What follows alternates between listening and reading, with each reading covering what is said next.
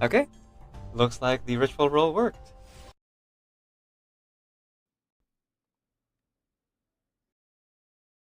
Do do do do do do do do do do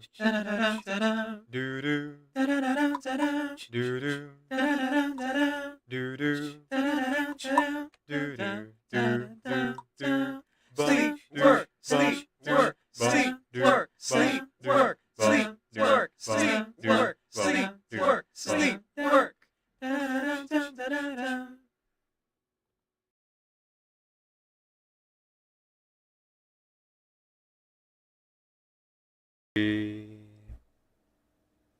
Now I have children of my own. They ask their mother, what will I be? Will I be handsome? Will I be rich? I tell them tenderly, que sera, sera. Whatever will be, will be. The future's not ours to see. Que sera, sera. What will be, will be. What will be, will be. Que sera, sera. How do you stranger journeying to a pub and the many days goes fast till I see you again. So, this is it?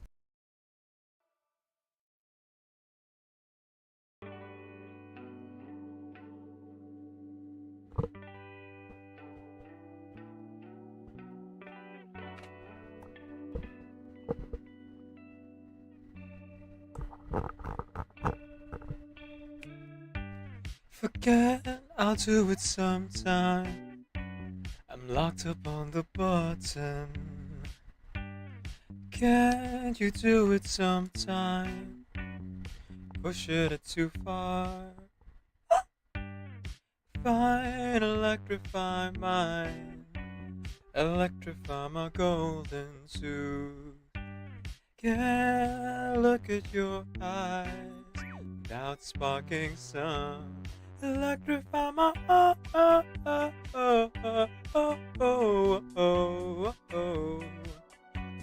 Electrify my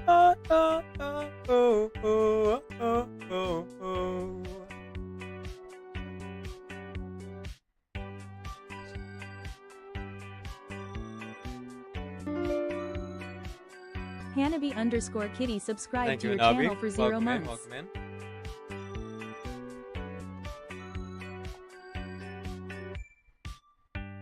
Surprise, I'm in the same time, beneath the same sun. Oh man, you got me two sides, oh, my little buttercup, that hurt. Fine, electrify mine, electrify my golden tooth.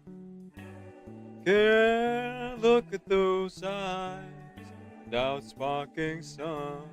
Electrify my Electrify my Electrify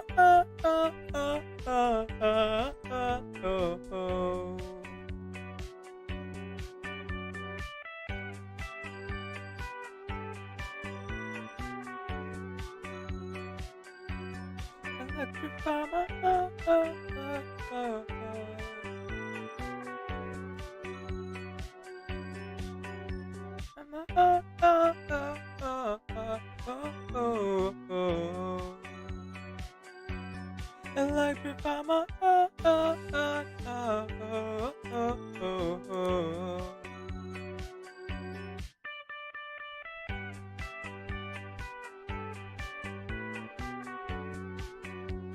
A sincerely wonderful good morning everyone and welcome to the stream. My name is Gavin Video. I'm a video game streamer who primarily plays RPG games. I am also a hobby voice actor and singer, so you'll hear me do one or both of those things for the stream. My pronouns are he, they, and today we are doing karaoke. So, if you have any requests, as you've seen our wonderful mod Hanabi just do, you can go ahead and use !mark song request space the name of your song in order to put it here on this here list.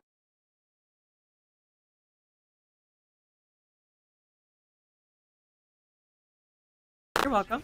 Follow Yuki24 guys for a variety of games. They were playing Food Simulator, but they play a lot of this game that I'm playing right now, Overwatch 2. So please give them a follow if you'd like more Overwatch 2 content or any variety of games. That was not a teammate. I thought that was a teammate. I legitimately thought, I was like, why am I not healing this person? Oh, right, because it's an enemy and I should not be healing this enemy. Whoops. You've heard of friendly fire. Have you heard of enemy healing?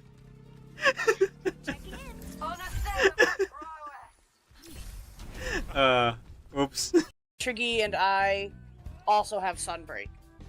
Ooh. Decaf doesn't because Decaf is a completionist and is waiting to fully complete the first part. No, bad. Yeah, yes he is. Bad. What? What it is? Because if it is, like, How are you need calling an me out? intervention. Why? We need an intervention, like, right now, actually. Yeah. If it's actually just like a money issue, that's understandable. But if you are legitimately holding out for completion's sake, oh my god. Oh my No. god. I'm not holding out for Puppy completion's Bunny sake. Dongo, they're a tasty treat. Is this the newest one? It is a money issue. Newest Monster Hunter? I'm not waiting to complete everything. Here's my interpretation of how Kave programmed Marak. Alright, Marak. Now, I'm gonna go ahead and program Alhaithab's voice. Register this into your log as Daddy. Sorry. It seems you suffer from a pathetic delusion. That's right. You've seen it clearly. Because I, the one who has claimed dominion over evil, am the ultimate weapon.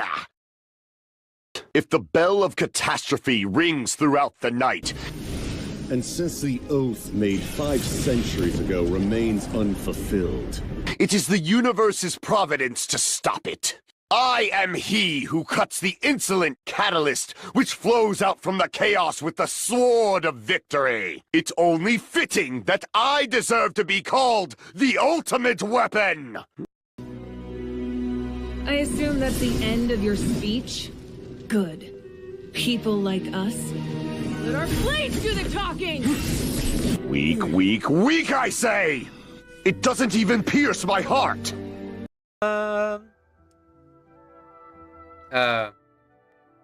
Do you really want this? Fine, I guess. Oh wait, no, it's Wanderer. Sorry, Xiao. What's that line? The dead would rather rise again than face off against me. Sorry, my sound's not that good. I forgot the line. Lament! Drink water. Get on your knees and drink water.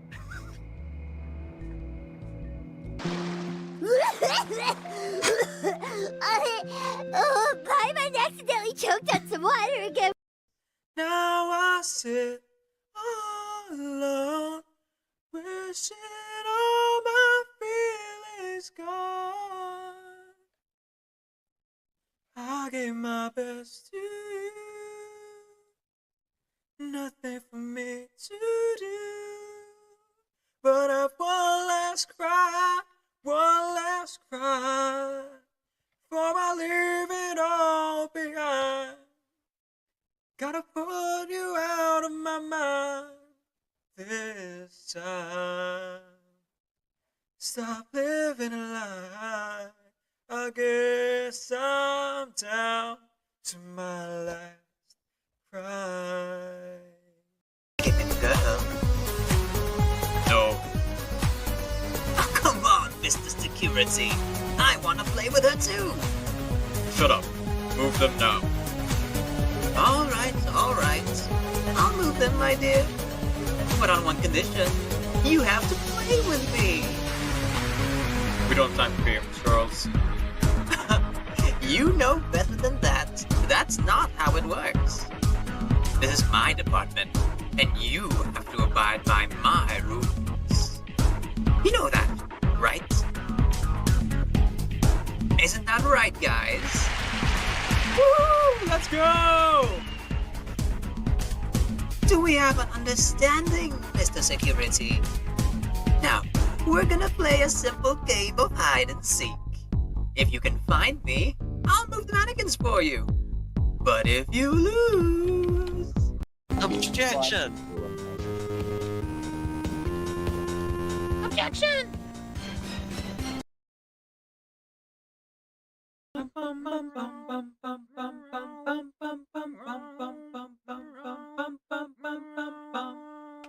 High in the clouds, up on a hill, you talk to the stars, they tell you to chill. I try to tell you what everyone knows, you're perfect in the way that you are.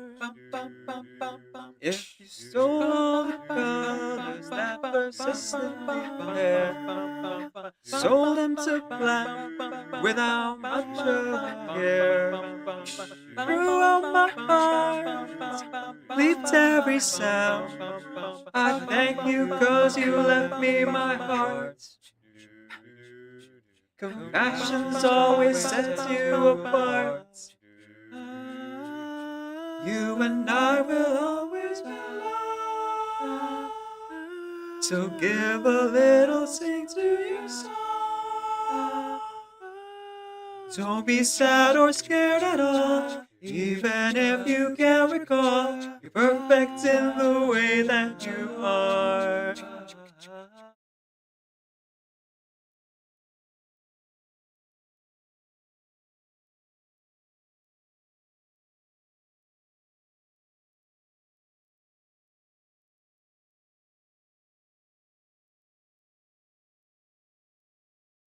Forgot to unmute everything. Here we go. Okay. Yes, Lena Cat, please enjoy your lurk. Thank you so much for stopping by. But yeah, spoilers ahead, folks. We're going to be playing through Skirk Story Quest. So if you plan on experiencing it for yourself, feel free to simply lurk or to leave. Either way is fine with me. Thank you so much for being here either way. There we go. So, the stream crashed as I was switching games. You know, it happens, it happens. And so here we are. Here we are kind of dealing with the fallout, the aftermath of that. So, to those who are just joining us on either the YouTube side or the Twitch side, doesn't super matter which. Come take a look. There will definitely be something that Stream catches together. your eye. Welcome in, welcome in. Huh? Oh, actually for the ad break to end. Alright. Let's do that, let's do that. Get out! Cuckoo! I'll fix my YouTube chat while I wait.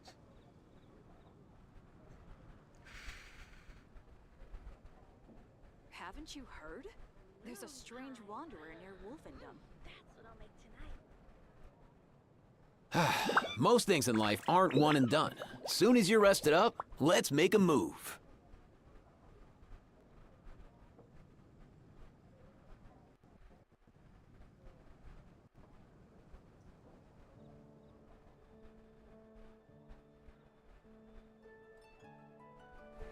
Huh? Haven't you heard? There's a strange wanderer near Wolfendom. Hey, get out! Cuckoo! Ah, here it is.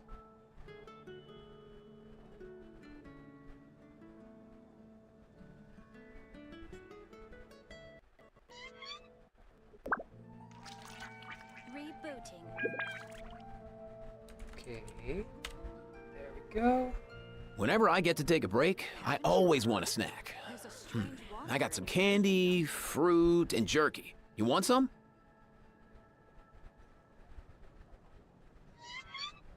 There we go.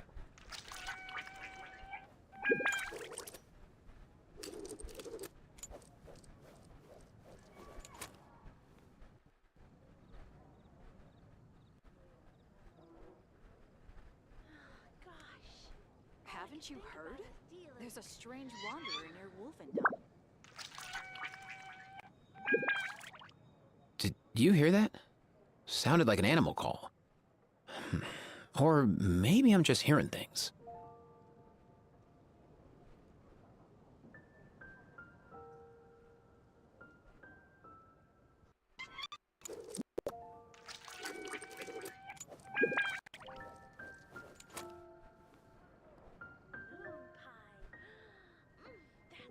Haven't you heard? There's a strange wanderer near Wolfendom.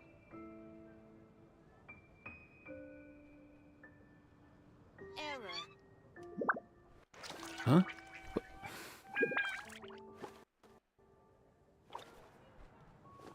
Hey, cuckoo.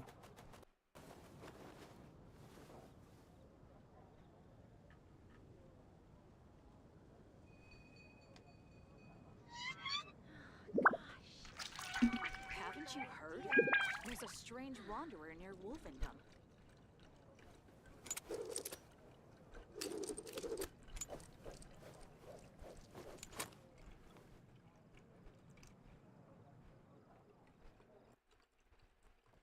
Wait, why am I doing this? Okay. I guess I'll transfer it back in a bit. Huh? Come take a look. There will definitely be something that catches your eye. Alright. Hey, So, those who are cuckoo. just joining us, whether you're on Twitch or YouTube, because, you know, both games crash at the same time. That's kind of how OBS works. It's sincerely wonderful. Good morning to everyone, and welcome to today's stream. My name is Decaf. I'm a video game streamer who primarily plays RPG games. I am also a hobby voice actor and singer, so you may do one or both of those things for the stream. My pronouns are he, they, and today we are playing Genshin Impact with a side of Reverse 1999. We're going to be getting into Skirk story quest, and I believe the voice actress is Kat Portano, who, if you were here for our January subathon, which was my second ever subathon, we actually heard her voice as a voice actress in the show Deep Space Discount by Deep Blue Inc. There will definitely be something that... Excuse me. Yep. My resin maxed out. But looking at my clock here... When did it max out? That is the question.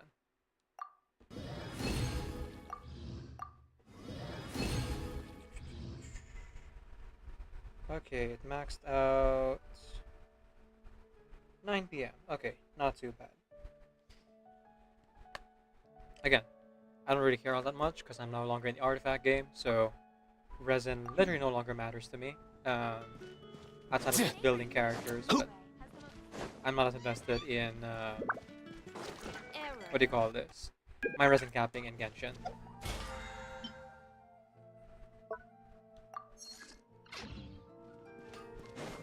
Too few quality of life things to make it worth it. There we go. Let's Add start our dailies here.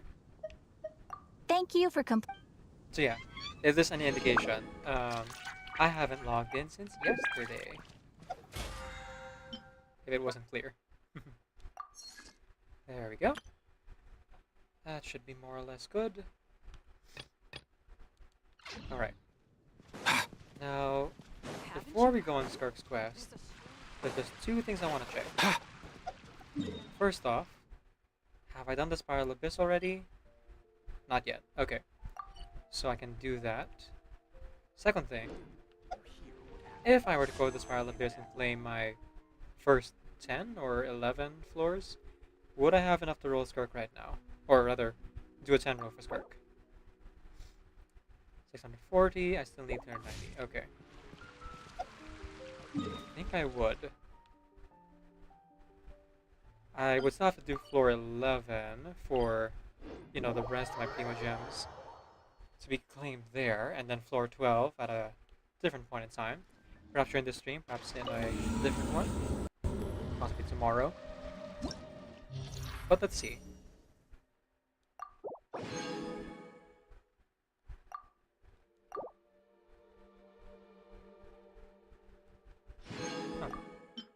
was one I cleared. Oh wait, no. I have to get perfect stars in all of them. Right. Okay. That's fine then, I suppose.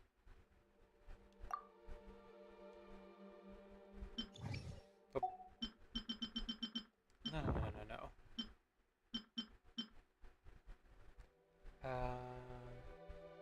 Reward preview. That's not it. Ah, here we go. Yeah, I made it to floor 12, chamber 3 with 34 stars. So I was able to perfect star floor 11 then, right? Probably. Who can say?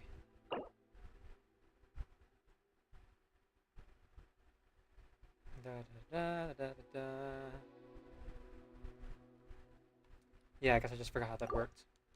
Okay. So that means I don't have enough for 10 rolls just yet.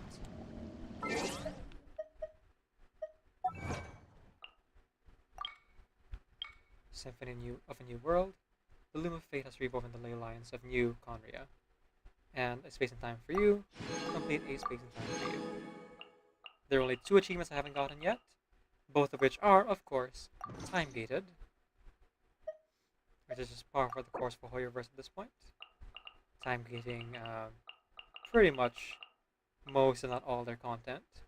And making half their content missable. So that people who are new to the game couldn't possibly catch up. Oh, cool. I have prima gems from the event. Well, maybe that'll be enough to get us over the number, but I kind of doubt it.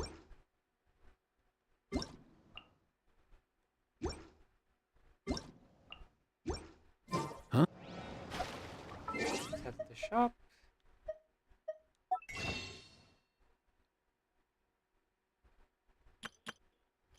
Paimon's Bargains. Here we are.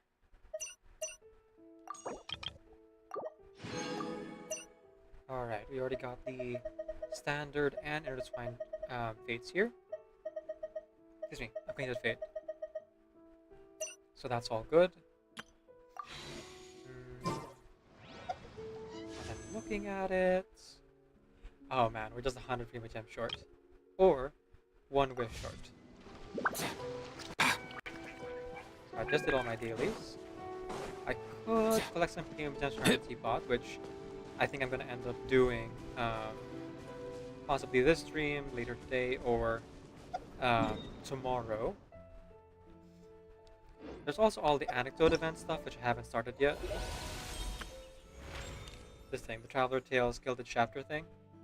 I could probably, like, get a few of these. Oh, never mind. Faulty rewards for the amount of effort I we're going to put in. So I would literally be 40 prima gem short, which means after we do Skirk's quest, I could either dive into the Spiral Abyss, or, you know what? There's one other thing we can do to get 40 prima gems. I'm gonna go do the trial runs. I will leave Skirk's trial run for after you do the 10 roll, just in case. No, sorry, after we do the story quest, just in case we get her afterwards, and then I know how to play her. Right now I don't. Shenhe, on the other hand, that is no problem. Now I mentioned I am doing reverse on the side, so while Skirk's story quest is playing, I plan on playing the hard mode in Ryashiki, among other things. Things that don't require too much of my attention. Animal hypostasis. Embrace the ice. By ordinance divine. Manifest. Good night, Elena. That's the rest. Covenant of the deep. Stand clear. Thank you again so much for stopping by.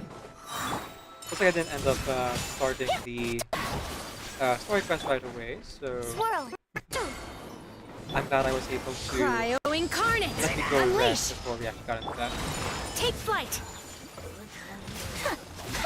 Yeah. This Hopefully I don't Absorption actually test. spoil you. Kamisato art.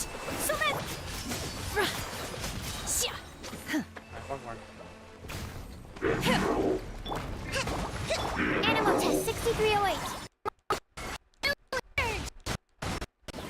My apologies. Do your master's bidding. Obey. Ha! Take flight. Hold the line. There we go. I know Kokomi isn't like built the same as my Kokomi, who does a lot more damage. Well, a lot is such a bit, but does more damage because of the ocean view clamps that I put on her. But you know, habits die hard when it comes to playstyles and things like that. So I still switched to her to like apply Hydro. Get the frozen reaction in there.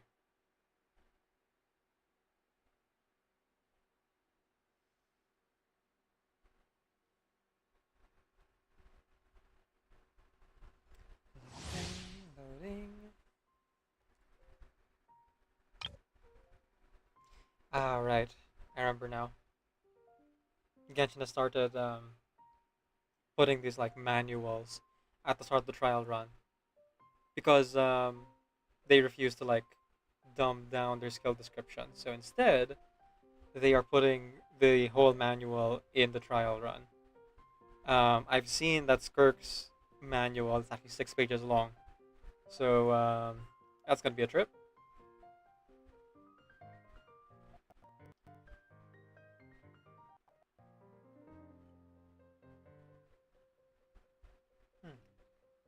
Interesting.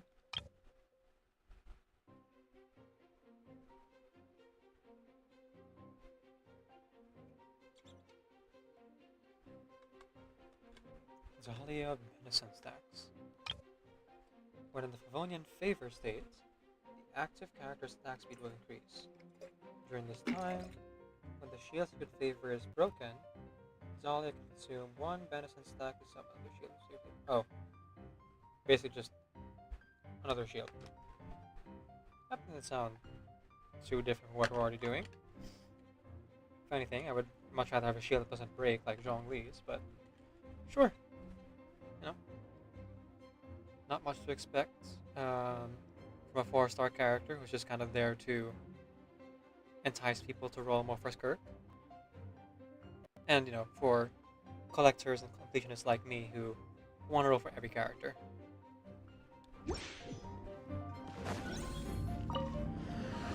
Although I'm sure Swift and merciful. Dahlia has Stand clear. Dead reckoning. I wouldn't be This surprised. should be fun.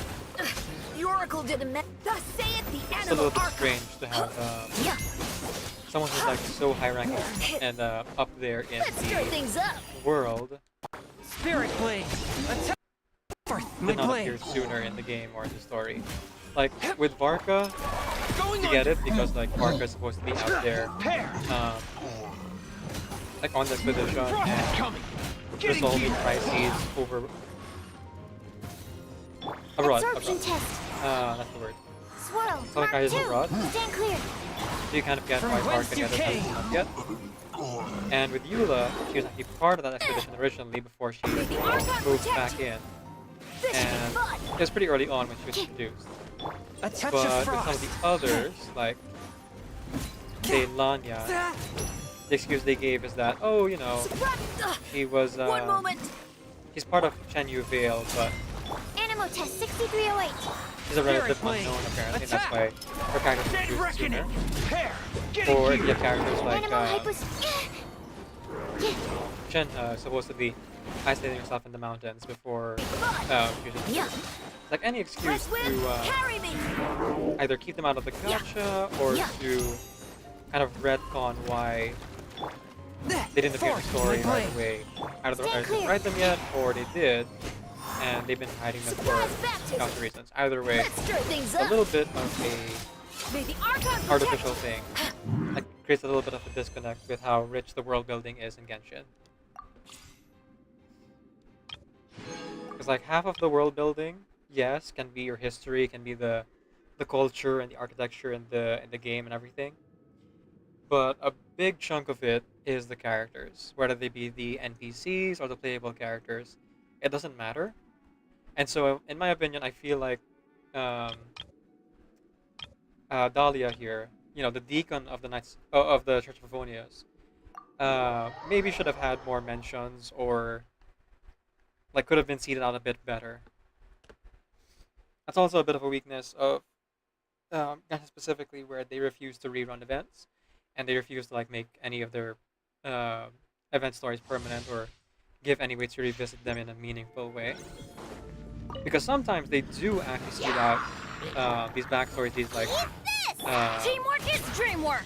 Swirl, Mark 2. kind of like world building lore that are more character focused. Just your blessing. But because they are, tied behind these events, a lot of times players would just be confused as to where this is coming from, because Everybody stand back. they either like started after the event or missed the event, because it's so limited time. You only have like 2-3 weeks to like get through everything.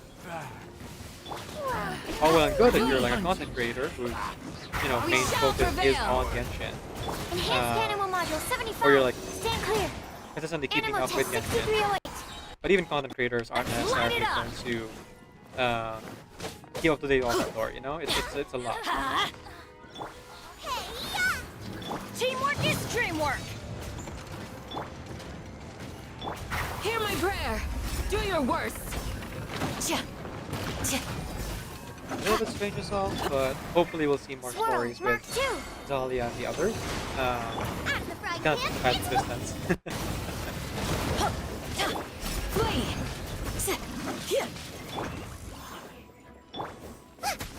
Everybody stand back. Let's light it up. Absorption test. Yield. Nice and spicy. We shall prevail. There we go.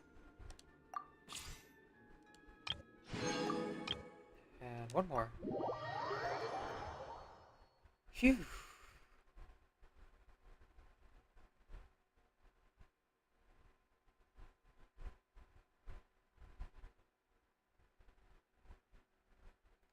This all come crashing down.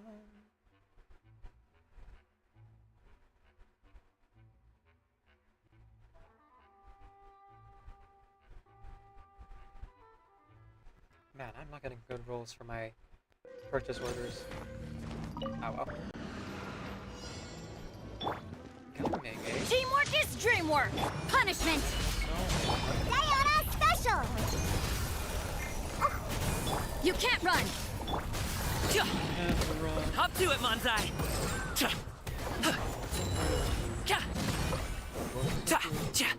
Congratulations! I'm going in. Lights out. Pew pew. Many happy returns!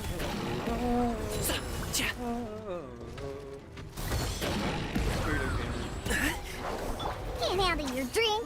Huh. Yeah. Punishment.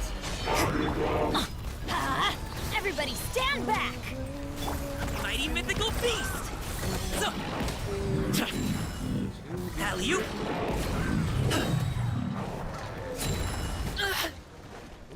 Congratulations! Look at you, Boozle. Teamwork is dreamwork. Yeah. Many happy returns! Never done. Nice end of the handstand there.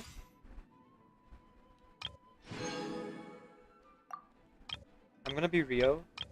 I've been kind of over Genshin's like time gating for a while now, to the point where a lot of times I just kind of skip the rewards. I used to like really be into getting as many or all the rewards as I possibly could. But between the high DPS checks when it comes to limited time events and the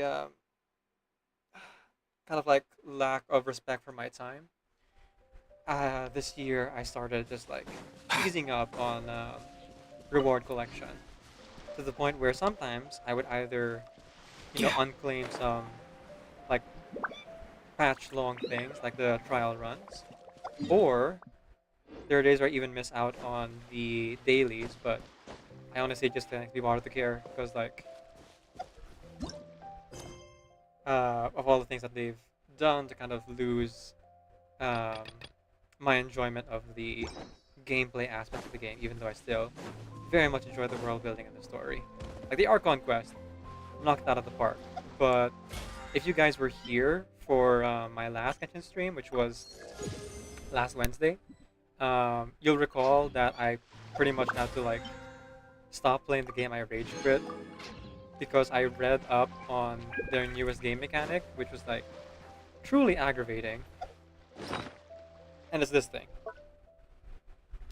So I've been out of the artifact game for a while because I got just so sick of the RNG. It's just like never-ending optimization, and it never gives you like a clear path or guide to, you know, getting the substats and the main stat to get where you want it to go. The main stat is one thing. You have to kind of roll for like 5 to 8 different possible main stats. And then the problem there is that it's exponentially more difficult even from there because you have to then roll 4 good substats. You don't have to get all of them like exactly where you want them to be, like all 4 of them need to be great or anything like that. But you do at least want 2 or 3 if you want to like easily get through the Spiral Abyss or compete for some of the limited time event rewards, right? Because DPS checks. So the solution to that was to create 2 things. The first one, which released this year in the release of Natla and everything else, was the Artifact Transmuter, which is basically it's a 3D printer for artifacts, the equipment in this game, that lets you choose the main stats and then some of the substats of an artifact to a specific artifact that is available in like previous areas, but none of the current domains. Then that's fine. That's pretty good. But the problem is, while you get to choose 2 of the substats and 1 main stat, what it doesn't do is make sure it directs all the upgrade levels into those stats. So you could roll, like, you could get something with amazing substats and a main stat because you chose it, but then all of the upgrade goes to the 3rd or 4th stat which you didn't want, right? Like for example, you put in crit rate and crit damage, but then the random 3rd stat is like defense percentage. So all of it goes to defense percentage, and you're still stuck with like an artifact you don't really need to use. And then you're only allowed to like reprint so many artifacts using the artifact transmuter here. And what does artifact transmuter feed on?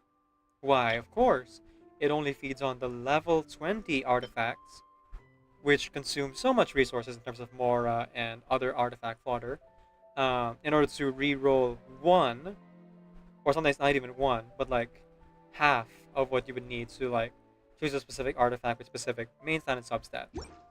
Now that wasn't the reason I rage quit last time I played Genshin.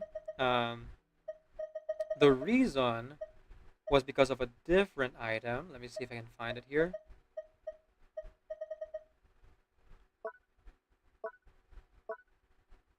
It looks like a feather.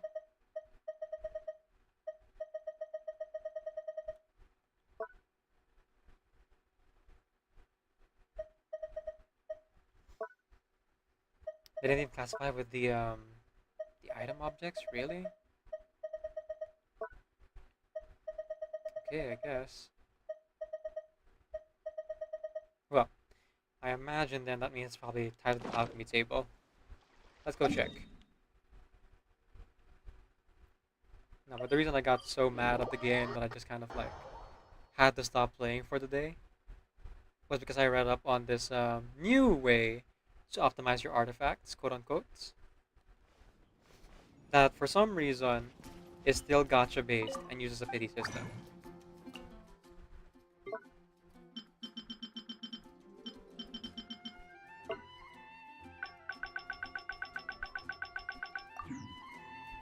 Okay, I don't see it here.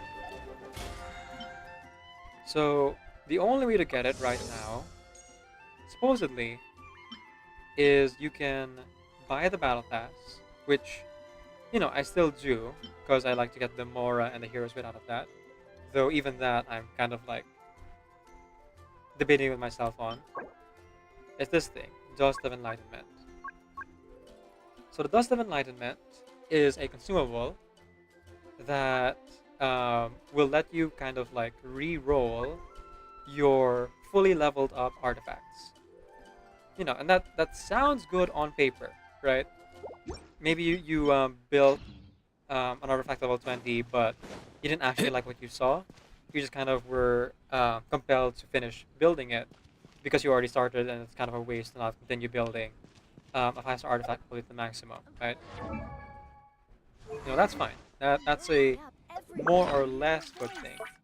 But notice there I didn't say that it was, you could choose the stats like with the printer. It specifically says that you can re-roll it, right?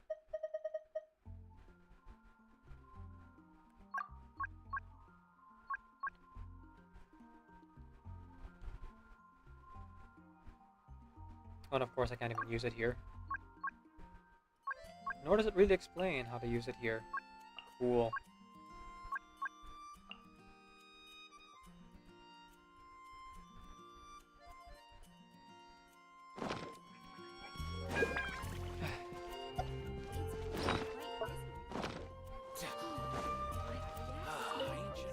Truly is fascinating.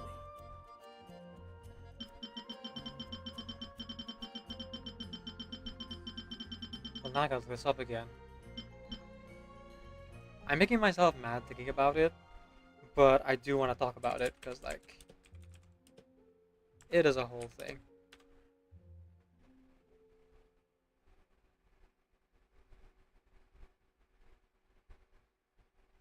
Alright, let me just read from the Wikipedia page because for some reason they don't explain it properly in the game.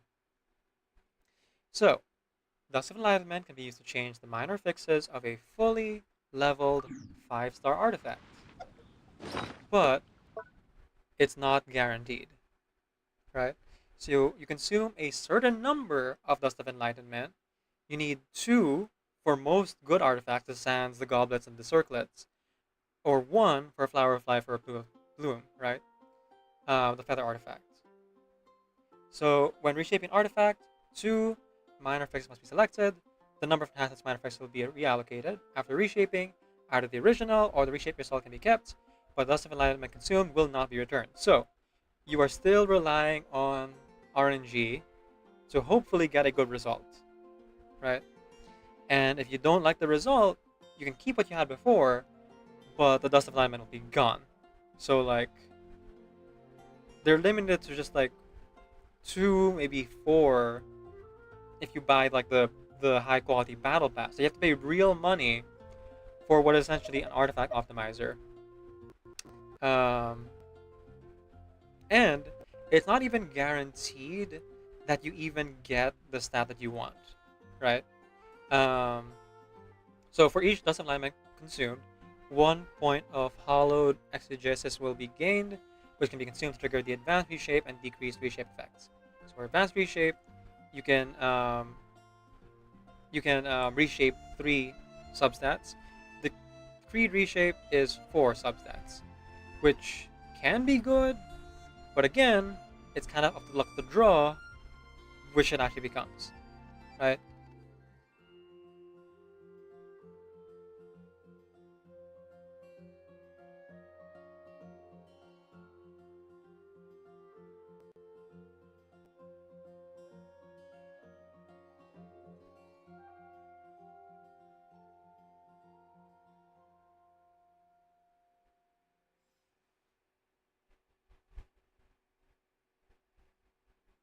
So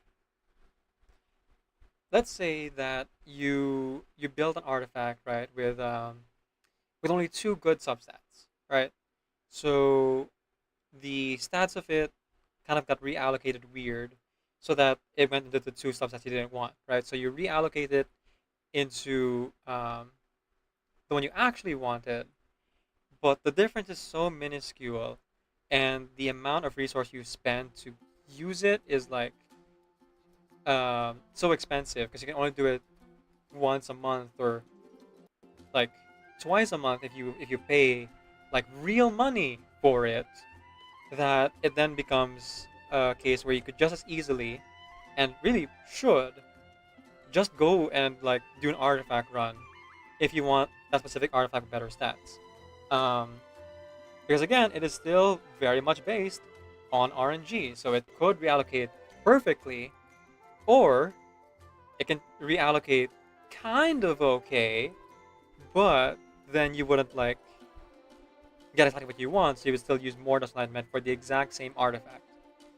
And again, you only get 2 to 4 of these per patch per month, right? So it's just like, it's not worth it, right? It's just a scam.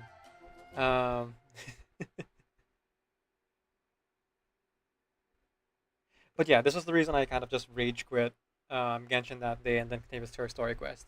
Hence why we're doing it now.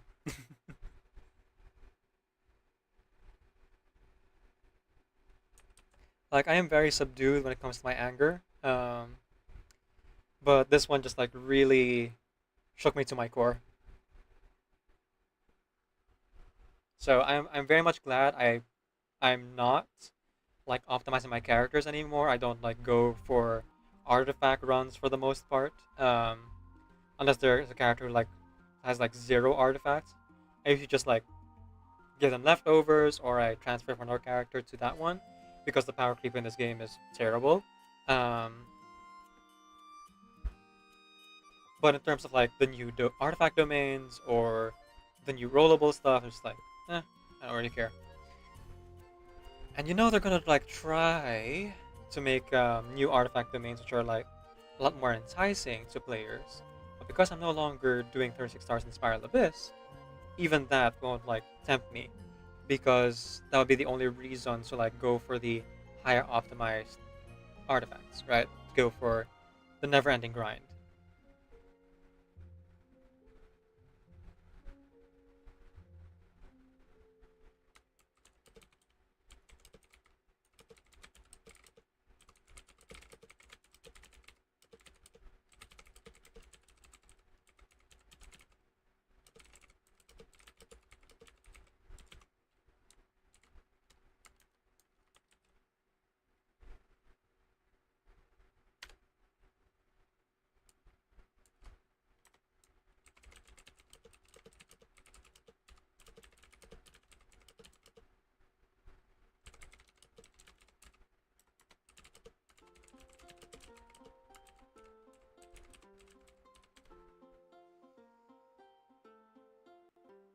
So, you know, great for those who are spending real money and like really want to optimize.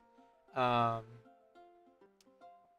feel like you'd be better off just like if you really wanted to fully optimize with real money, you know, spend it on fragile resin, spend it on more runs in the artifact domain, because in the long run, it's cheaper than spending dust of enlightenment. Okay, rant over. Let's get into the story quest. The lighter things. Those strange and intriguing questions. You seem to have caught wind of some academia researchers arguing Port Ormos. Might as well listen and find out what's going on. Right?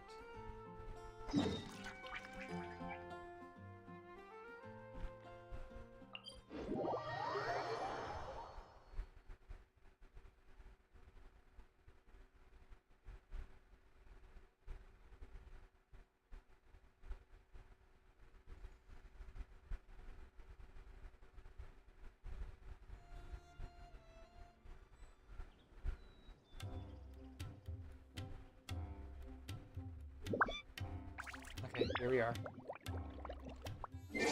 Let's switch to our main team, which is pretty much any team with Traveler in it. There we go, finally, a good trade.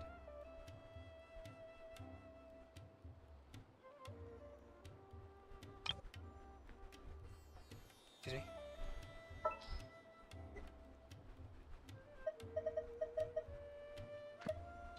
Just what will we come across this time?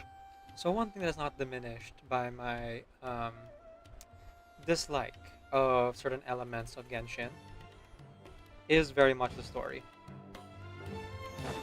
I still very much enjoy the story and the world building of this game. And you know, for as tough as time getting things are, I still enjoy doing the achievements as well. For the most part. Some of them are very unforgiving. But the feeling of accomplishment I get is mostly undiminished by some of the more difficult mechanics, let's say. Hello. 3 researchers. Gold, frankincense, and myrrh. Gold, frankincense, and myrrh.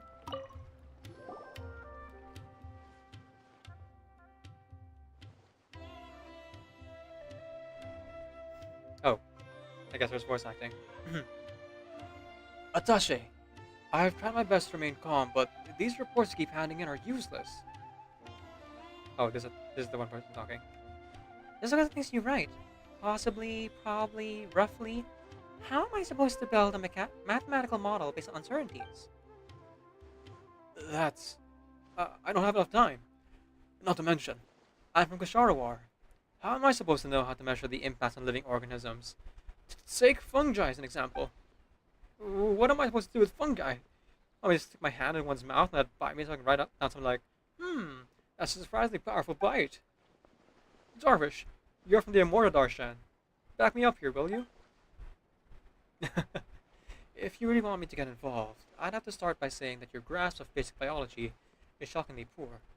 Surely everyone knows that most fungi don't have nuts. I just realized it's not Skirk Story Quest. This is the event. Oh well. Let's continue on for now. Huh. However, by the way, we don't require an exceedingly precise model this time. Our research is aimed at those stuffy-old scholars at academia. The purpose of this little project is to provide knowledge to children. It's supposed to be engaging. A little imagination is hardly unwarranted. Oh, I see. Well, if you say so. Honestly, Fatawe, the way you speak to Darwish, you're a whole different person when you talk to me. Alright. No need to argue. I have pretty much finished everything I was working on, and I reviewed Attache's conclusions. Besides, the data can be adjusted once that's concluded. That's the whole point of testing. Of course, Darwish. Clear-headed and organized as always, unlike a certain someone. Indeed. And no, I'm not asking who that certain someone is. Can you two please knock it off? We have got final preparations to make. As you say. And I'll go check if the paint's dried. Speaking of the test, and test subjects, I don't suppose you two could be interested in helping out. I mean, you've been standing there watching us for a while now. Huh? Us? Yes, you. Let's take part in our test. You can eat all the fruit you want. Are you asking this new varieties of fruit? Not quite. How best to explain? How about this? I'll start by asking you a question. Let's see. Who would win a fight between a sliding stretchy pyrofungus and a Rishvalan tiger?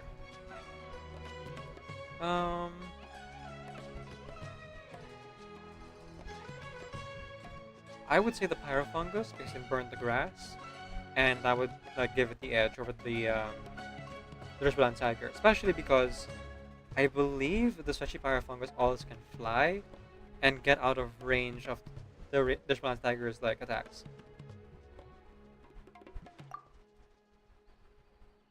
You sure? Paimon thinks that the Rishvalan tiger has the advantage. You know, with his long, sharp claws. That's a very peculiar question. But wait, there's more. Who's stronger? A floating animal fungus or an animal slime? Who are the better fighters, the Eremites or Nanatorian warriors? What about the Kairaki? These are the sort of questions that children always ask when we teach them. Little minds love asking these sort of questions. But childlike curiosity is the foundation of learning. They want to know, and that's why we're doing all this. Observe the Companion Keeper Chronicles. Based on genuine, real-world deductions, the children can build their own simulated adventure teams, then use them to battle each other. Attache is researching the effects of diet and environment on all kinds of creatures, while Fatawe is constructing the simulated development model. Interesting. Simulated development? Yes, precisely. I mean, we cannot simply let children freely interact with real-world fungi. Oh, this is our wish. Yeah, that's right. And such. So, what do you say? If you can spare some time, excuse me, come take part in the test. You'll be helping with my research and gaining valuable academic experience all at once. That does sound good. Doesn't it, Traveler? Alright then, wise old Paimon. Alright then, wise old Paimon could do with some academic experience. You make fun of Paimon. Paimon's very smart, she'll have you know. And soon, she'll be even smarter. Let's go do some research. You're more than welcome to help out, Traveler. Of course, so is Paimon. A sage in the making if I ever saw one. Just let me know when you want to give it a go, and I'll run you through our simulated development rules.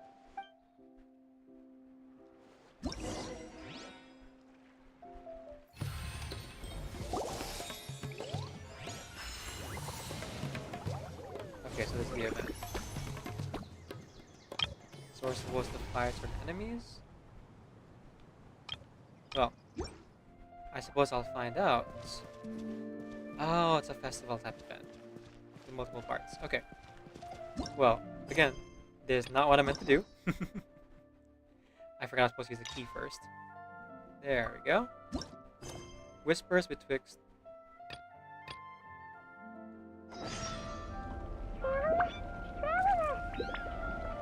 There was Space Up City over there. What's up with you today? Why does Paim's voice not so far away? You feeling okay? We've been traveling all over lately, so maybe you've come down with something. That's it. We're getting Baiju to check you over. Okay. Sinister undercurrents. On an otherwise ordinary day on the road, you suddenly feel a strange discomfort.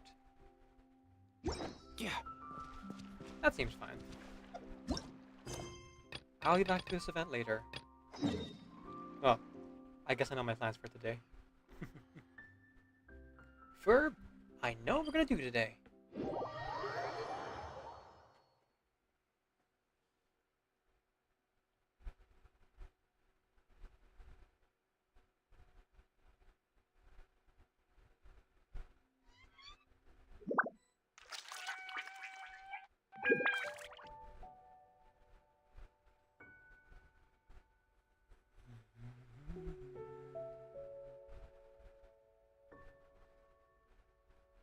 Whenever I get to take a break, I always want a snack. I got some candy, fruit, and jerky. You want some?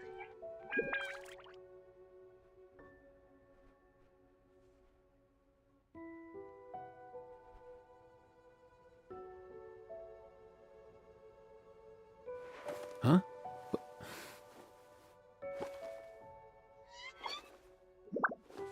Hey, get out! Cuckoo!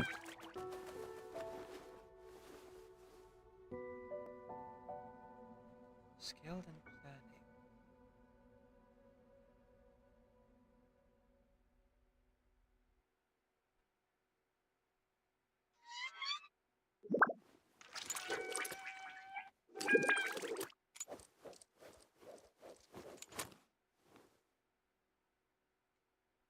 Sorry, let me just go ahead and get to this reverse real quick.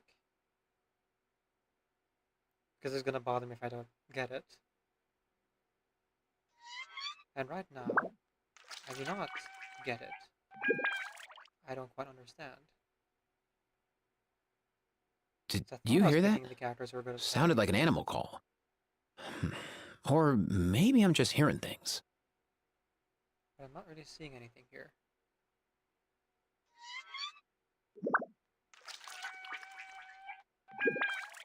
Oh, you know what? I know one person who's really good at planning, and that's Melania.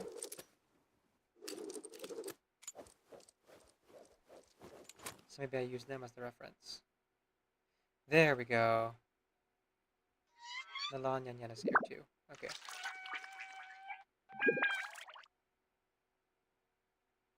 Surprisingly, X might not be good at planning. John Teeter, okay. Most things in life aren't one and done. Soon as you're rested up, let's make a move. And Yenisei. Yeah, X is apparently not good at planning. A bit surprising. But only a little bit. Huh?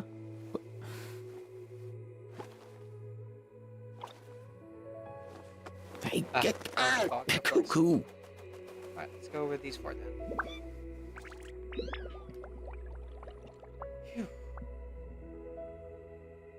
That's gonna be 4 hours out, which will be good for today. Cause after today, our brains will be snoozing. After today, I'll be fine. Yes, after today, we're finally not losing. After today, she'll be mine. We've got 40 more minutes. A thousand for classes. But soon be done with the textbooks. And up with the comics. Things will be going my way. After today. Oh. Ads. Alright. See you after the ads, folks. Keep forgetting about those pesky things. Well, good time for me to keep working on this puzzle then, I suppose.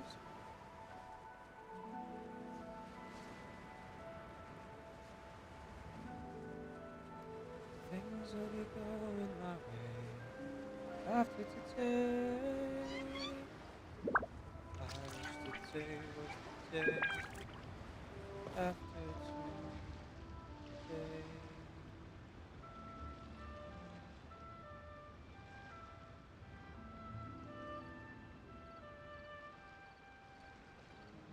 Okay, that's one path. That leaves another. Huh?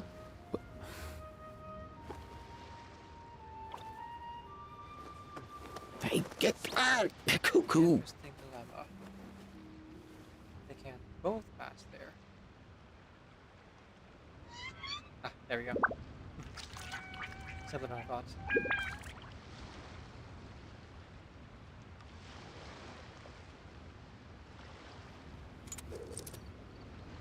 You look right through and move away. I need a new me. Some positive proof that I'm not just a goof. Cause after today. Whenever I get to take a break, I always want a snack. I got some candy, fruit, and jerky. You know what? You want some? I'm already singing it. I might as well go all the way. Well, the ad is running, you know? Huh?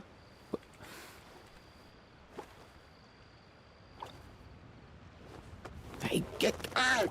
Cool.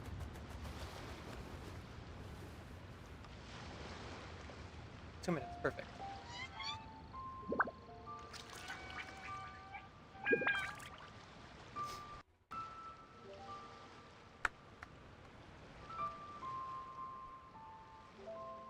They've been laughing since I can remember, but they're not gonna laugh anymore. No more Maxie the Geek, no more Goof of the Week like before. No more algebra tests till September. No more looking at losers like him.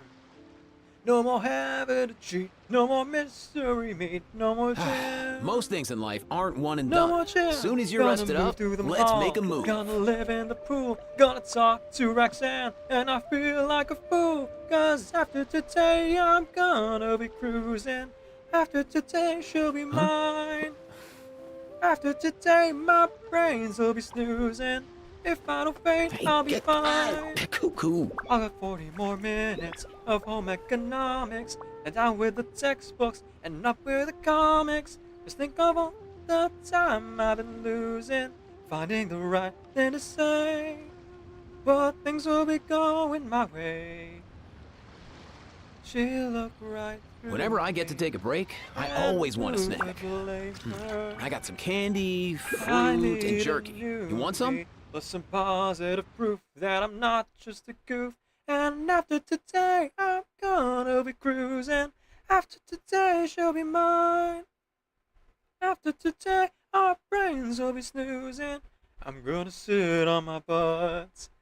I've got less than an hour, and when this is ended, I'll either be famous or you will be suspended. Just think of all the time I've been losing, waiting until I could say, gonna be on my own, kiss the parents goodbye. Gonna party from now till the end of July. Things will be going my way after today. I wish that this was the day after today. Alright. Ad break over. Welcome back, folks. Let's continue on with the story quest. Baiju wasn't in his shop.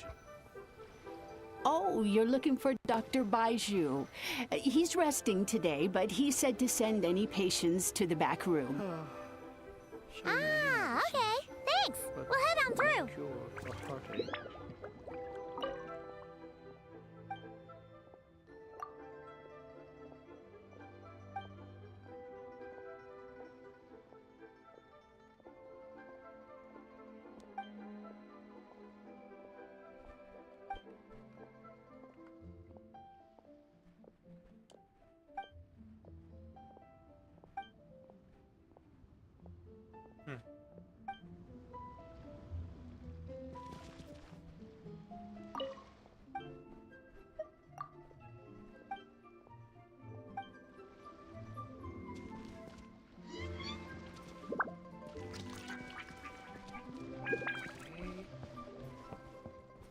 Please, show me your... Before I talk to Dr. Baiju, could I get some Ching Chin off you, as well as Miss Flower Corolla, and Flaming Flower Stamen, and Violet Grass. Thank you very much. Right, the back, she said. Oh. Oh. I never saw that before. Holy cow. That's kind of cool, actually.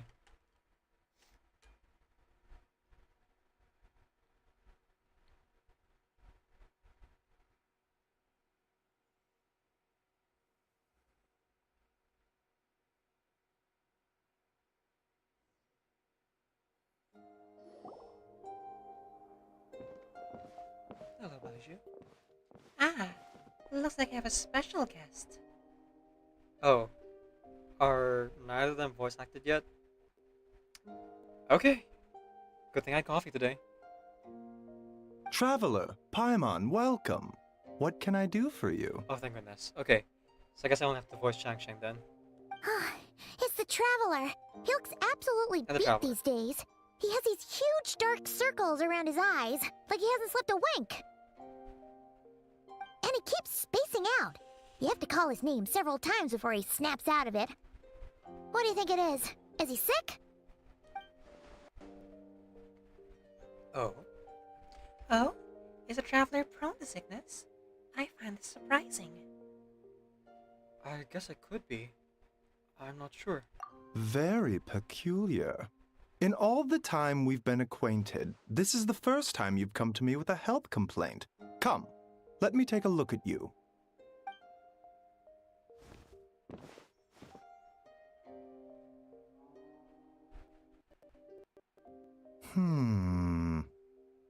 Okay, Paimon does not like that expression, Baiju.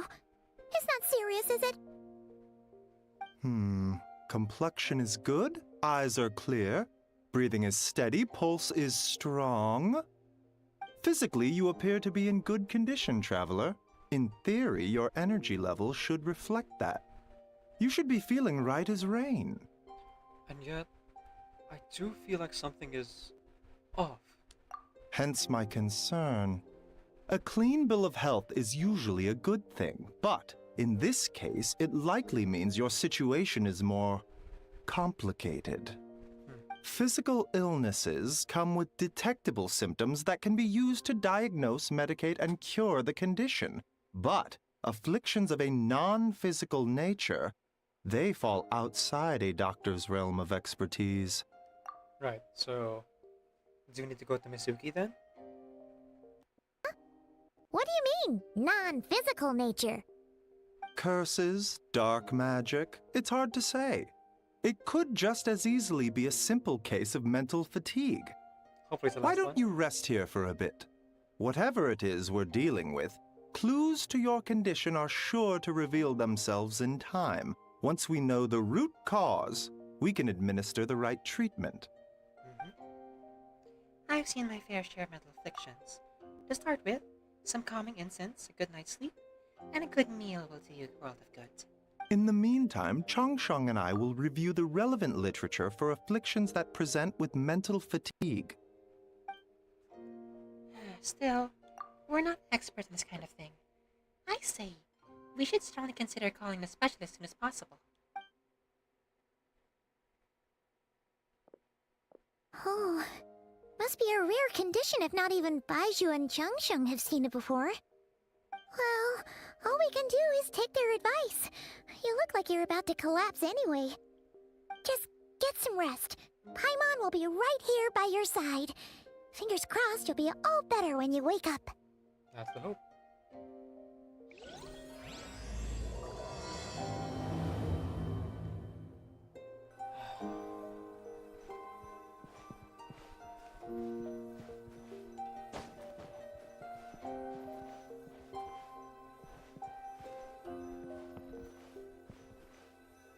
I don't see Baishu here.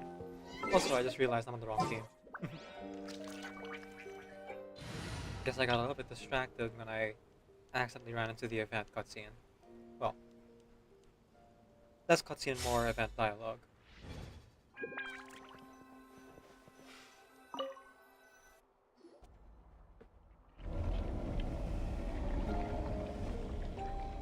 Ooh.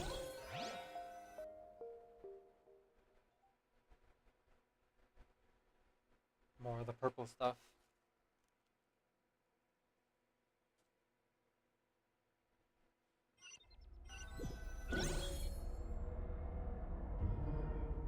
Where am I? There's a thick fog covering my field of vision.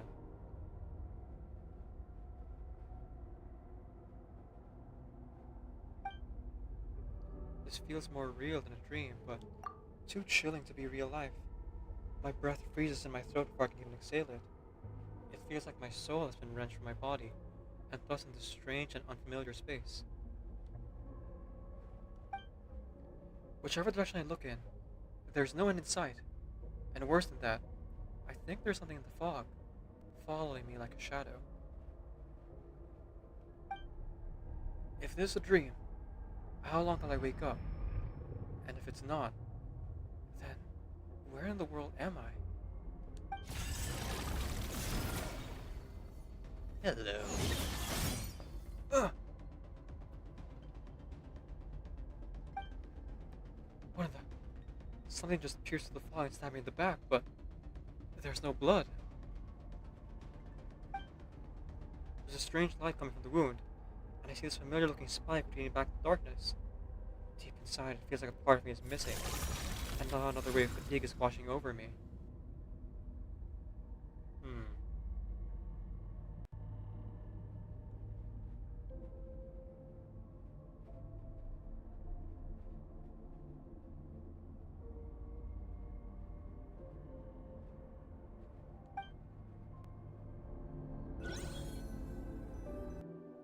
Okay, so we can rule out mental fatigue, I guess. Leaning more towards the dark arts and curses now.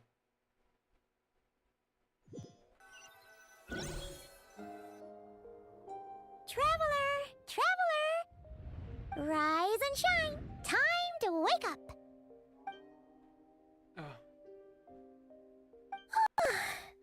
For once, you're making Paimon look like an early riser. It's already afternoon. Hopefully all that sleep did you some good. Feeling any better? Paimon, I need you to check if there's a cut on my back. A cut? What? Did you scratch yourself in your sleep? All right, let Paimon take a look.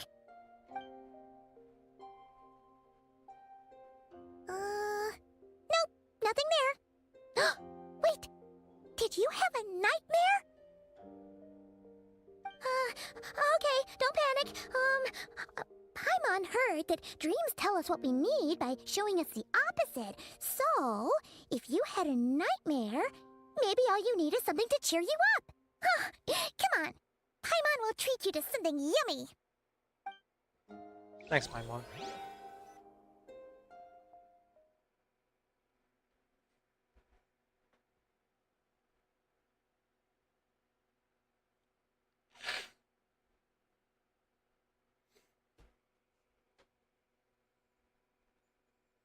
Whew.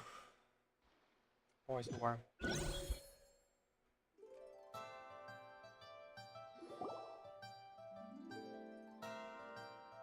You and Paimon head to one restaurant. Sensing that something isn't right, Paimon orders a bunch of dishes to cheer you up. What? So, in this dream, you were trapped in a weird place with thick fog everywhere, and then a spike came out of nowhere and stabbed you in the back? Pretty much. Oh. Okay, well, that's a new one. Are you sure it was a dream? Because from the way you describe it, it sounds like you were really there. But then again, you woke up right where you went to bed. And you were definitely in a deep sleep this morning. I don't know what to make of it yet. I don't know what to make of it either. Maybe it's just a very lifelike dream? Then, it's decided. Paimon will stay up and watch over you tonight. If anyone tries to mess with you, Paimon will beat him up. Thanks, Paimon. Or, wake him up first and then we can beat him up together. Paimon's smile has a way of putting me at ease. But what I saw is still bothering me. That dream was so chilling, and it almost feels like there's something watching me from some corner of the world even now. Something stabbed me in my dream, but when I woke up, there was no wound. Still, if I focus on that area, I feel a vague aching, almost as if deep underneath the flesh, something is... Something is missing? Gasp! Did you just say something? You heard that too? The flesh remains whole, but the soul is incomplete. Left unresolved, the mind will wither away along with it.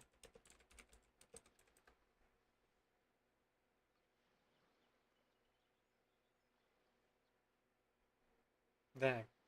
I was not expecting Cat Bertano's voice to sound like this. But here we are.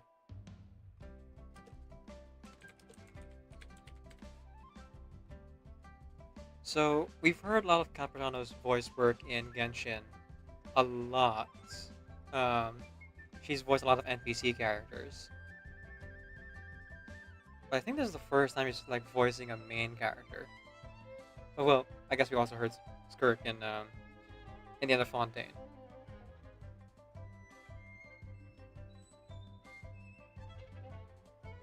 Let me check.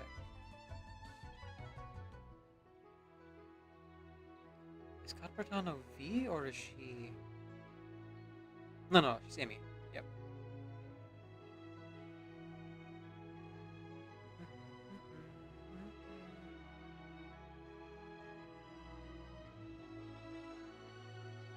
Let me just double check.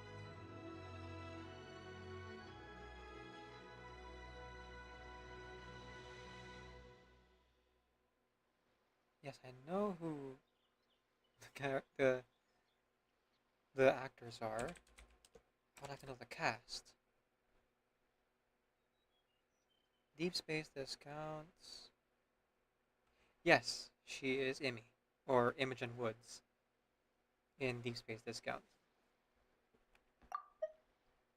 The flesh remains whole, but the soul is incomplete. Left unresolved, the mind will wither away along. The flesh remains whole, but the soul is incomplete. Left unresolved, the mind will wither away along with it. That sounds bad. Ah! What the? Wait! Paimon remembers you! You're Child's master! Skirk? Skirk. Right! What are you doing here? The last time we saw you was at the Primordial Sea in Fontaine, right? But then we left and never learned where you went after that. Child's been looking everywhere for you, by the way. What brings you to Wanmean Restaurant of all places? You came here looking for us? And were you the one behind that hocus pocus just now? Tell me, what is it that you saw?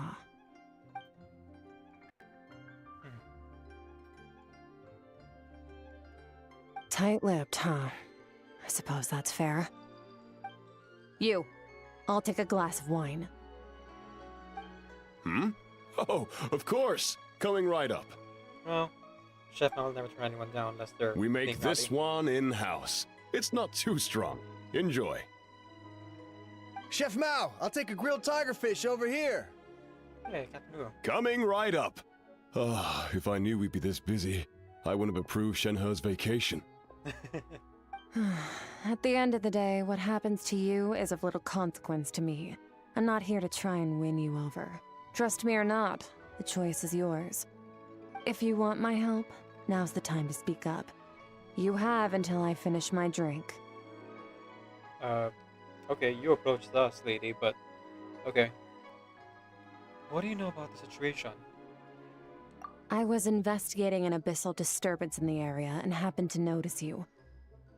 Okay. Part of your soul is damaged, and the wound bears traces of abyssal corrosion. Need I say more? Ah. Neither of those things sound good.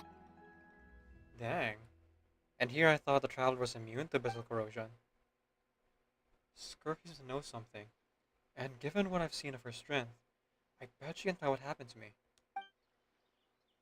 I don't know what her goal is, but in this moment at least, I don't think she has bad intentions. Well, should we trust her? What do you think, Paimon? She mentioned an abyssal disturbance. Maybe that has something to do with what's going on with you. But we could always find a different expert on the abyss to help us out. Not on short notice, I'm afraid. Yeah, and that thing she said about your soul being damaged is scaring, Paimon.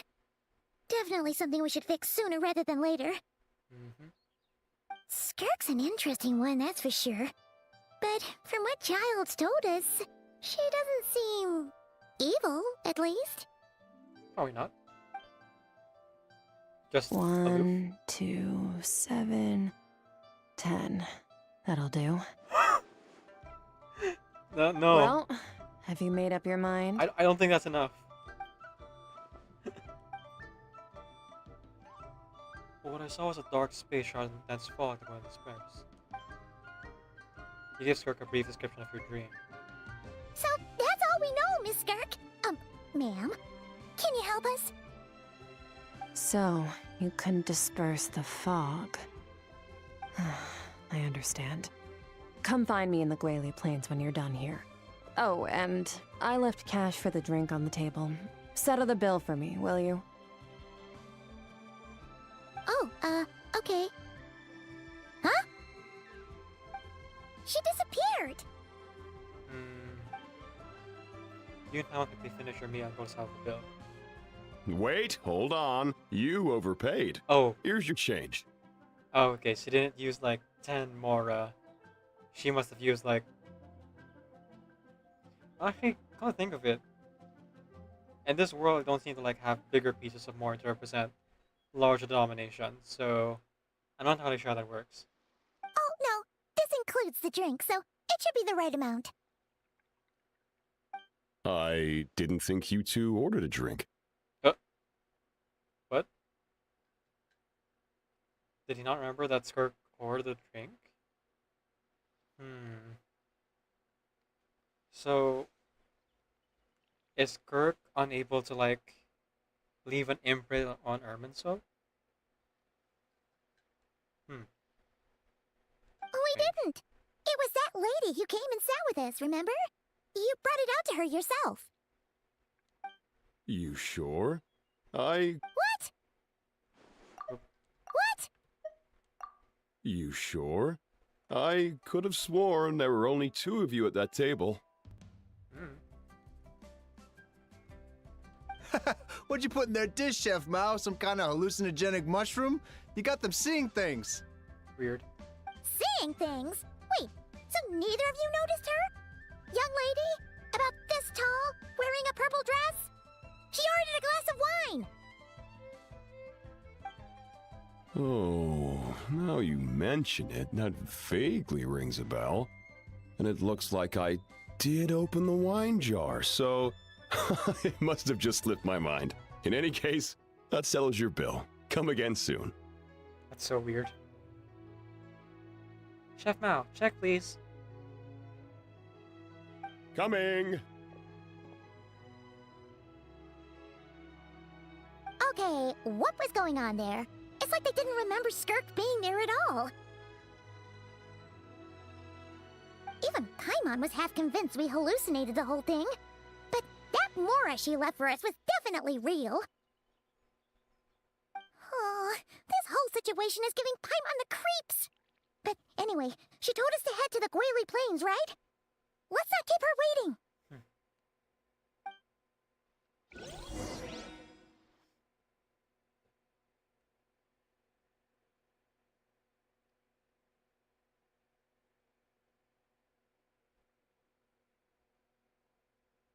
What could be happening? Perhaps time I take another break here. I need to go get my coffee back and drink it.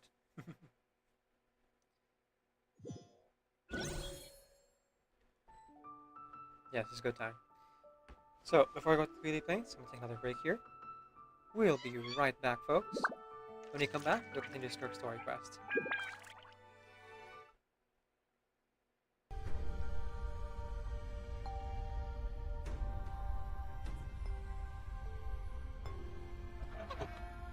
I can show you how to be strong in the real way, and I know that we can be strong in the real way, and I want to inspire you. I want to be your rocker when I talk, get lights of fire in you.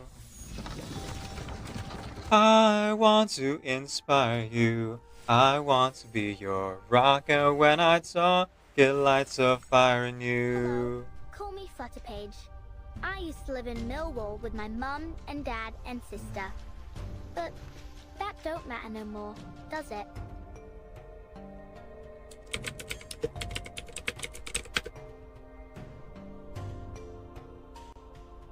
Okay, looks like the ritual roll worked. Triggy and I also have Sunbreak. Ooh. Decaf doesn't because Decaf is a completionist and is waiting to fully complete the first part. No, bad. Yeah, yes he is. Bad. What? What it is? Because if it is, like, How are you need calling an me out? intervention. What? You need an intervention, like, right now, actually. If it's actually just like a money issue, that's understandable. But if you are legitimately holding out for completion's sake, oh my god. Oh my god. I'm not holding out for Fluffy completion's Bunny sake. Dongo, they're a tasty treat. Is this the newest one? It is a money issue. Newest Monster Hunter? I'm not waiting to complete everything.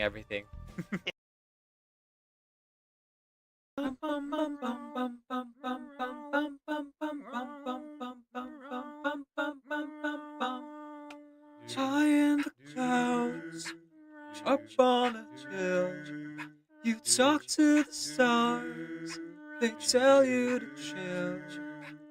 I try to tell you what everyone knows, you're perfect in the way that you are.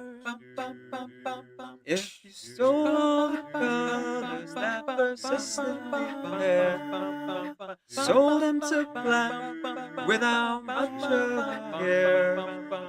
Throughout my heart, leaped every sound. I thank you 'cause you left me my heart. Compassion's always sets you apart. You and I will always be loved. So give a little sing to your song.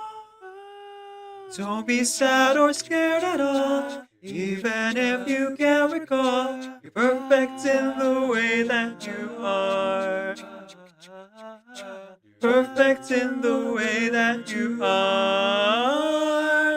If you took a boat to the middle of the sea, then spent all my money seeking treasures for me, but came up empty-handed every week after week, I tell you that your love is still cheap,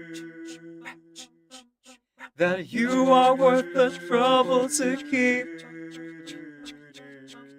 You and I will always be loved. You and I will always be loved. So give a little sing to your song. Give a little sing to your song. Don't be sad or scared at all, even if you can't recall. You're perfect in the way that you are. Perfect in the way that you are. Perfect in the way that you are. Even if you're slightly ajar. Even when you're coming apart. Even though you failed us so far. You're perfect in the way that you are. Even when you're coming apart. Even when you're breaking my heart. Even when you love all the You're perfect in the way that you are.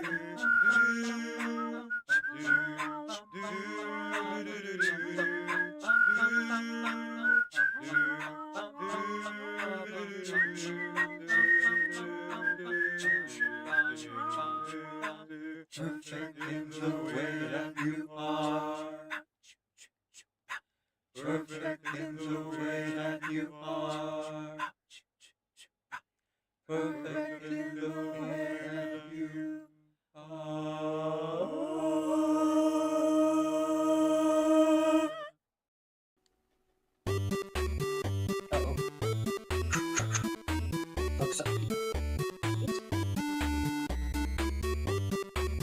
We could always just go into one big stack if the person with the key escapes. That's what I thought we were doing. Sure, who wants to have all the pressure? Yes, decaf. Oh, you gotta move slightly so it can Okay, here it is. My big moment. Everyone's counting on me. Focus, focus. Okay. This is for you, Dad. I love you. Here we go. Whoops. Sorry. Missed us a little bit. I just wasted 10 seconds of your life. You're just too good to be true. Can't take my eyes off of you. You'd be like heaven to touch. I wanna hold you so much. At long last, love has arrived, and I thank God I'm alive. You're just too good to be true. Can't take my eyes off of you.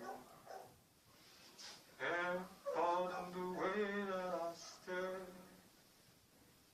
There's nothing else to compare. The thought of you leaves.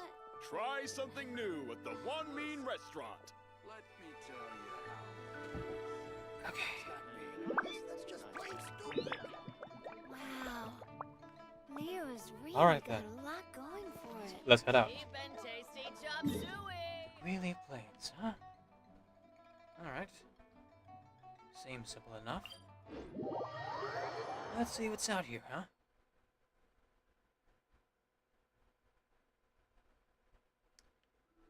If I will catch you, you will find me time after time.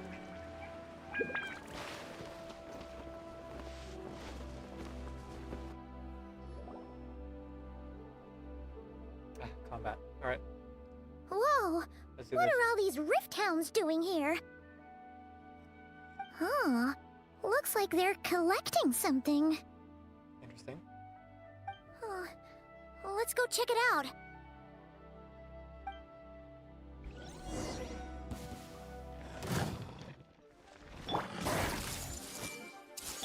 Shower me with praise! And burn. Maybe I wasn't meant for this world. You're fine. Looks like all a combo lock is all. So, Nothing this to is what they were collecting. It looks kinda like... God remains? Yeah. What is going on here? Hey, Shao. We need you here. From the moment they are born, all beings with great power have an impact on this world. Even if their body is sundered and their soul extinguished, their influence remains. Gods are the most common example of that. The remnants of gods who fell thousands of years ago remain buried deep within the earth, carrying within them a warped will and a dark curse. Together, these remnants form what you call God remains, and it appears that some of those sealed here were dug up and removed. There are traces left, but they're fading fast. Interesting. Thank you for the follow, Rengoku2190. Welcome to the stream. It's very nice to meet you. My name is Nvidia. I'm a video game streamer who primarily plays RPG games. I am also a hobby voice actor and singer, so you may hear me do one or both of those things during the stream. My pronouns are he, they, and today we're playing Genshin Impact with a side of reverse 1999. Excuse me. But spoilers ahead, as we are playing through Skirk's story quest here. So if you want to experience it for yourself, if you're a player of Genshin Impact, please feel free to lurk or to leave. Either way is fine with me, but thank you for being here either way. And for reverse, I am playing, rather replaying, some of the event combat. That's why you're seeing it run on auto for the most part. And I'm just collecting rewards from that. What are you doing? Nothing! Just wanted to make sure you were, real? She's definitely not a ghost traveler. Paimon poked her, and she's solid. Buy your dinner first. Sheesh. After you left the restaurant, the other diners acted like you were never there. Your life hangs in the balance, and that's what you're fixated on? Strange set of priorities. Hey, curiosity for the It cat. was just a trick to avoid being perceived. If someone notices me, those memories are erased. Simple as that. Unlike you, I have no desire to establish a connection with the world. The weak and the lowly have no right to remember me. They're lucky they only have a few missing memories to show for it. Now, can we please get back on track? Sure. Okay. Where were we? Right. The God remains. So, basically, there's now less of them here than there used to be, right? Isn't that a good thing?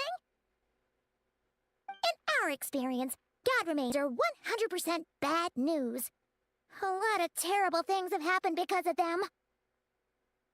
Maybe it's a good thing by human standards, but power doesn't come from nothing, and it doesn't just disappear for no reason. The remains aren't just gone. They were taken.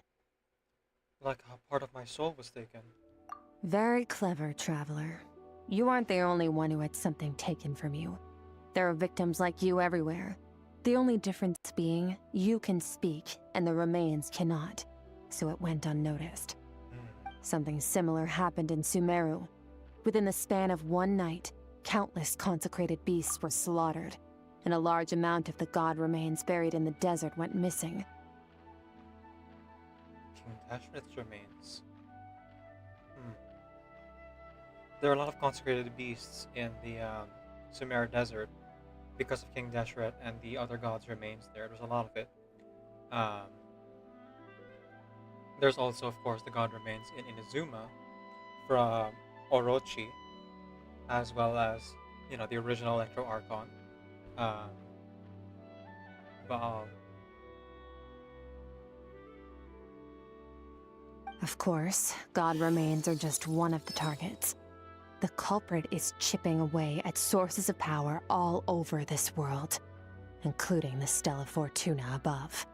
Ooh. First, what's the word? First mainstream mention of Stella Fortuna. Interesting. Wait, you mean the stars? Mm-hmm. 42 of them have died out in the past few months alone. That seems fine. In Conria, people believed that powerful individuals have corresponding Stella Fortuna. Even should that individual fall, their Stella Fortuna would not disappear, but gradually evolve into a new constellation. Yet now, stars are disappearing from the skies entirely, and it's not hard to deduce what's happening to the power they contain. Ooh. Something has been leeching power from this world like a parasite steals nutrients from a host. And now, it's no longer satisfied with the remains of the dead. It wants you. Nice to be wanted. This time, it only took a fragment of your soul. But next time, there's no telling how far it could go. But why me? No one knows. All I know for certain is this. Getting back what you lost will not be easy. Considering how much power this entity has stolen, it must be a god-level being by now at least. But that's not the real concern. Souls are fragile things, and yours could easily be crushed if you go up against it. So you're gonna help us, right? We're going to help each other. You are my ticket to uncovering this thing's true identity. Ah, we're bait. Well, great! You seem super strong and you know a lot about the Abyss, so Paimon will take it. Thank you. Don't get all mushy on me. All I'm doing is helping you get back to normal after a sudden crisis. Sure. And I should warn you, getting mixed up with me can have unforeseen consequences. We're on very different journeys. You don't want to be in my debt, trust me. You help me uncover the truth behind this entity, and I'll help you recover what you lost. This is a transaction, that's all. You would do well to remember that. Now, come along. Alright. Let's just walk into this ominous portal. That seems fine. Yeesh! You'd think she'd be a little friendlier since she's agreed to help us. But nope, she's just like when we met her in the primordial sea. So cold. Well, my headcanon and my personal theory. We have the principled who get the geo visions, the resolute who get the hydro visions, the what do you call this? The motivated or like the excitable ones who get the pyro visions, and then the free who get the animo visions, and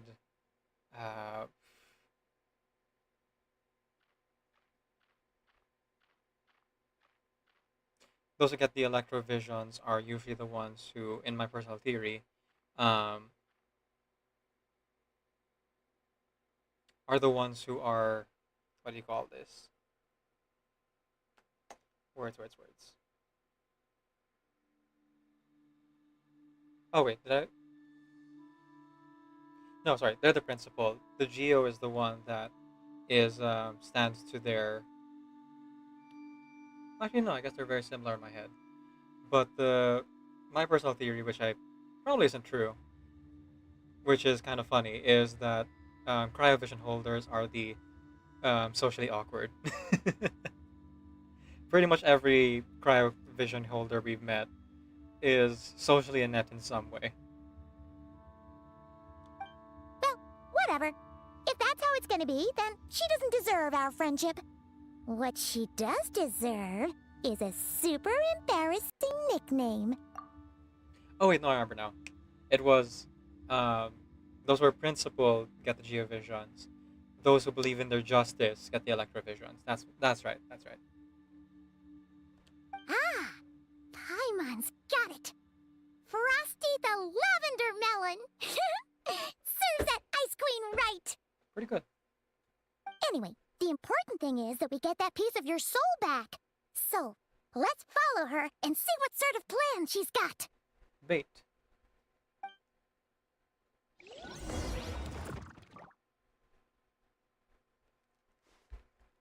Real quick, let's just heal up.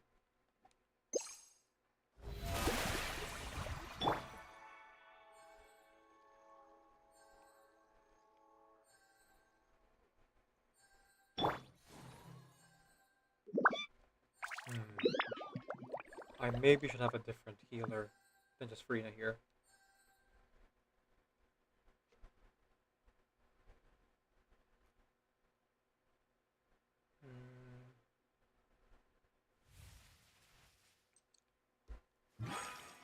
Let us go with... I will swap out Nahida. Actually, no. Ah, man. I want Emily and Nahida to both be in the party, as well as Frina. But I have to choose. Because I need a better healer than Frina, unfortunately.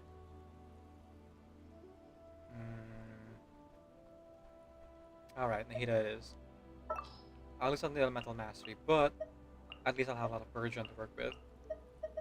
And in exchange, I'll bring along Kokomi, who will improve Frina's damage output.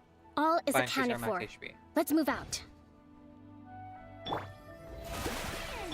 Allow me. Small thing, but it does allow us to heal a lot faster. And stay alive a lot longer. Frina will possibly draining our HP, as it were. Which is not necessarily a good thing in this case. Although, she does a lot of damage in exchange.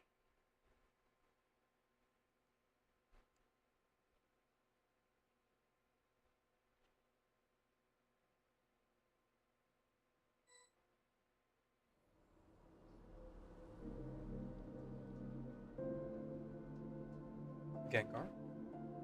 Whoa! This place is way bigger than Paimon expected. Where are we? This is where I live. I suppose it's the closest thing I have to a home here. It seems it's more like somewhere in the abyss. It is. I brought you here because time flows differently in this place. Ah.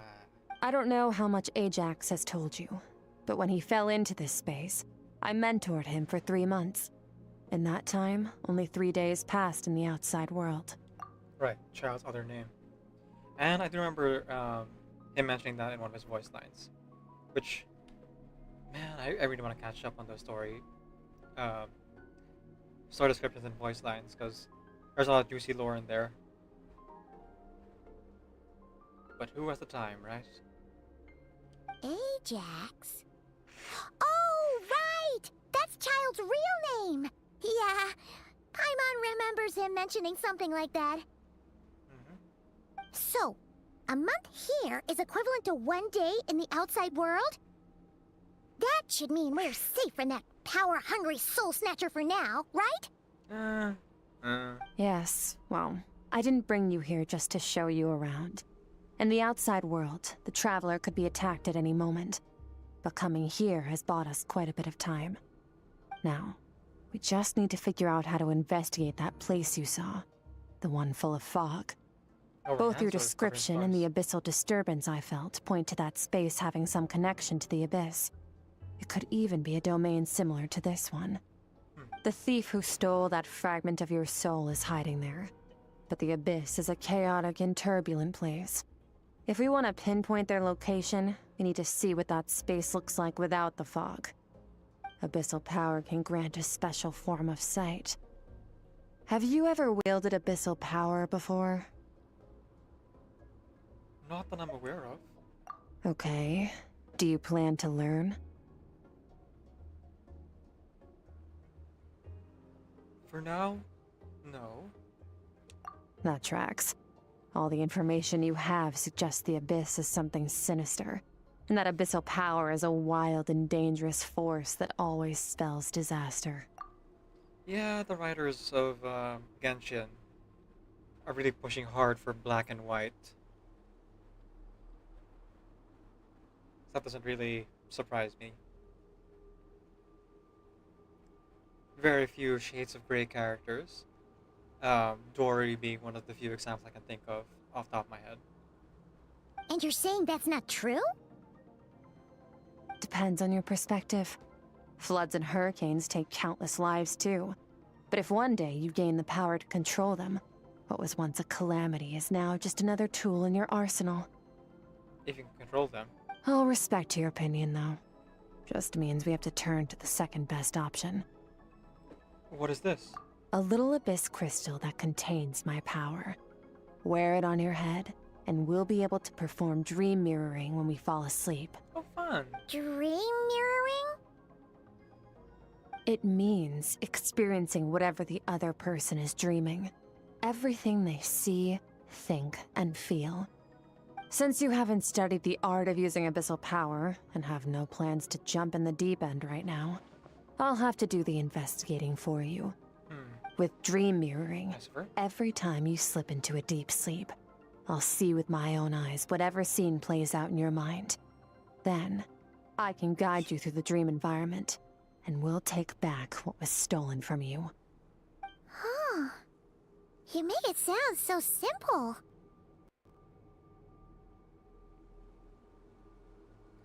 So, all I need to do is wait? Is there anything you need to do? Tough to say. This is an unprecedented situation for both of us. Even assuming we do manage to find where this entity is hiding, like I said, getting your soul fragment back won't be easy. To play it safe, I need to give you some special training first. Wait, you're gonna teach him some of your martial arts? Okay. Does that mean the next time we see Child, we have to treat him like our senior? Do as you want. For my part, I don't see you as my disciples. You're already a pretty good fighter. All I'm planning to do is build on your current skills, and train you for the specific scenarios that I think we might face. So what's the scenario? But that's enough talk. If you're ready to do this, then come with me. Time might be more lenient here, but that's no excuse to waste it. Oh, she moves fast. Paimon can hardly keep up with her. So, special training, huh? Kind of a rare opportunity. With your skills, there's not a lot of people qualified to train you. The last time something like this happened was probably anti-Raiden Shogun training, right? Oh, feels like a lifetime ago. About 3 years. Skirk seems pretty strong too, though. Remember how she said that the all-devouring narwhal was just her master's pet? Maybe we really will learn something here. Maybe.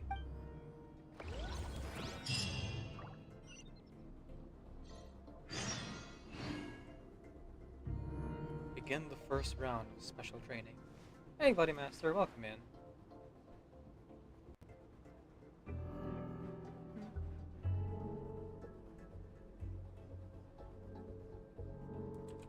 Folks, do please check out Bloody Master. Someone who was recommended to me as a fellow Reverse 1999 player, though I haven't been able to catch any of their streams yet. You can go ahead and find out for yourself. Oh, sorry. Typo there. And find out what kind of games they play. Last seen playing Reverse 999. Oh, there you go. Alright.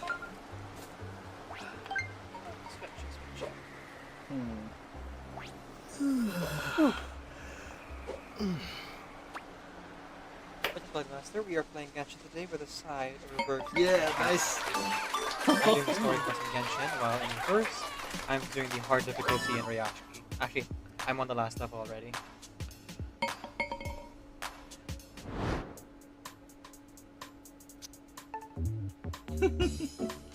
Alright, so hopefully we're tied for first.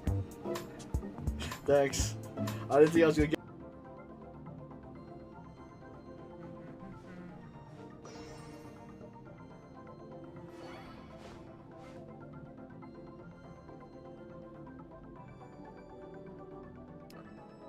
Just get out of the way. You're welcome. Alright. Into the breach.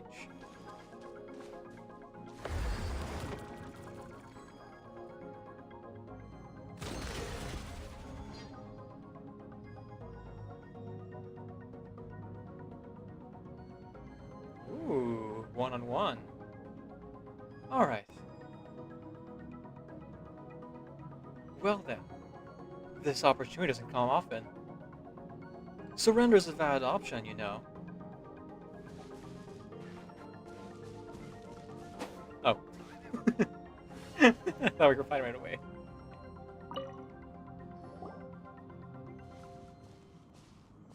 Ready? Bring it on!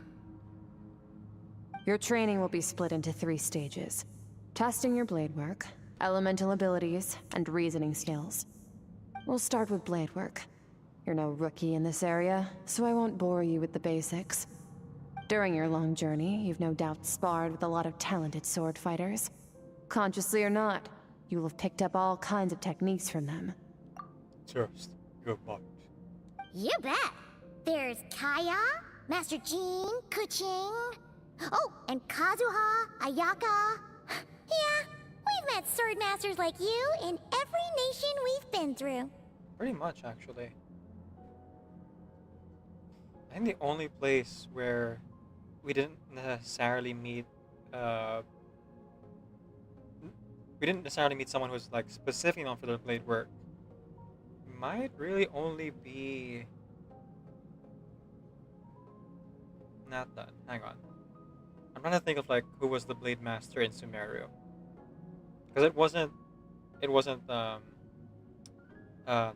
Taknari. No, Alhaitham. It wasn't Alhaitham.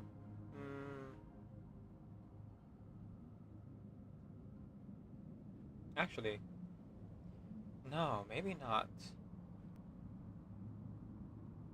Blade Masters. You could argue Clorand would be the Blade Master in Fontaine. So yeah, I guess she would count for there. In Sumeru, though? Did he meet any Blade Masters there? Again, I'm not counting Alhaitham. Sino fights with a polearm.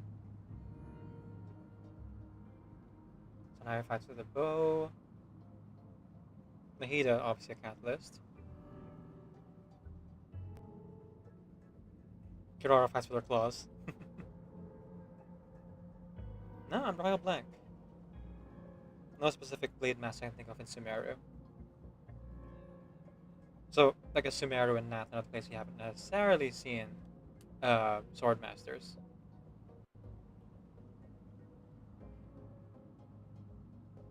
No, I was about to say like Dea possibly, but Dea's a great sword wielder and her fighting style is a bit more wild.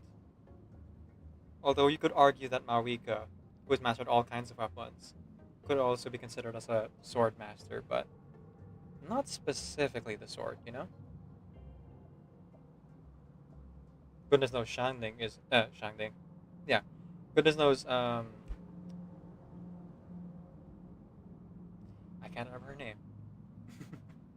Geo Rollerblader isn't specifically a sword master, though she is a blacksmith. Yeah, not really. Can't think of anyone in Atlan. You sparred with a bunch of them too, right? Nice to know it's all gonna come in handy now. Don't get too smug. In sword fighting, techniques alone are not enough. You need a cohesive system to bring it all together. A style or school of fighting. Right. And you, Skirk, the Foul, owner of the Foul Legacy, were trained by Sertologi, who we now know, because of the Archon quest, was trained by the same sword master who trained Dainslev. So Conrian style of sword fighting is what she's planning to teach us, I suppose. To use the human body as an analogy, your style is your skeleton, the foundation, the framework. Techniques are the muscles and other flesh attached to the bones. This is where your strength comes from. Improving your sword fighting is like growing that body. If your frame got bigger and taller, but you didn't add any muscle mass, you'd be weak and flimsy. Then again, if you packed on pounds of flesh without a big enough frame to support it, you'd end up bloated and unwieldy. Understood. So, what's the next step? You need to do some introspection. Take a good, hard look at your past experiences, and figure out which parts of what you've learned are just techniques, and which parts can be used to form your own system of blade work. Only then will you get the full utility out of all your thoughts and observations along the way. Only then will every strike you deliver make perfect sense. Wait, is that it? Paimon thought you were gonna teach him some cool new moves. Like when you went swoosh and opened a tunnel to another place. One day, you'll reach a new level of power where you realize that even that's as basic a trick as any other. But right now, our sword styles are so wildly different that teaching you mere techniques is pointless. There are no shortcuts in the pursuit of power. Failure is your best teacher, and rigor is your coursework. That's all I have to say. Time to make a start. Train until you're satisfied with yourself. Hardcore. Now focus. Destroy the crystal columns as swiftly as you can.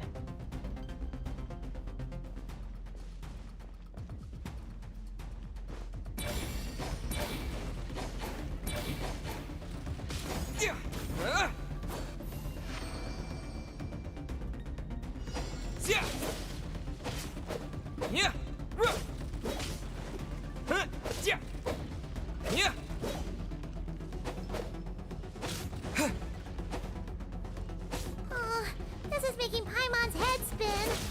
Hang in there, traveler!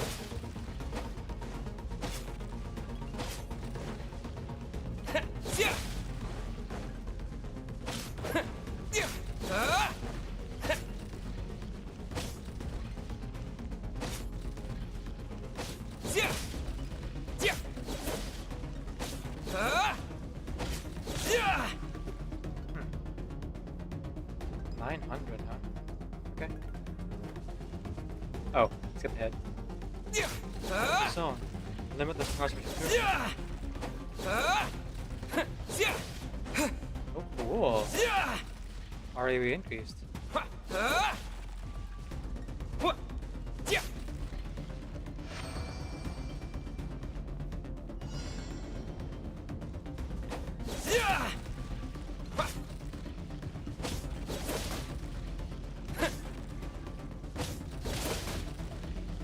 There we go. Stay calm. Use your head. You have to keep it together.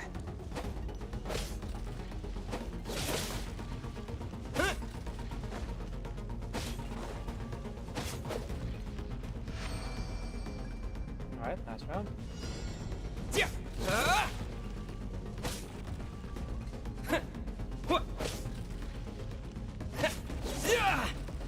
It's a little difficult to do auto lock, but more or less got it.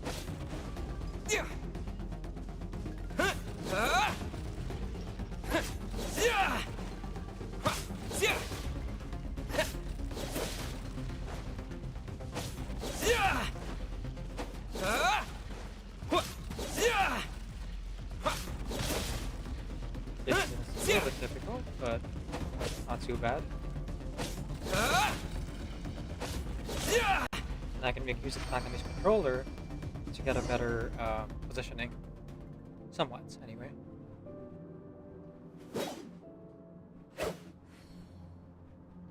Amazing. This has transformed my whole view of sword work. I'm using the same techniques as ever, but now they're having different effects. It's as if I unlocked a hidden door in my mind, and there's a wellspring of strength on the other side. In my mind's eye, I'm seeing images of the friends I've made into that. There's the sword styles and techniques I've come to know. This moment will be frozen in time. Cut to the chase. Oh, they used Jenny's old voice. Interesting. Consider a moment of true mastery that you've witnessed in another person, and ask yourself, What lies beneath the surface? What's their guiding philosophy? What's their state of mind as they maneuver their weapon? Now take that and practice it right away with speed, skill, and strength, over and over, until your hand is one with your mind. This is the only path to true growth. Step on up! Dance with the waves! Oh, Nilu. Huh. As he turns to my instant, the almost of many years from a single leaf. Thus I shall slice this maple in a flash. And it's a question of the ages. I've never played Kasa, so I'm not really sure how his voice goes during that attack. My sword style, my journey.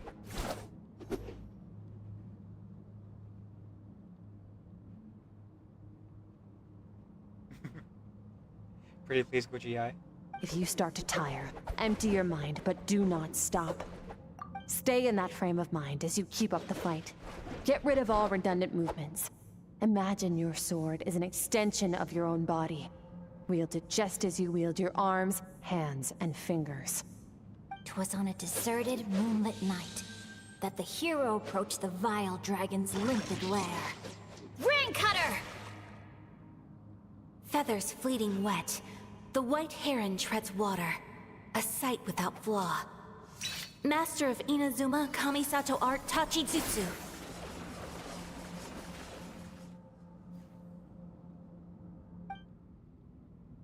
With each slash of my blade, I feel my strength increasing. I don't know if my weapon can contain all this power. I'm in the zone. Limitless power surging through me.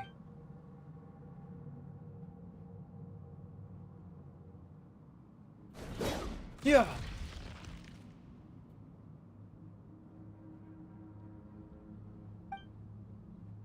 You slash and swipe till you exhaust every ounce of your energy. Huh. Looks like you've made some real progress. That concludes your training session. Awesome! Paimon knew you could do it! How do you feel? Exhausted. I'm fine to keep my eyes open. As you should be. Time flies when you're training hard. You've actually been going for several days now with no rest. Whoops. Yeah, meanwhile, Paimon's had a whole bunch of naps. But you were so focused, she didn't want to interrupt you. For several days? Jeez, Go get Paimon. some sleep. I'll be doing the same very soon. Let's hope you see that foggy place in your dream, so I can get this investigation over and done with. We shall see. Alright. Let's run another ad so it doesn't run during the cutscene. Oh, 3 minutes. Gotta wait 3 minutes. Alright. In which case, while waiting for the ad, perhaps I can focus on leveling up the resonance of Aleph here. The pursuit of transcendentalism.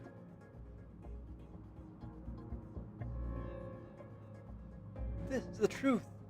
Through literature, we can reach the ideal.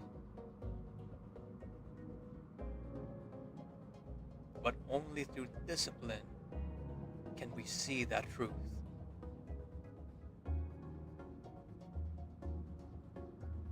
Ah, Solidus.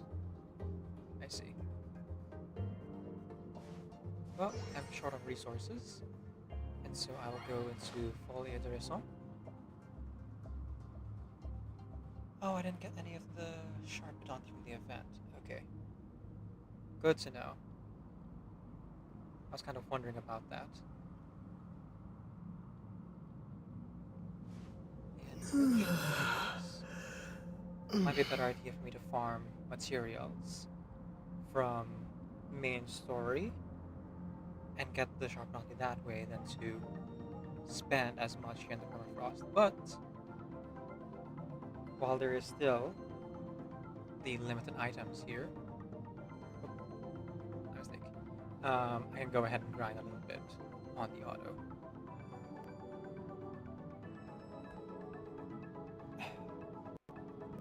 I have candidates expiring day after tomorrow. But I'm gonna go ahead and make use of it now. All my candy, actually. Don't remind me again today, please. Thank you.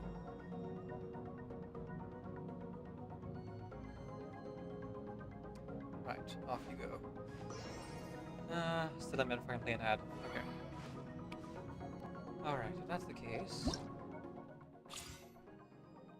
What else can we look at while we wait? Ah, we got a copy of Sethos. Oh, cool. Some more premium rewards for doing the event. Seems like quite a lot to do for 15 days, but oh well, whatever. I imagine they've timed to get a lot of it anyway, so it's not like you can get all the rewards right away, you know?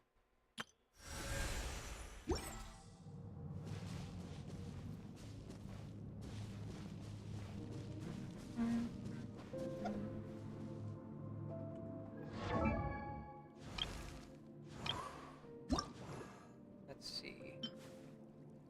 Huh? I'm pretty short. Funny enough, I have 600 calories, so I'm all good on that front apparently.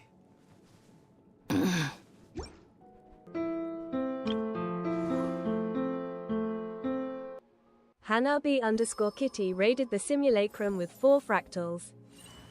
Hello, hello. Here comes the boom. Hello, Hanabi. Hello, Flickers. Folks, please go ahead and follow Flickers over on their channel. Hanabi and Flickers and a few others were just playing D&D, Dungeons and Dragons. Huh? Wait a minute, that's not the Flickers clip, I don't think. I'm pretty sure that was a Hanabi clip. Oh, because Flickers, shout out Hanabi.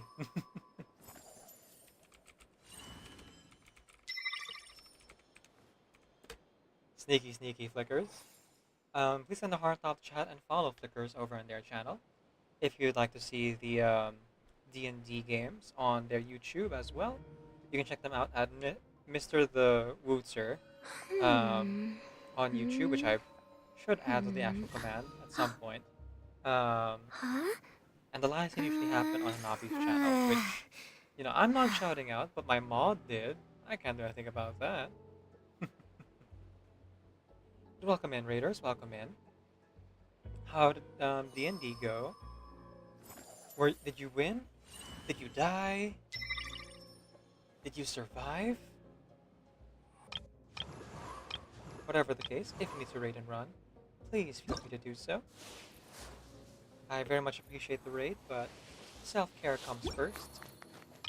So if you need to, you know, go do that thing, self-care, eat, sleep, drink water, or go about the rest of your day, please feel free to do so, you two, and all the other raiders as well.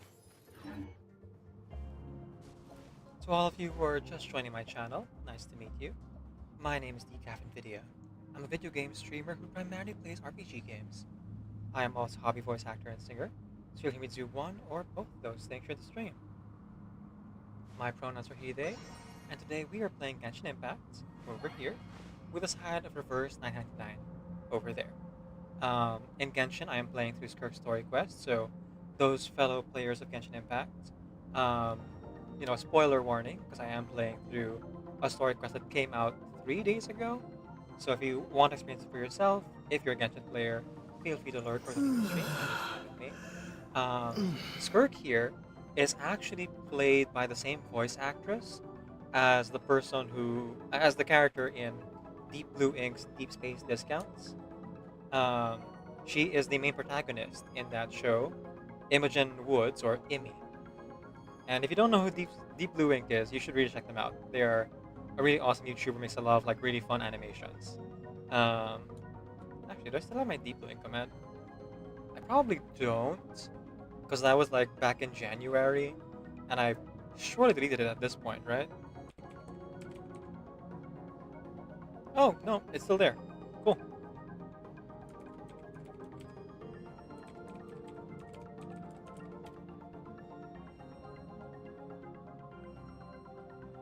got the S.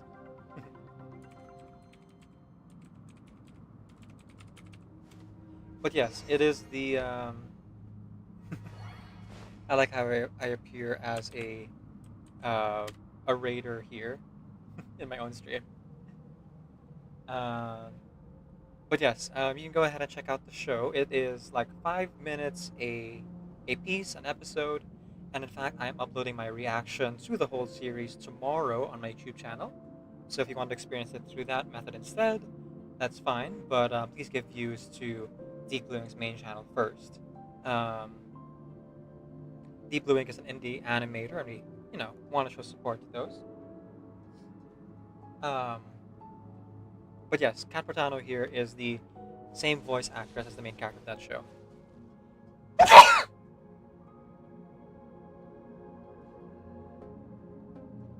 Please excuse me. Oh, right. Now, before you guys got in here, I was going to play an ad, so there wouldn't be as many ads happening during the cutscenes, so I will see you guys after that ad. Let the ads commence!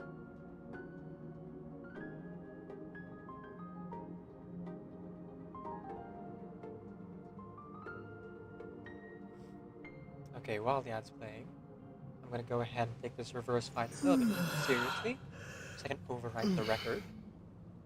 Let the record show that I'm doing my best. If you fall, I will catch you. You will find me time after time. If you fall, I will catch you. I will be waiting time after time. Time after time. Time after time. 2 more minutes.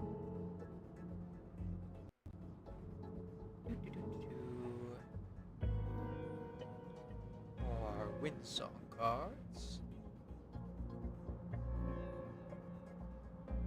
Alright, let's merge these two. 1, 2.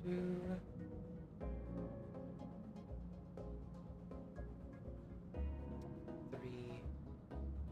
And 4. That should do it.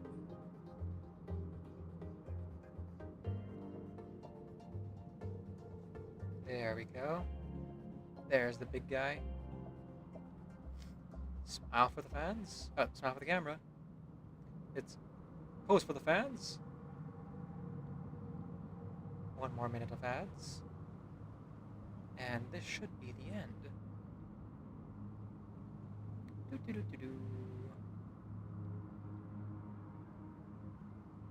Now this will probably end on Winsong's turn, so let's make it as short as possible.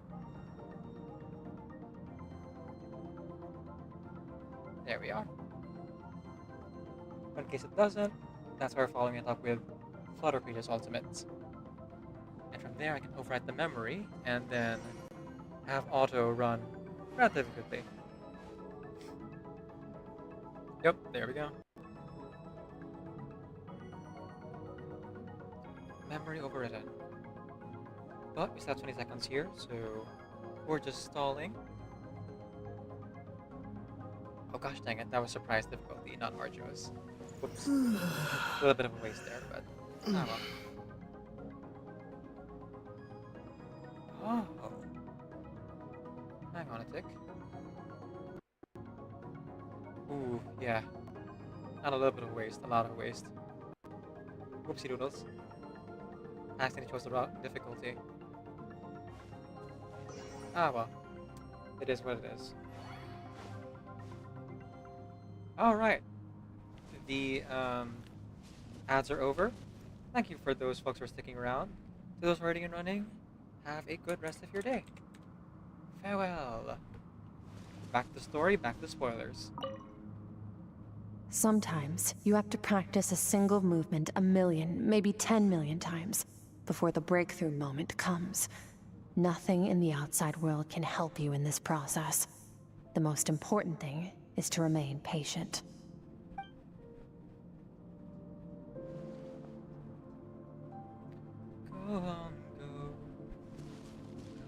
your heart on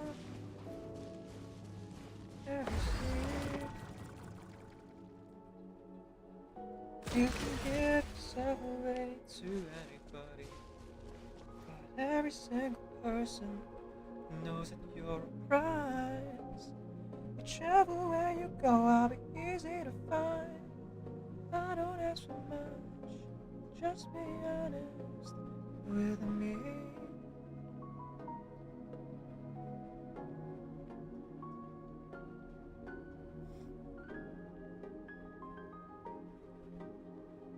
Excellent, excellent. 1, 2. 3, 4,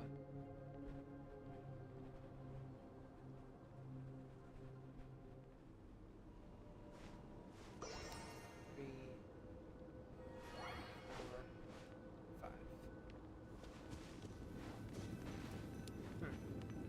No one to talk to, it seems. We're just gonna go ahead and head to bed. So these things in the distance remind me a lot of the stuff we saw in the Abyss in Natlan. Like, these stalactites look a lot like weapons that were just like thrown into the ground by some giant beast or fighter. And over there, that thing reminds me a lot of the chasm where we saw these kind of like abyssal molds. Are very similar to the Heart of Durin. Oh well. Good night to sleep, I suppose. Alright, Bluetooth mode on.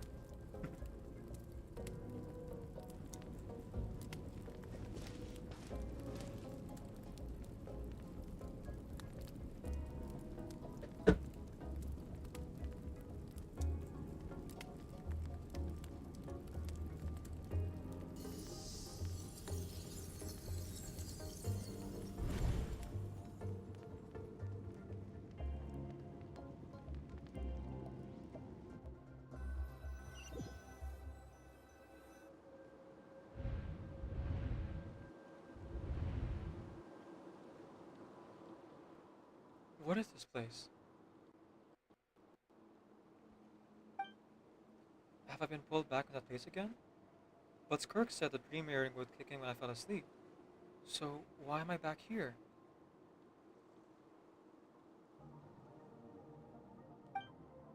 No. On closer inspection, this isn't the same dream as last time. It's dark and gloomy, but there isn't that chilling fog that made my hair stand on end. Hold on.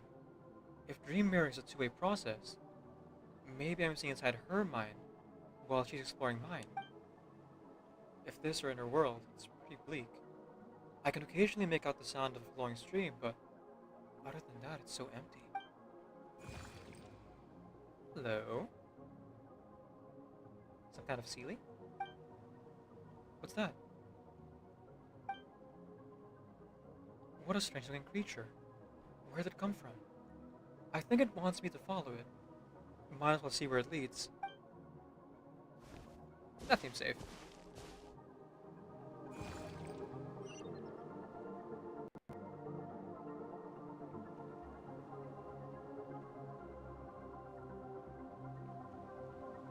What could possibly go wrong?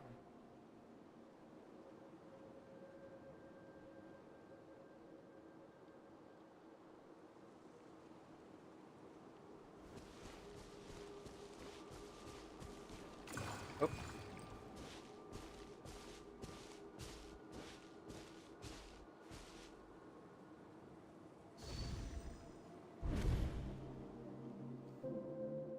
Skirk, why are you skipping classes again? We've talked about this. 'Cause he's a crabby old man, and he's a boring old man. I don't like going to his classes. Wow, young Skirk was obnoxious. Excuse me. You shouldn't talk about your teacher like that. It's very disrespectful. All right, let's not get into a big fight about this. Skirk's learned what she needs. There's no point forcing her to sit through more classes if she doesn't want to be there. But I'd still love to hear about what you got up to yesterday. Why don't you tell your dad all about it? I went diving diving, and I saw this huge fish. I never knew they could get that big. It looked kind of dumb, though, with that stupid big fat head. I tried to shake its fin, but it just spat water at me. Alinas? Or perhaps, the all-devouring narwhal. Oh, and today, I'm gonna go to that prairie up north. There's supposed to be this giant bird there that can spit fire. I bet if I climbed on its back, it could fly me all the way to the stars.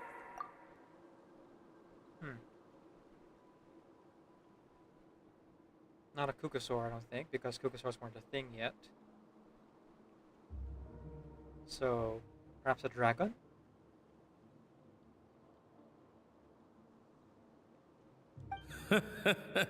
Then I suppose your old dad should get one as a pet too.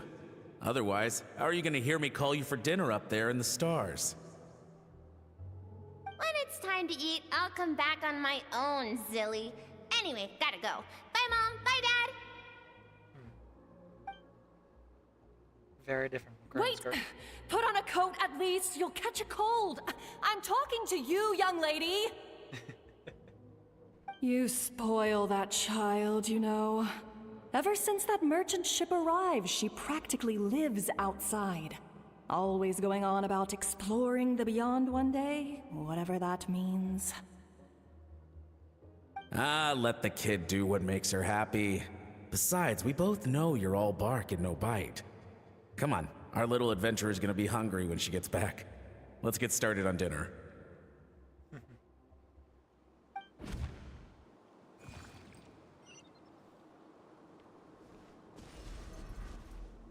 I'm out.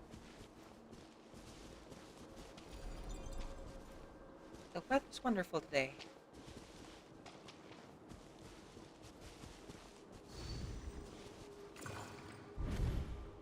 The stars shimmer high above. But what lies beyond the stars? Mountains as far as the eye can see? An endless snowy plain? Or maybe buildings taller than the sky, like the people from the merchant ship said. I can't be the only one asking these questions. The universe is fascinating. If only I could meet some other people like me. We could set sail together and explore every corner of the world. I'm sick of being a kid. There's so many amazing things out there, and I'm ready to see them all. But for now, I'm starving. Better get back.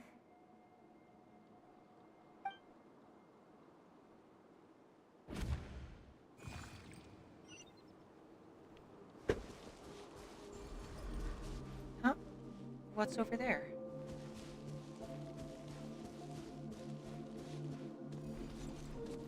Something's going on? Sure, not the cataclysm already.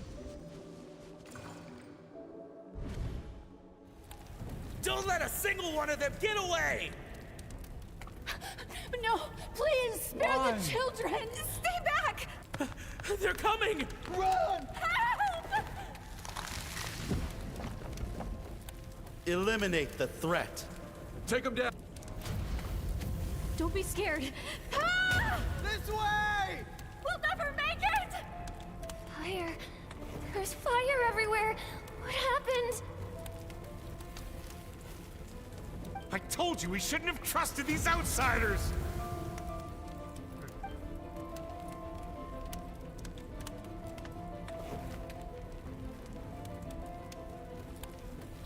Why are you doing this? What did we do to deserve this? We welcomed you with our finest food and drink, showed you the best our home has to offer, gifted you cloth dyed by our own hands.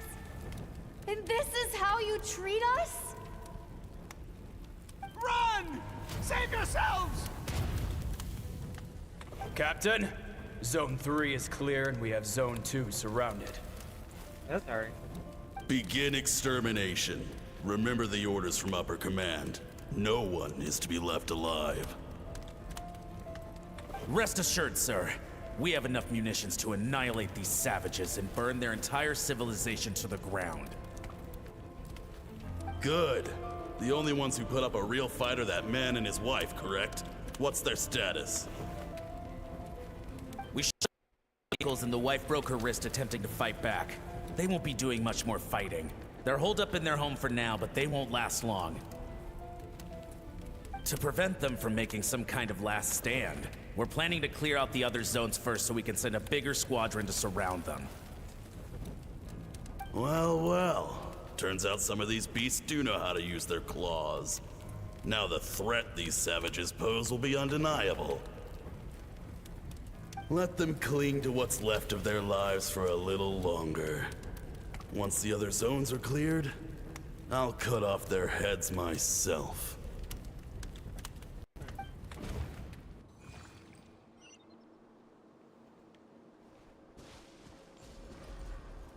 It smells like something's burning. What's going on?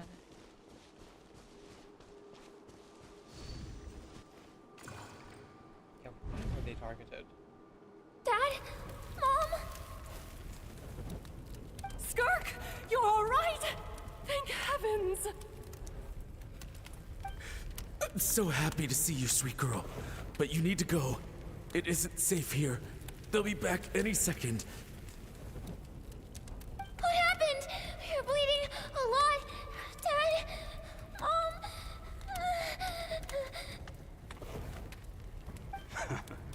This is the place.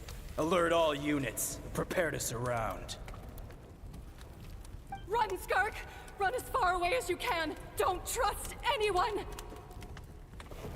Your dad and I, we're not afraid to stare death in the face, but we need you to survive.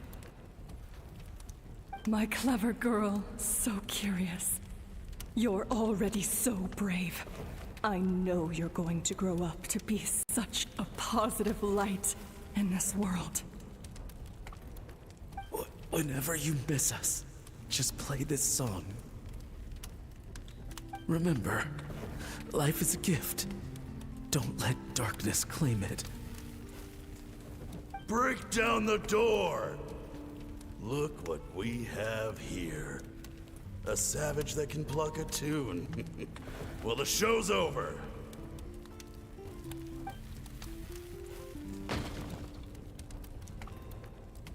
You! Stop singing! Shut it! I said shut it or I'll make you! Fine. Have it your way!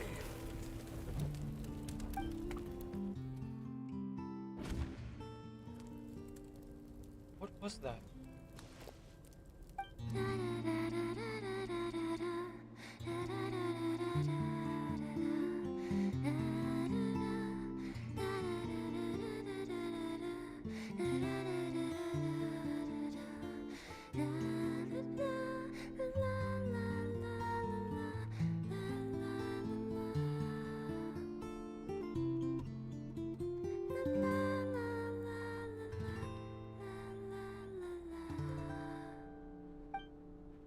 Oh, you're awake?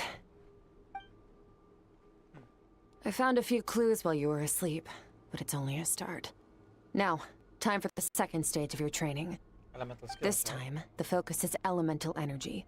Come find me when you're ready to begin. Oh, energy specifically. Okay.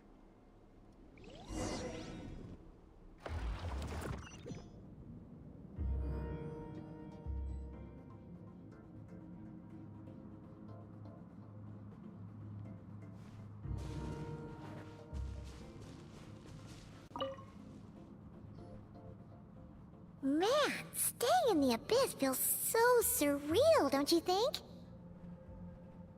Agreed. No day and no night. It's like time hardly exists. If we weren't careful to keep track, it feels like we'd have no idea how long we've even been here. Well, except for the fact that Paimon still gets hungry like clockwork. You go do your training. Paimon's gonna grab a bite. Save me a slice.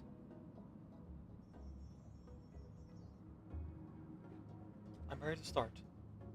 The way I see it, the pursuit of power is divided into 3 stages. The first is mastering the use of standard weapons. Next is learning how to harness natural energy. And after that, you're free to challenge even higher dimensions. Cool. The natural energy of Teyvat is, of course, elemental energy. But that's not my area of expertise. I draw from a different source of power.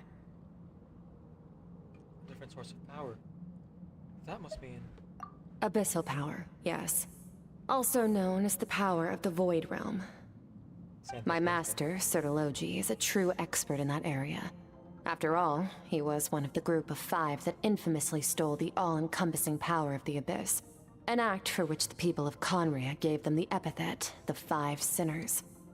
The elemental energy of Teyvat, on the other hand, is derived from the power of the Light Realm. These 2 forms of energy exist in direct opposition to each other. Suffice to say, there's not much I can teach you this time. But there's something familiar about the power you use. It almost seems related to cryo in some way. A keen observation, traveler. Call it respecting local norms. The Abyss stands in direct conflict with the will of this world. So, to make my life easier, I disguise my power to make it appear cryo-like in nature. Oh, okay. It's a technique I learned from some Conrian ruins, known as the 7 Shifting Serpent. If you ever change your mind about delving into abyssal power, I can teach it to you. Yeah. If it were me, I would 100% go for it. Then again, absolute power corrupts absolutely. Abyssal power doesn't suit me. I have the ability to purify abyssal power. So I've heard. You seem to have a knack for removing abyssal power. But is purification really what's going on there? Like I said, power does not simply disappear. It is transformed. What are you trying to say? Just thinking out loud. Let's focus on your elemental training. That's what's gonna help us if the situation gets tricky. True growth comes from adversity, but only if you make the choice to pick yourself up again every time you fall. So, it's time to push yourself to the limit, and then keep pushing. This is the only way to advance at pace. Use the power of Animo to clear the field as fast as you can.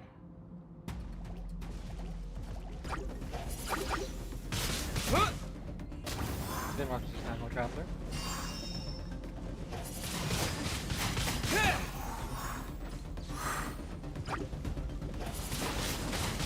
Windblade! Canadian Windblade!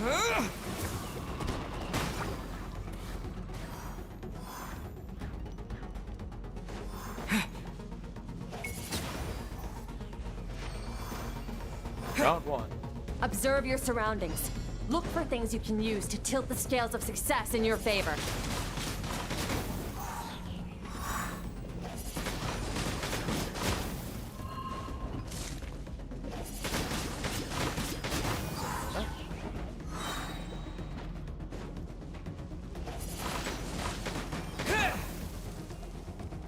Over here.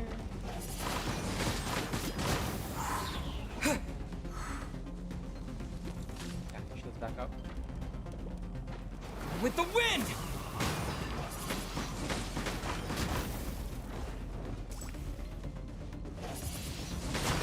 Windblade!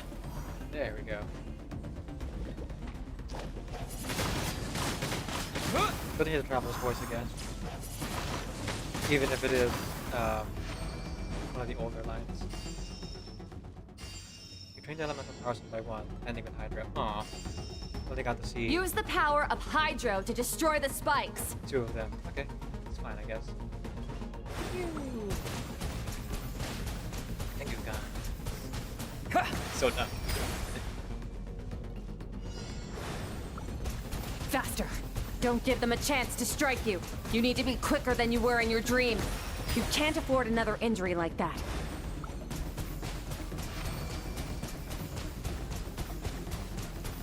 Go!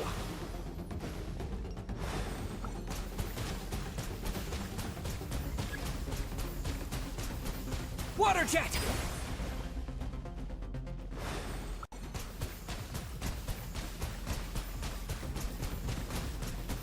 Water jet! Oh, that's a terrible aim.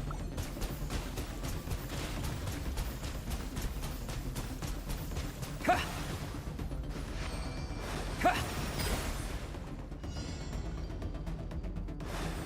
Dash.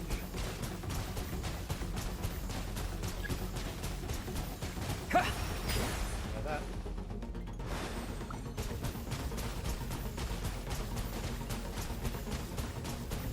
There we go.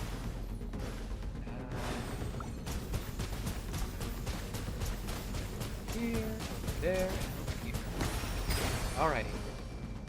That should about do it. On my journey, I've gained different elemental abilities in different lands, but I've never trained them all at once like this.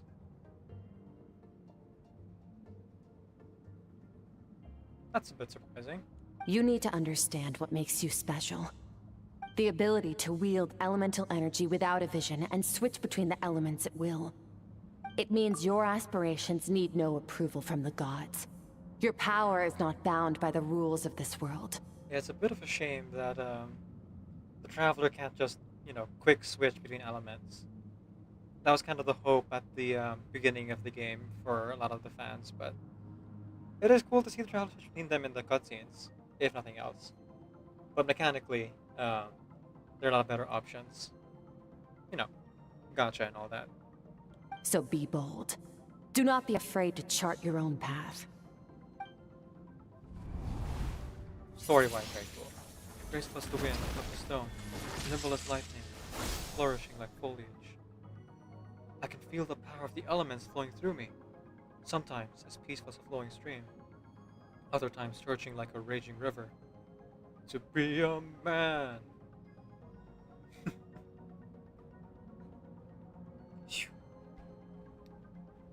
You must be swift as a coursing river, with all the strength of a great typhoon. If I close my eyes, I can almost hear their voices, but not like wild beasts battling for dominion. It's more like saying hello to an old friend.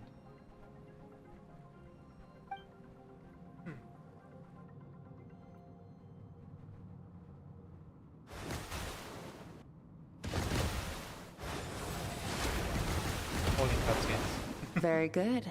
It seems you've reached a deeper level of connection with the elements. How long has it been this time? Long enough for you to lose yourself in your training, which is a good sign. Relentless practice with the elements has drained all your strength, but it's also what allowed you to make progress. Get some rest. When you wake up, we'll proceed to the final stage of your training. Sure.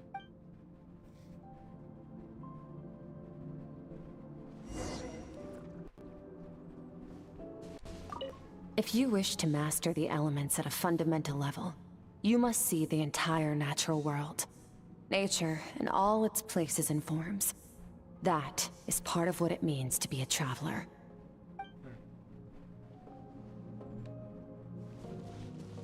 Alright. Well, they're gonna explore my mind while I explore theirs again. What new trauma awaits us? Fun, fun, fun.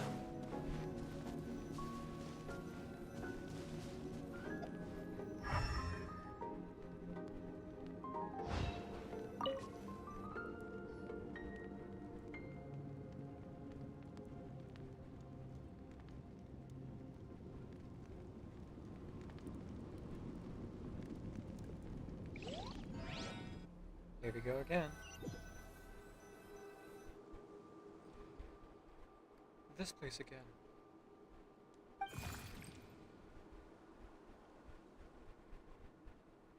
Did you bring me here?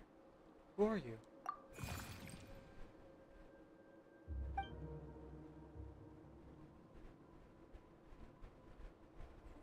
No response. The strange creature just floated away.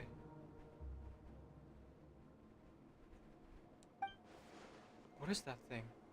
What is it doing in Skirk's inner world? And where is it taking me this time?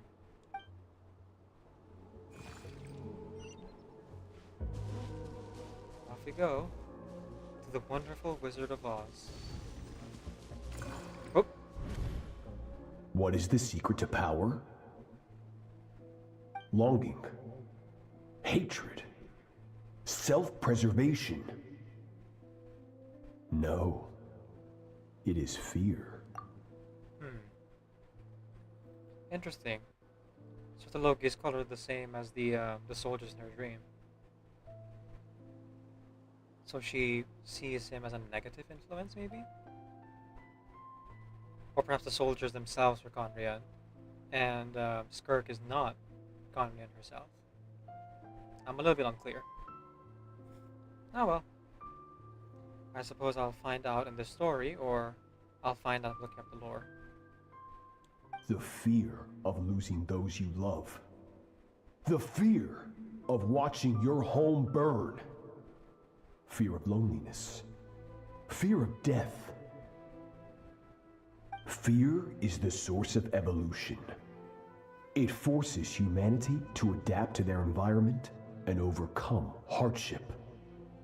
It is in the process of prevailing over our fears that we surpassed first ourselves and then the rest of the world. That fear is now part of you. It calls on you to evolve. And it is time to answer.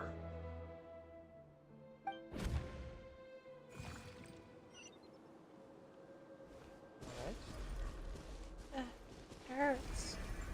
Daddy, Mommy.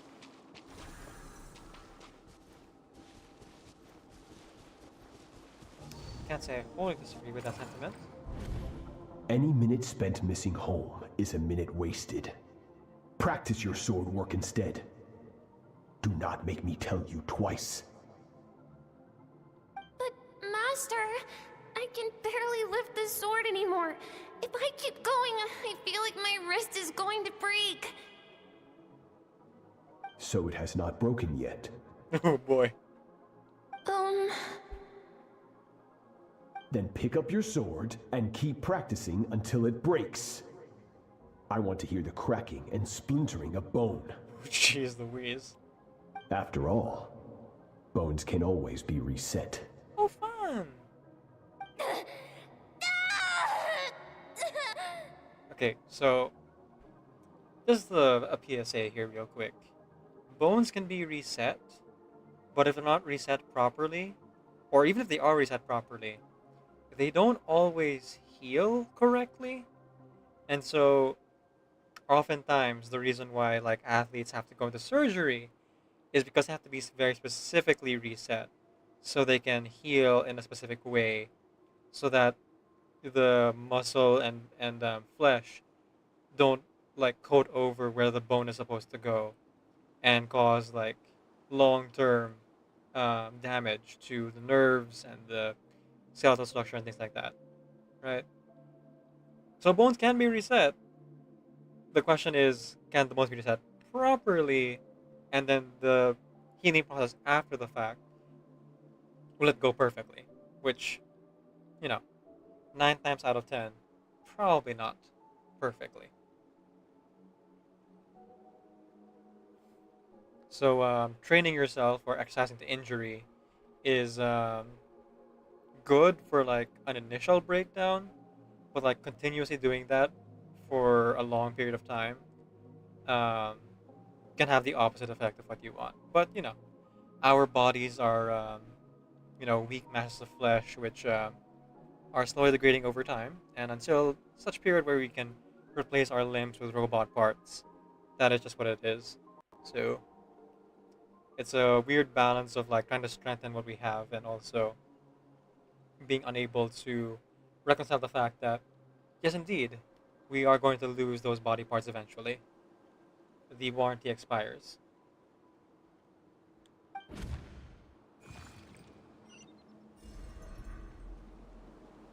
I can't breathe. Everything's gone black.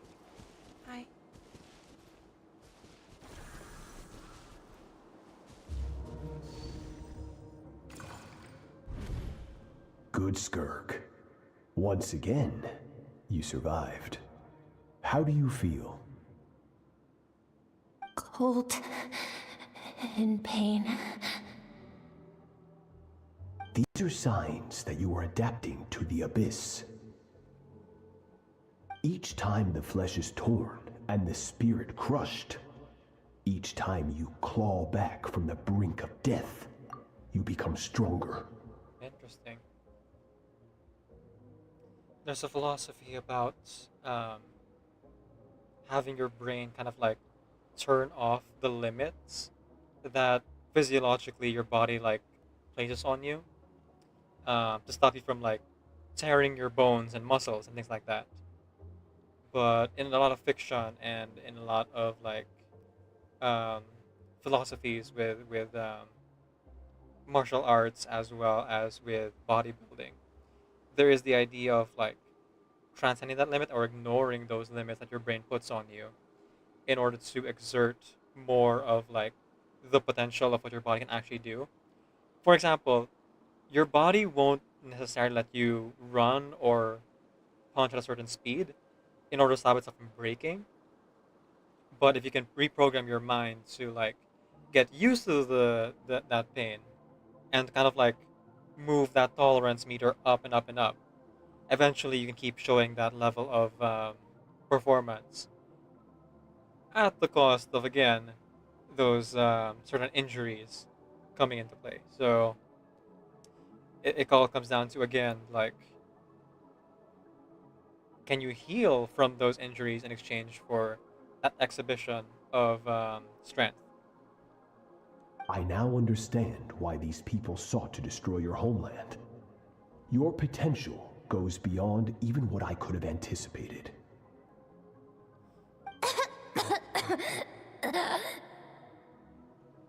But you still have much to learn in your pursuit of strength.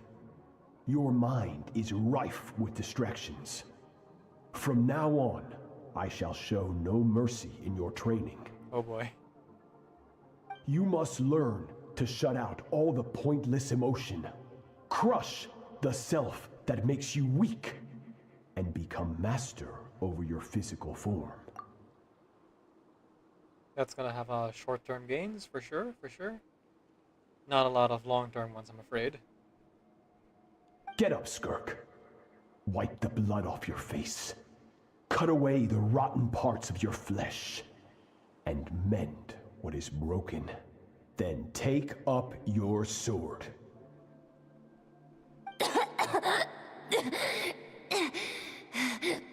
Yes, Master.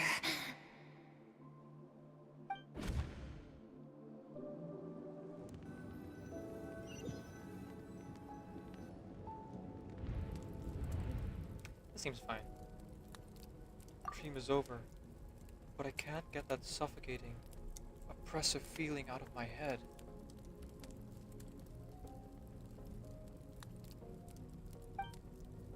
I have so many questions about Skirk's past. Where does she come from? What has she been through? You're up! Hopefully you got some good rest. Good enough. Skirk said to tell you that she's ready to start the final stage of your training whenever you are. Let's go. So, want to head over now? Or did you want to wait a little? You have the option. I really want answers, but right now it's vital that I complete my training. Once that's done, I'll find a chance to talk to her. Begin the third round. Ready? Fight.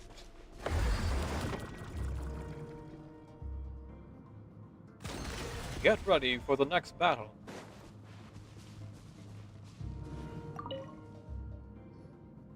From your training so far, you have gained better command of the sword, and more control over your elemental abilities.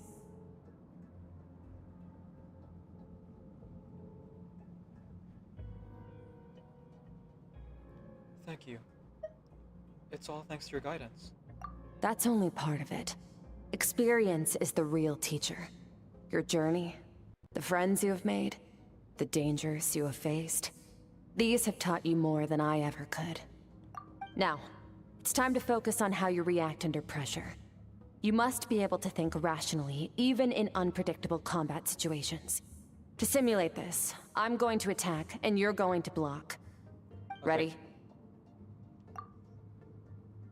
So, just real quick, I realize now that the fact that Sir Logi didn't appear until after her home burned makes me think that the teacher she was learning from was not Sir Logi in the village.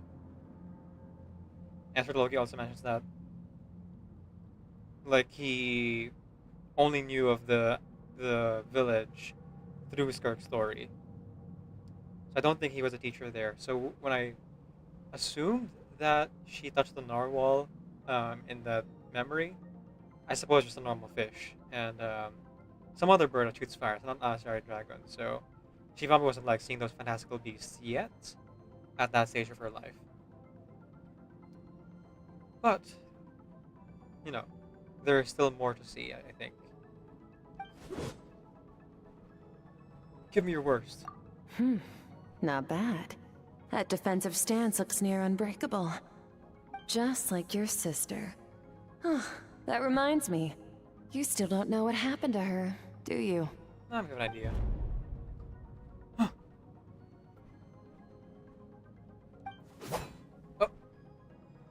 no fair! That's cheating! All's fair You in think war. every opponent has the same moral code as you? You can denounce their deplorable methods all you want, but only if you live to tell the tale. The dead don't get to complain. Strong emotions will always arise in combat. Anxiety, anger, fear. But a true warrior is never at their whim. Only when you are free from the influence of emotion can you make the right choice, no matter the situation. Are you describing yourself? How amusing. Almost sounds like you think you know me. But you don't. You can choose your own path. We are not the same. Implication? Let's begin. Try to use reason over emotion. Make the most rational and advantageous decision in any given moment. This is your final training session. Look alive. Okay. Same drill as before, but this time I'm going to interfere. Hold your focus.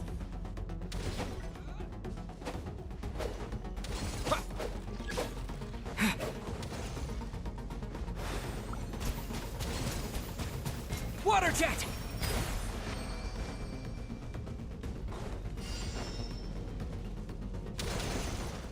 What? Yeah! Yeah!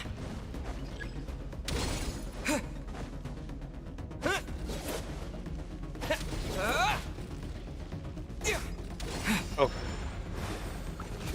Shoot.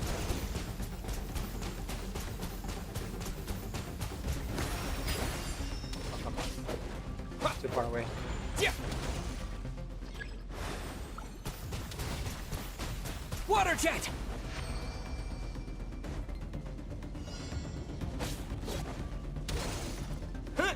Yeah! Oops. Let's prioritize defense, yeah? Yeah!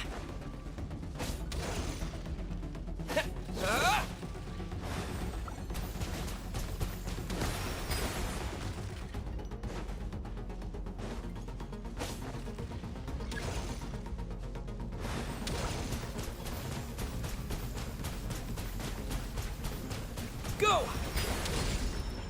Yeah! Yeah!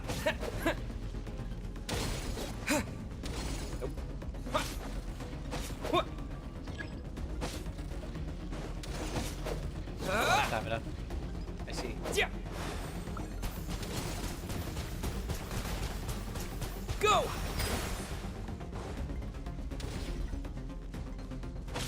Yeah!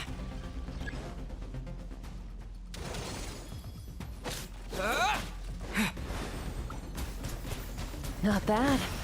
Better than I expected. Okay. Phew.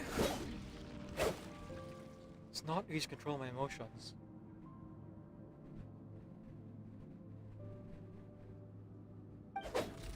The battle is overwhelming, but if I can just focus all my attention on what my opponent is doing and how I should respond, it's almost like my emotions take a back seat.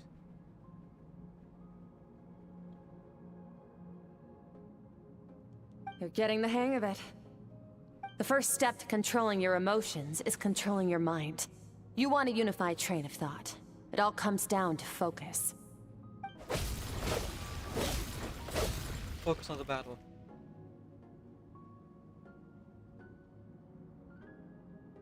I think it's working. I can just determine anything that isn't relevant to the battle. But I think I'm still pretty far from having full control over my emotions.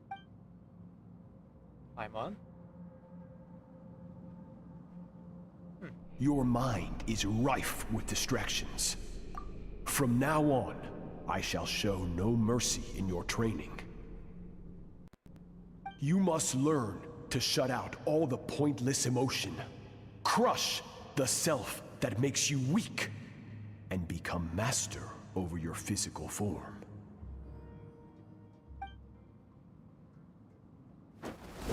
Skirk went through this kind of training too, didn't she? How merciless does training have to be to make someone substitute all emotion for pure reason? Stop. Let's pause here. One look, and I can tell your mind has wandered. Fair.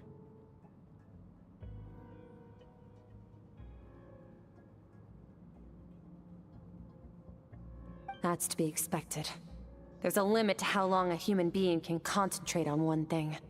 Staying calm and focused sounds simple in theory, but in practice, it's more demanding than sword work or elemental abilities. Skirk is right. Now that I've stopped all the emotions I was suppressing rushing back to the surface. Pain, exhaustion, frustration, doubt. But exhaustion is the main one. I feel like I could fall asleep on the spot.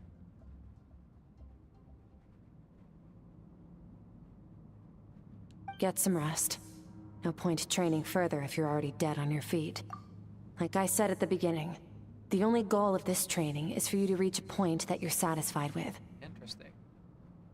She keeps giving us breaks, which I appreciate, but clearly goes against the teachings that she received when she was a student. At least that's my interpretation of it. You managed to push past your limits, which is a good start. You can be proud of that, and sleep well knowing that you've earned it. Is it enough? Warriors will train day and night to perfect their skills. But when the battle comes, their fate may be decided in a matter of minutes. One mistake, one moment of hesitation, and just like that, all their blood, sweat, and tears were for nothing. You need to push yourself to perfection, or you might not even live to regret it.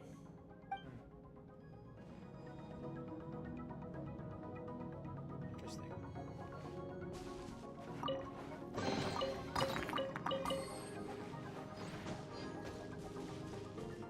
Very well then, I'll bid you adieu.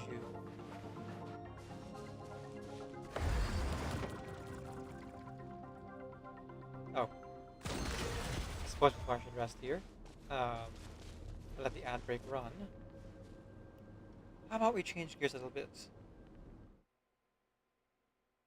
Just a little bit. Here we have reverse. I'm gonna go ahead and do a quick roll for Shamane. Just a fast one. I get a discounted roll that I can do for them. May as well see it through. After I think 110 roll, I'm good for now. Alright, let's go with 500 miles.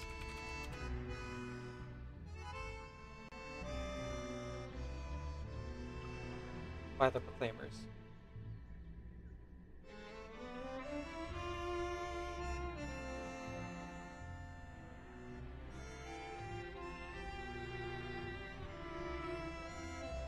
When I wake up, well, I know I'm gonna be the man who wakes up next to you. When I go out, yeah, I know I'm gonna be the man who goes along with you. If I get drunk, well, I know I'm gonna be the man who gets drunk next to you. And if I'm hungover, yeah, I know I'm gonna be the man who's hungover with you. But I would walk 500 miles and I would walk 500 more just to be the man who walked 1,000 miles to fall down at your door when I'm working. Yes, I know I'm gonna be the man who's working hard for you. When the money comes in for the work I do, I'll pass almost every penny on to you. When I come home, oh, I know I'm gonna be the man who comes back home to you. And if I grow old, well, I know I'm gonna be the man who's growing old with you. But I would walk 500 miles and I would walk 500 more just to be the man who walked 1,000 miles to fall down at your door. Da da da da da da da dum da dum da da da da da da da da da da da dum da dum da da da da da da da. Alright, we'll save for next time. For now... Everything is futile, yes. But at least this exhausting suffering won't last forever. While I quite enjoy the rise and fall of sanity, I'm gonna go ahead and... No, not a pad. Southern machine. And the supply. Ah, here it is. Miracle Mart. I'm gonna go ahead and spend next to clear drop because we rolled Aleph really early. We got Aleph after winning 50-50 and only 30 rolls. So I have more than enough to get both of these things. They are cosmetic by nature, but at least they're not as cosmetic, excuse me, as outfits.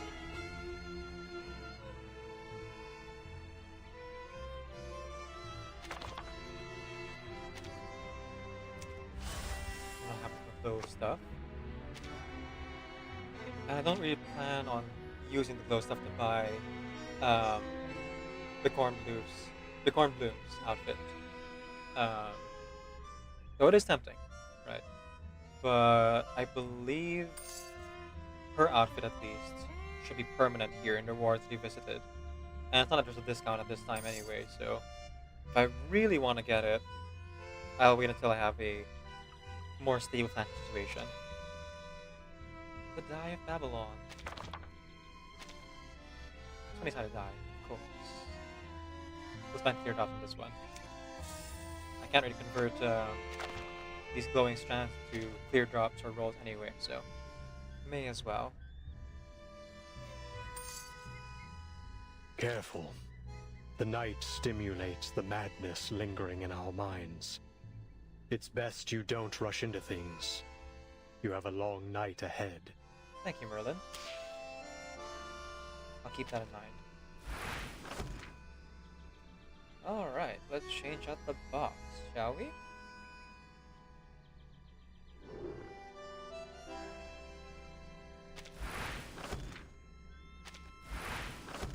Ooh, Echo's touch is pretty cool. But let's use Noxus this time. You know, just unlock it all. Change to show pictures, the central tower of the Panopticon. Though we are yet incomplete, we are also well on our way. As for the critter, I would love to show off the shiny, the shiny version of the skin grave, but as I don't have that yet, I will settle for the dodo bird.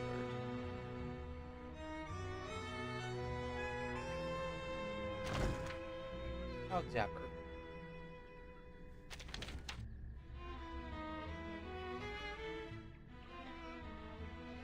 I'm waiting for another ad to run so I can get back to get the story.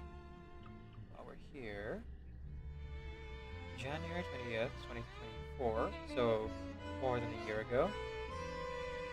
Days journeyed Oh, you will only borrow my characters 9 times. It's a bit surprising, but eh. Fair enough. Day's Journey for 90 days, max level characters. Okay, let's take out Day's Journey. I like keeping max level characters.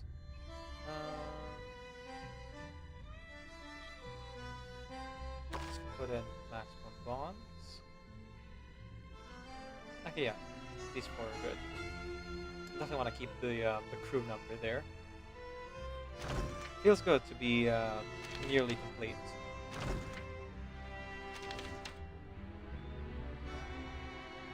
With Other Worlds, Fortissimo 19 is the highest I've reached.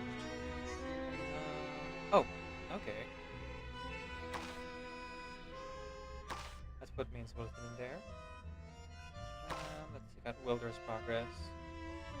Fedoors I'll keep as well. Depths of Myth, sure. Let's put the Loot Escape Pocket instead. 8 pass ratings achieved. Not bad if I do say so myself. Though the Bathial Zone could definitely use a lot more work. Which, you know, I plan on doing today's stream. We're in for a long one today, folks.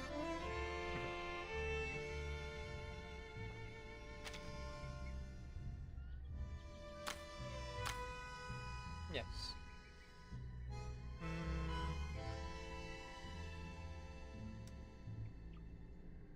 I think I'll stick to Marcos. For as tempting as it is to like switch over to Aleph at this time, and for as cool as Aleph is, I think I much prefer Marcos as my showcase at this point. Yeah, let's stick with that. Last thing though.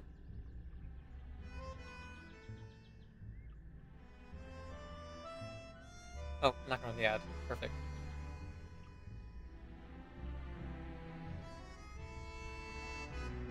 Where is the Die of Babylon? There you are. Not as animated as some others, but a very fun visual nonetheless.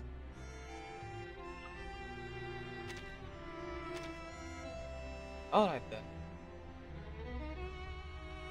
Let's wait for the ad to finish. And while that is happening, in reverse here, let's see. How shall we build Aleph? One lives, while the other dies. One preaches peace. Right, I visited the pawn shop to see if I could perhaps get more of this poison. I could use fine in-house casket, but liquefied tears are hard to come by, you know? Rather just spend the blue disc, the blue currency. There we go. Massive ticket. Though I feel I could have farmed the biting box pretty easily with some certain levels. Ah, a gooseneck.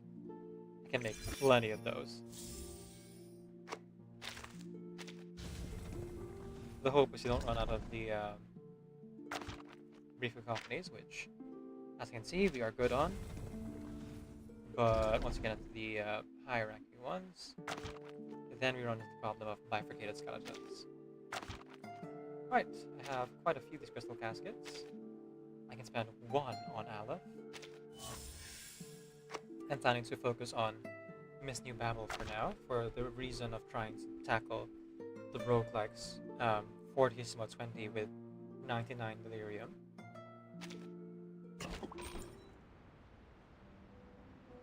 Oop. I should have to see what other material this skeleton needed before I like jumped in there.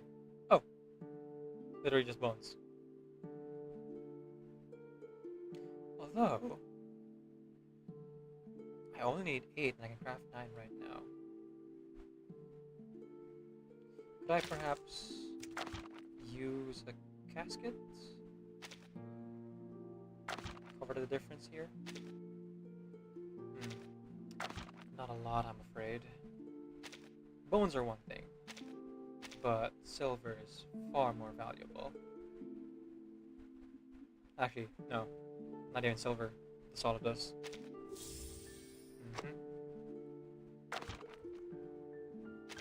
I don't suppose I have more of those. The night stimulates the consumables, madness do I? lingering. Yes, I do. Excellent.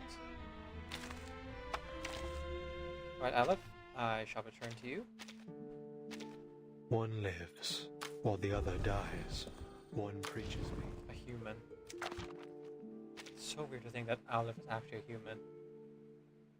But just use an artifact to, like, get through all this. Alright. We shall run this on auto in the background. In the meantime, let's turn back to Genshin, shall we?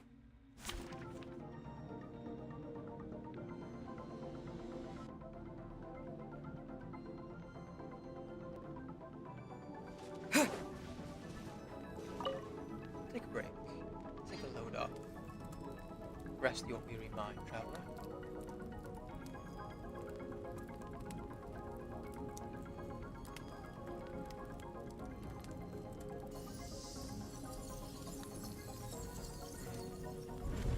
What shall we see now?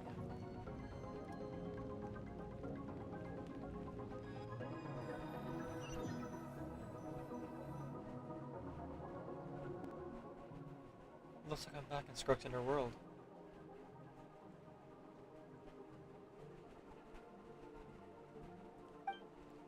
I don't see that strange creature this time, but I think I can navigate this space on my own now, even without it here to guide me.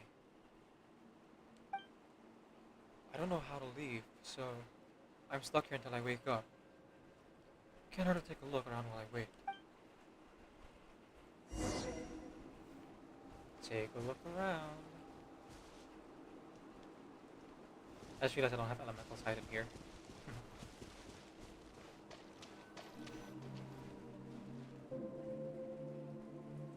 Skirk is amazing. She faced down that terrifying giant and cut its head clean off. Oh, she got hurt though, didn't she? I heard it was pretty bad. Yeah, well, that's a given. But the moment she was on the mend, she got right back to practicing her sword work.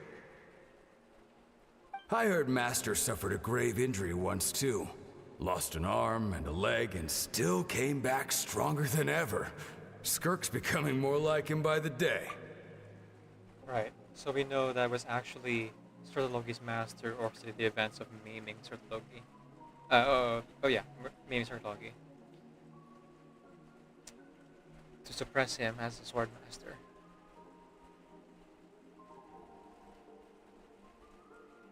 Though the sinners aren't necessarily tied to the Abyss Order, so they might not necessarily have confrontation. Incredible! I wonder if I'll ever reach their level. They're always so resolute, so unshakable. Yeah, I was wondering if these disciples were with Sturtologi or a different teacher, but no, it seems to be Sturtologi, which is a bit interesting. I wouldn't have imagined they would take on so many disciples, let alone two of them who sound a lot more lighthearted than you would expect from Sturtologi's teachings here.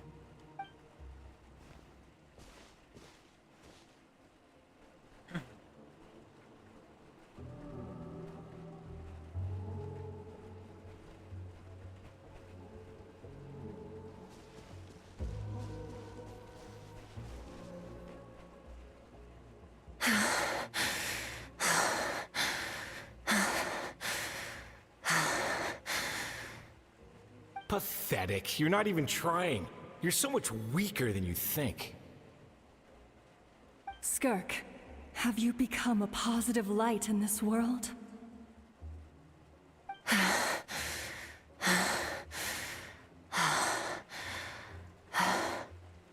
Do you even remember how many of us perished in that fire? How many bodies were left to rot on the scorched earth? Yet you alone live on.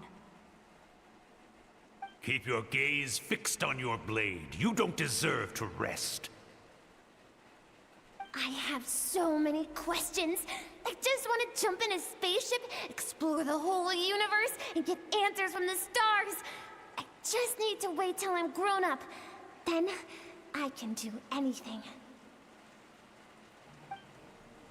Now, you must bid farewell to who you were in the past, and become someone stronger. Run! Skirk! Run! Only death awaits us here. Keep running, and don't ever look back.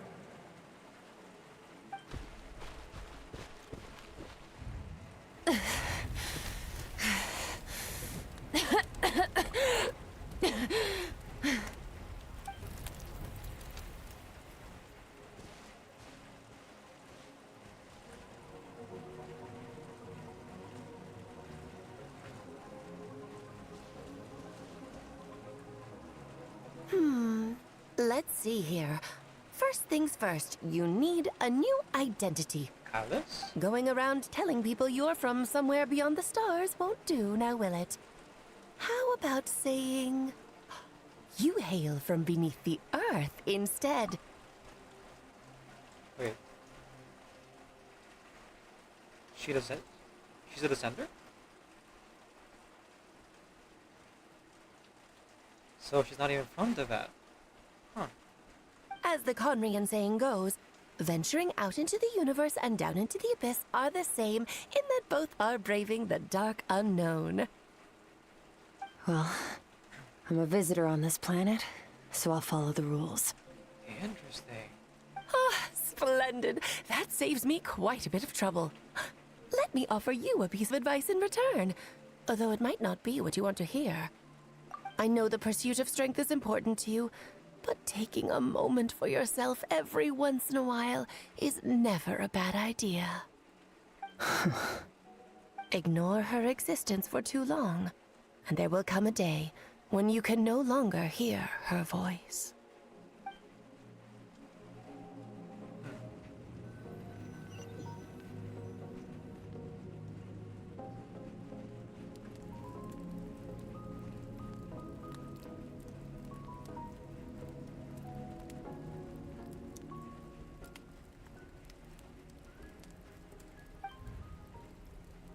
Dream is over. I can hear the cracking of the fire in the distance, and there's a fragrant aroma in the air. Grilled meat.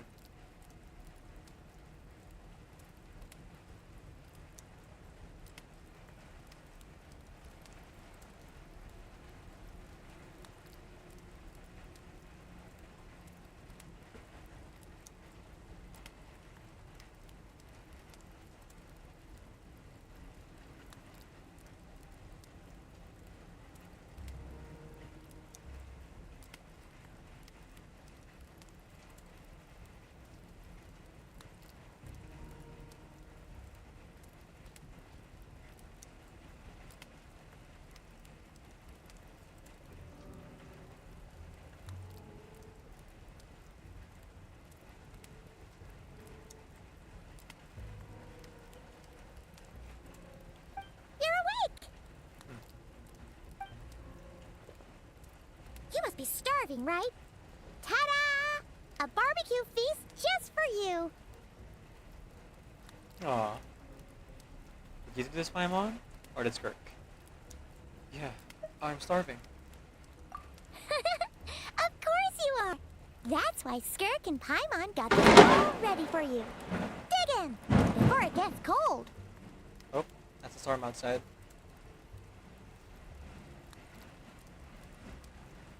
Maybe jumping my skin a little bit. And that's with noise suppression. Sheesh.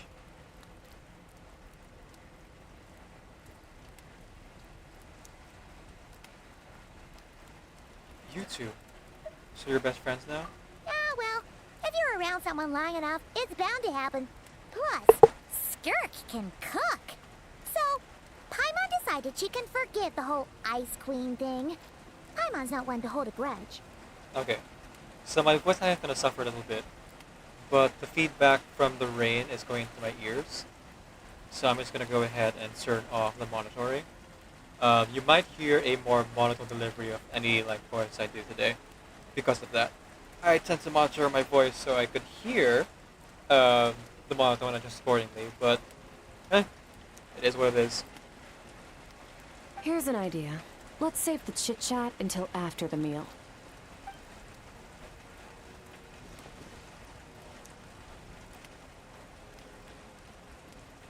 Ugh, so full. Okay, it's Paimon's turn to sleep now. Wake her up when it's time to go.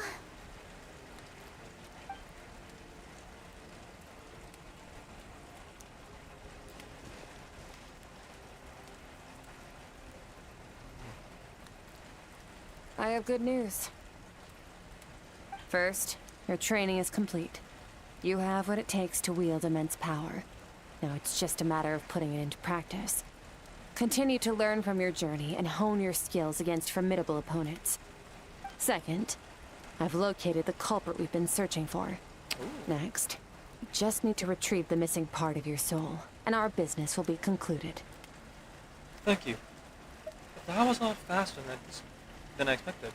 When Ajax trained with me, he once told me he was bursting with questions. So I allowed him to ask me 3 of them before he left. You and I met again, Traveler. So if there's anything you want to ask me, now's your opportunity. Just like Ajax, I'll answer 3 of your questions. Ooh. Do I have to choose, or is it one of those non-choices? I'm good either way. After spending time in Skirk's inner world and witnessing her memories, there's so many questions I could ask, but the most important one is... Are you really from Tibet? Aw, man. ENVA is missing, so of course we don't get to hear it. Oh well. Okay, not the angle I was expecting. What makes you ask that? I'm sorry I didn't tell you earlier, but while we were dream mirroring, I think I saw your memories. This is the first time I've seen Skirk break composure. I guess this really took her by surprise. I knew that was a possible side effect. Closed off my mind to you for that exact reason. Whoops! Even with the dream mirroring, you should have seen nothing but endless darkness. Whoopsie! So, Skirk didn't share those memories to me on purpose. And in fact, she tried her best to keep them from me.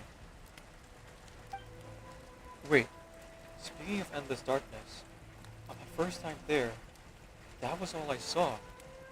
Until that strange creature appeared. Whatever. Must have been a flaw in my execution. I shouldn't be too surprised. Due to some recent circumstances, my self-control has been lacking as of late.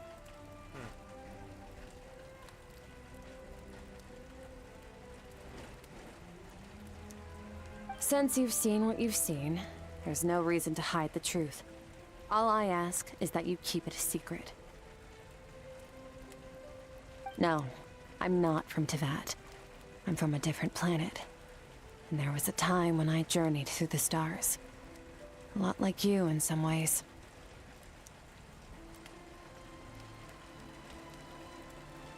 Like me?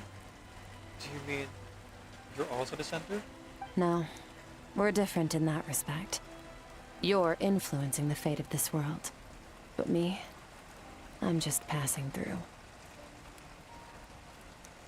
Oh. So, maybe where she's from, spaceships are actually more common. I think Shelly mentioned this to me before, that Skirk has a counterpart in a different game.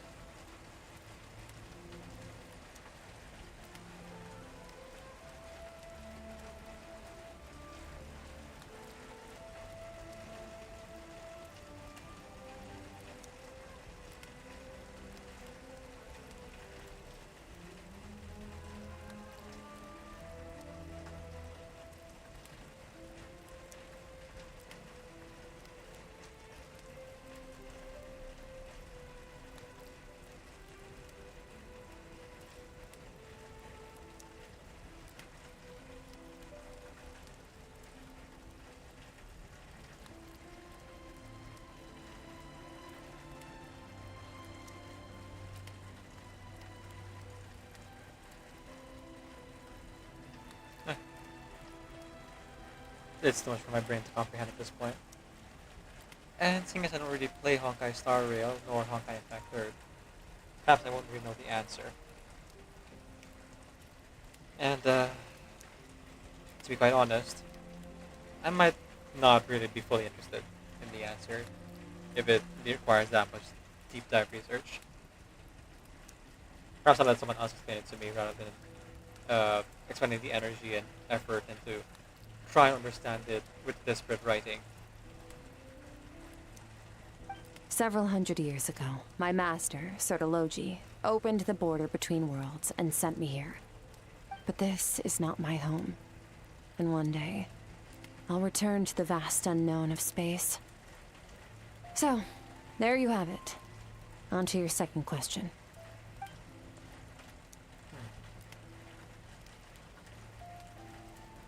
What is your goal in coming here? To become stronger.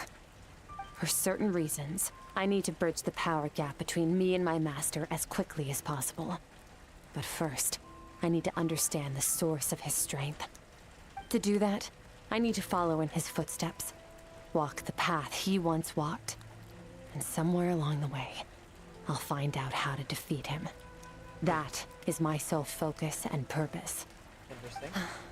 Okay. You have one question remaining. Skirk's goal is to defeat the foul? I can hear how serious this is for her. I wonder what those her reasons could be. But given how quickly she plays with an answer, I doubt she once talked about it. I have one question left. What should I ask? You make it sound so easy. Ever since the incident I experienced there, I've never stopped searching for Master Skirk and that unknown abyss. But it's been years now, and I've still found nothing. Huh. Maybe I should take this opportunity to get Child some answers. Well, your last question? You know Child's looking for you, right? Are you going to let him see you? Ajax. His situation is different than yours. Before you ever crossed paths with me, you'd already encountered many formidable people, studied their techniques, and developed your own skill set. So, during your training, all I had to do was build upon that foundation. But Ajax was so young when he came to me. A complete blank canvas. Interesting. Children can't help but imitate their role models. In the long run, that would only hinder his growth. Ah, okay. So she's separating herself from him in order to allow him to create his own style and foundation. That makes sense. Once Ajax has enough strength in his own right, I will allow us to meet again. Until then, let that motivate him to reach his full potential. Good strategy. That was a calm and calculated answer. It's like she was talking about something entirely mundane. I don't know why, but I'm not buying it. Okay, so it could also be possible it's for her own sake as well.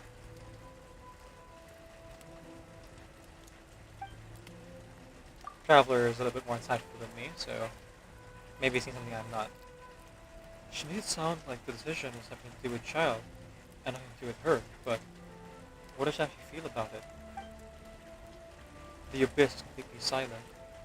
This domain must get lonely after a while. Not to mention, she said it's been hundreds of years since she had to back, and even longer than that if we count how slowly time passing here. Unlike you, I have no desire to establish a connection with the world. The weak and the lowly have no right to remember me. They're lucky they only have a few missing memories to show for it. In all that time, she never established connection with this world. Was it really just because she was sound and weak? I thought she'd give me a straight answer if I asked. Besides, I already used up my 3 questions. She was happy to give me cold, hard facts, but I still feel like I haven't heard her true voice. Wake up your companion. It's time to go. Oh, and everything I just told you. Best keep it a secret from her as well. Interesting. Why? Oh, I guess I'm out of questions.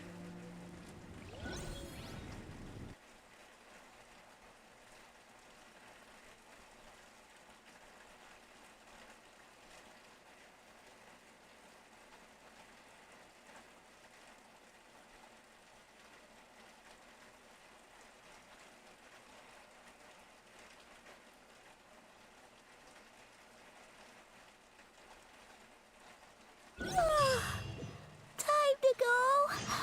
Oh, finally. Where are we headed?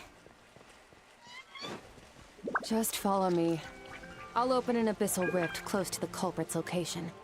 It will take us to where he's hiding.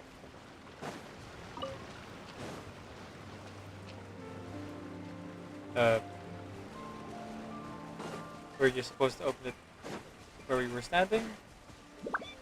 Well, let's do it now, I guess. Yeah. Right.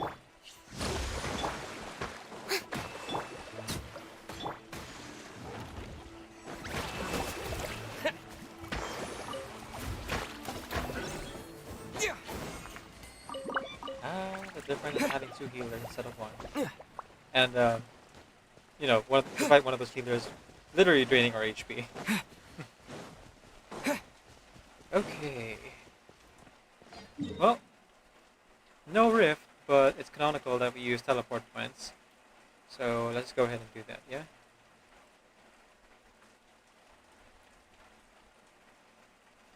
The chasm? Really? Interesting. Well, if we're talking about abyssal influence and leeway, the chasm is definitely the number 1, for sure.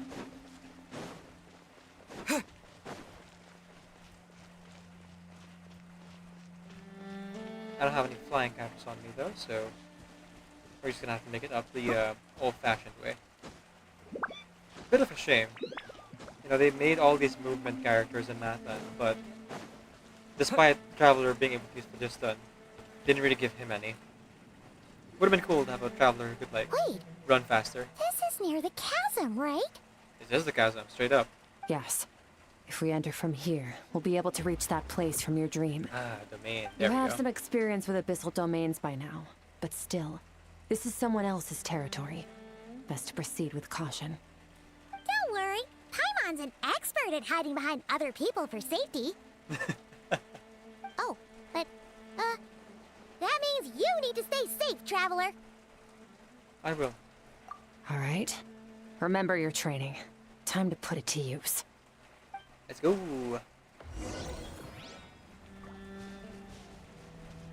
So once more, into the breach. I don't suppose you would let me choose my character now, would you?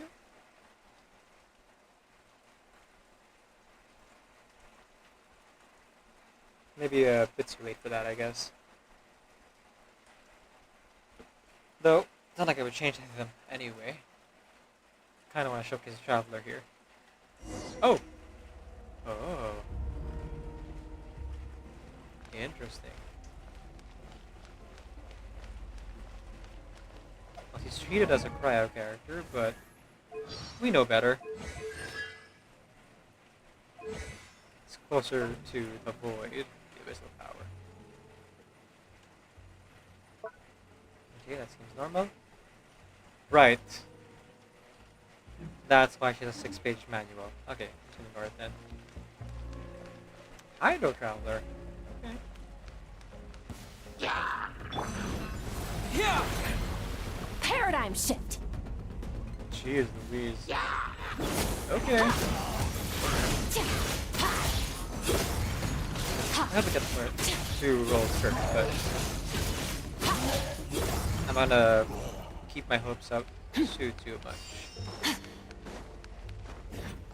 We already lost it to the Gian, and I only have about like 30, maybe 40 rolls in me.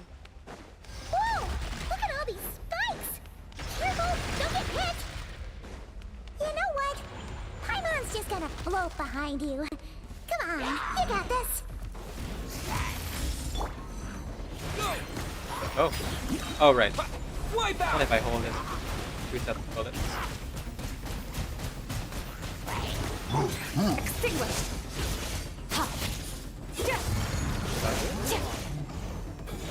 Hey, what are you two doing here?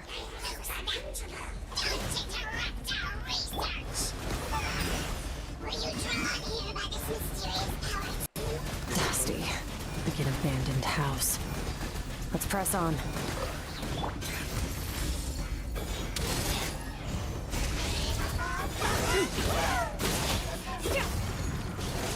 Very floaty. But in a cool way.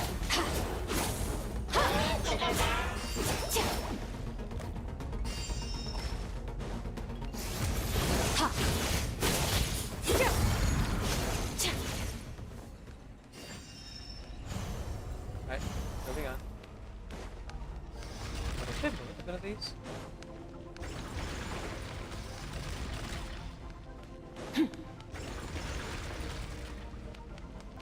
Maybe only skill? See, he does.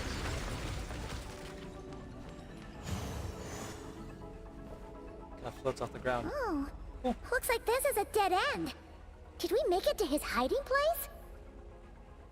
Ugh, this fog is making it impossible to see anything! This should be the place where you were attacked, Traveler. The missing part of your soul should be nearby. Can you sense where it is? If I close my eyes and focus on the light looking for the moon back there, yes, I can sense something. But I can't tell the exact location. Nothing exact, but I know it's nearby. Our opponent must have covered his tracks just in case. Otherwise, you should have sensed it much more strongly. Hold on! Look! The spikes are back! Stay calm. Let's hold back a little. Give our enemy some wiggle room so we can see what we're dealing with. If you're too reckless, we might be playing right into his hands. Our enemy took part of your soul for a reason. It's likely he integrated it into his attack somehow. If we're smart about this, we can track it down. Cool.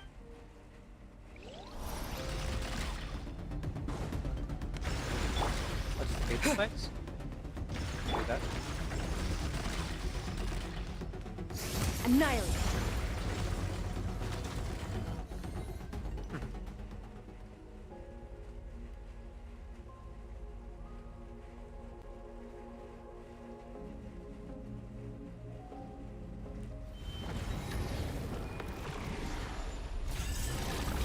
Do your worst.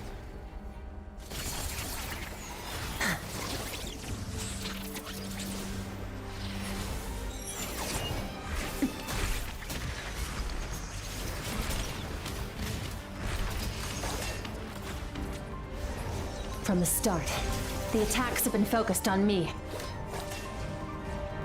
Trying to break through my defenses? I see.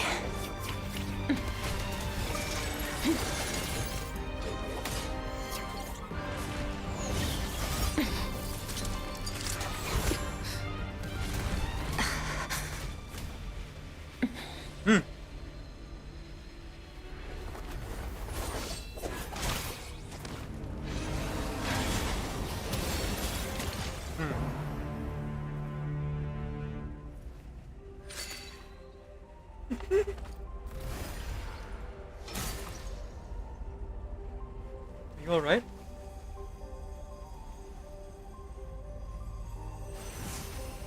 Oh. There. I got it back. Cool. Traveler! Skirk! What happened? It looked like Skirk just got... See the real target? In the Gwali Plains, you asked me why this enemy chose you as his target. Now, the answer is clear. It's not just the fact that your strength is impressive. It's also because of your ability to, as you put it, purify abyssal power. Whatever that actually means. The fact is, that ability allowed him to do something that should have been completely impossible. Namely, break through my defenses and steal my power.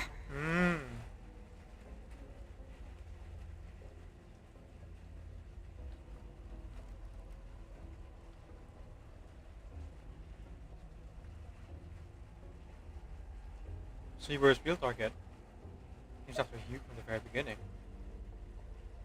Are we doing this or Loki at this point? No. He couldn't have known I'd come to his domain. He only stole your soul fragment because he knew the value of its power. I doubt he expected it to come in handy so soon. Call it fate if you want. I believe that's the term they use in this world for arbitrary coincidences like this. In any case, it works to our advantage. Once I realized what he was using that power for, it gave me the chance to get back what you lost.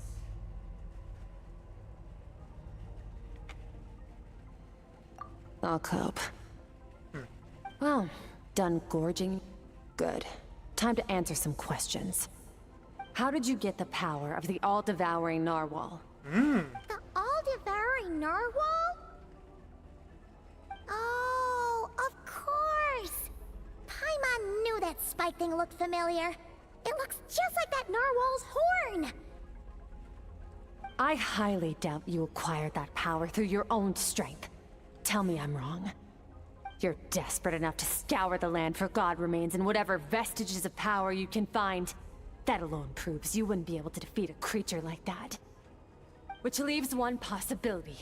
You know my master, the Foul, Sertologi. The Foul?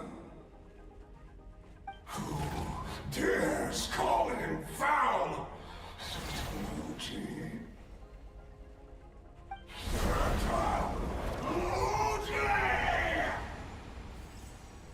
What's wrong? Bit off more power than you can chew?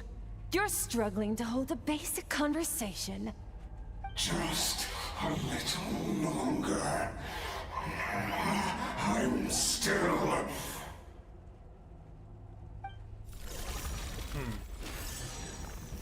Look! It's back! Let's go. Those obsessed with power will let it devour them before abandoning their pursuit. What should we do now? Keep calm and use reason to decide the best course of action. Right, let him wear himself out. Skirk was stabbed by one of the spies while retrieving the fragment of my soul, and the prophet some of her power was stolen. The culprit is hiding somewhere behind the fog. I have a good understanding of his attack pattern from the fight just now. If you pursue him, our chances of winning are high. But Skirk's breathing is weaker than usual. If you attack now, I can't guarantee her or Paimon's safety. It's a hard decision to make, but I think we should get out of here. Wise decision. Final victory doesn't always come after a single battle. You've got your soul fragment back, so we both got what we came for. Let the enemy draw breath while he can. It won't be for long. Interesting. Get us out of here, traveler. You'll need to lead the way this time. Not what I expected.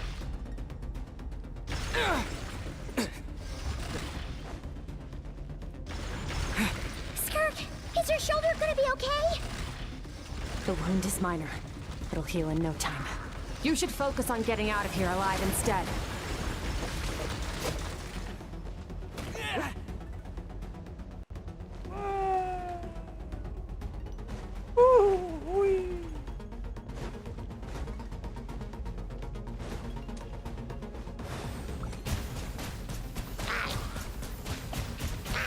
Right, the Hydro up to heal us.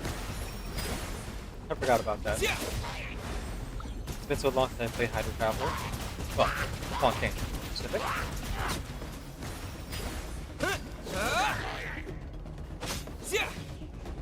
Alright. On to the next challenge. Let's conserve our stamina. Uh-oh! Falling spikes! Run! That's okay.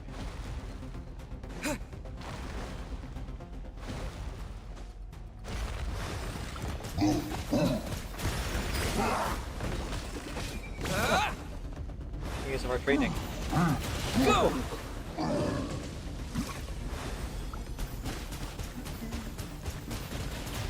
Water jet!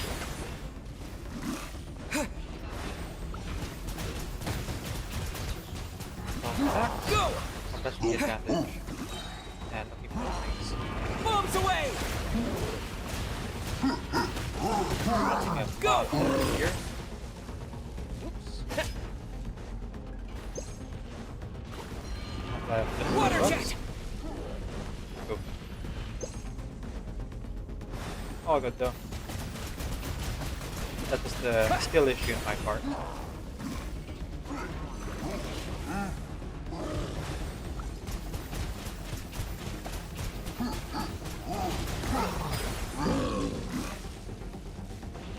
Go!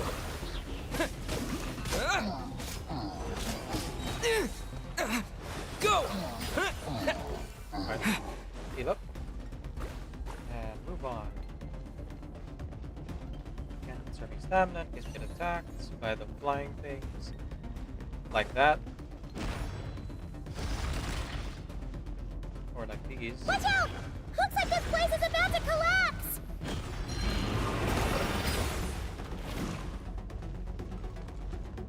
Off to the edge, please.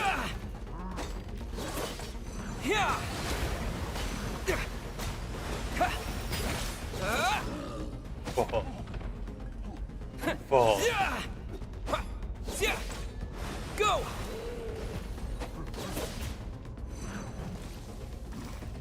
Come on.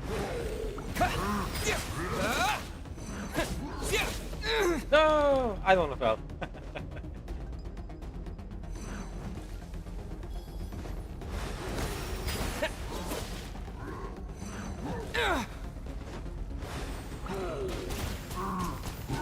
Come on, heal up.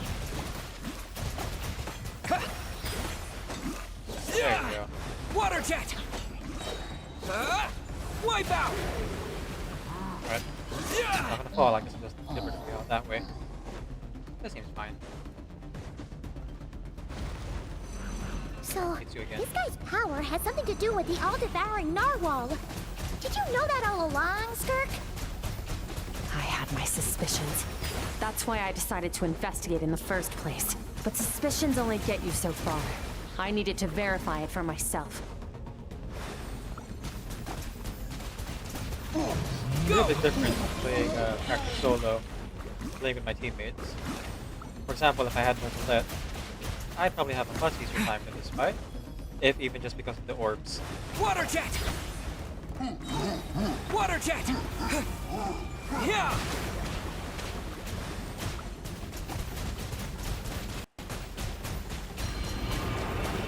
I'm dying. Go!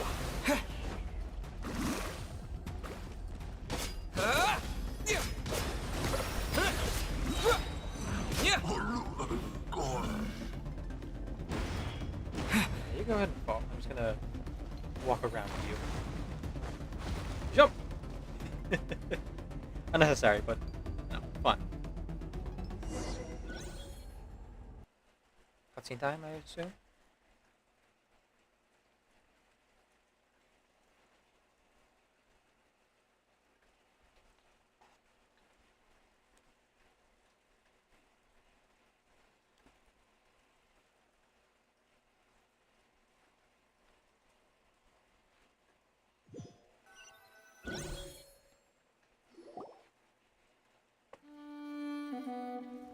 Phew. Oh, we should be safe here, right? I no longer sense his presence. Can't have followed us out of that abyssal domain. Weaklings like him will find that my power is not so easily controlled. He won't be leaving that place until he's managed to digest it.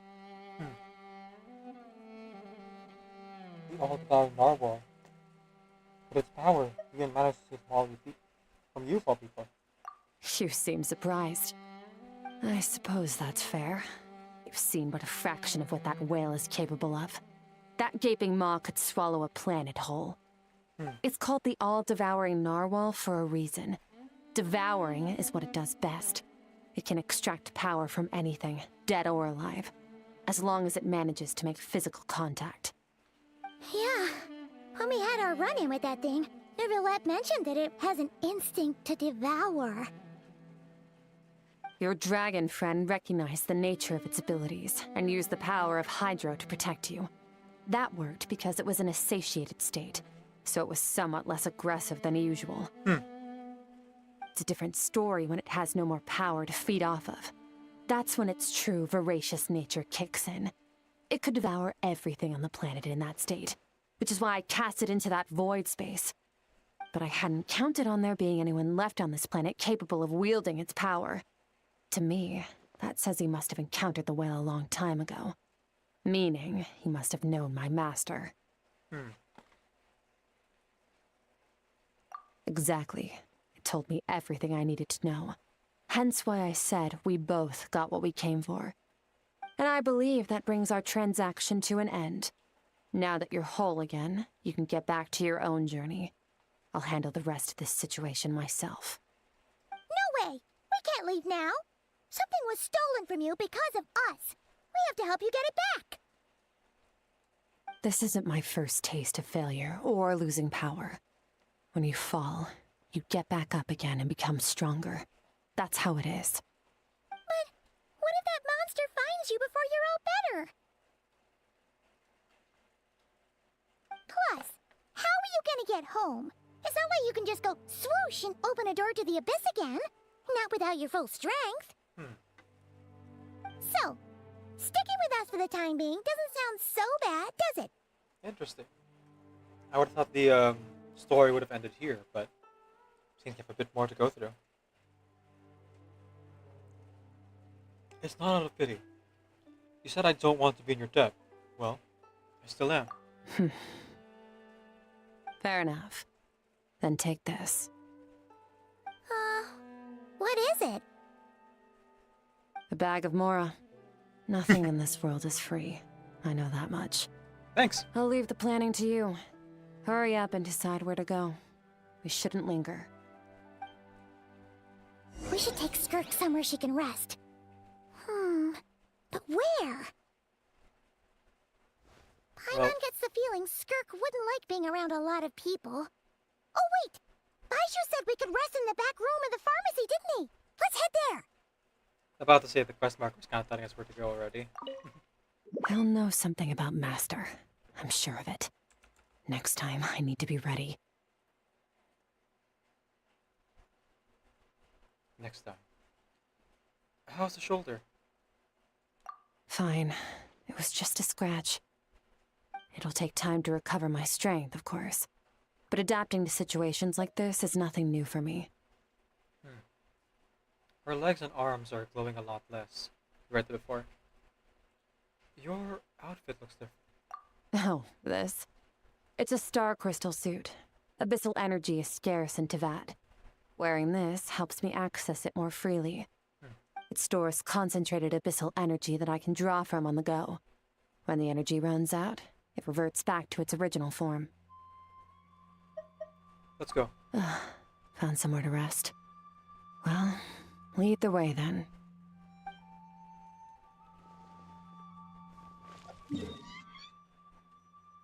Okay, maybe it's just a wrap up then. A little bit of an epilogue.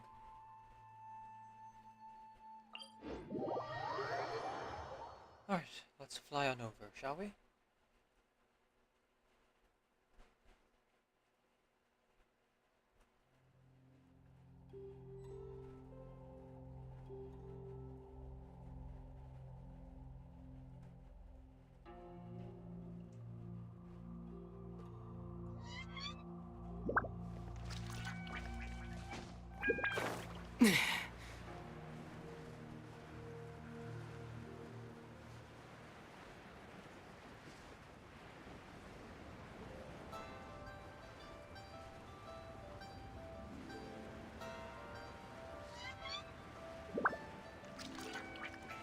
I keep forgetting I have my fan and my wind gadget off me. Ah well. We're already in the air.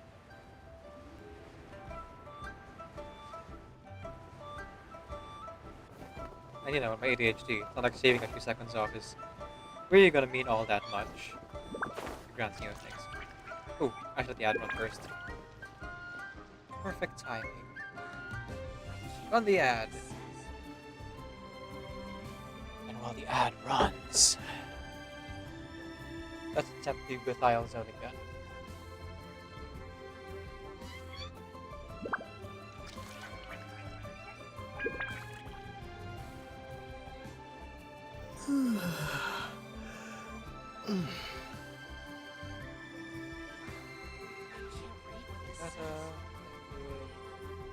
So, that is a pocket. This is fine enough, I suppose.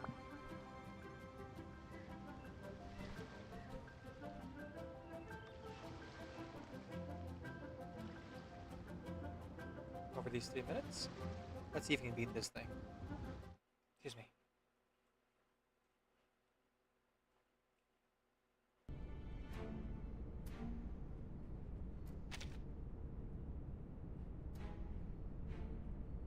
It does seem to want me to bring specifically intelligence characters.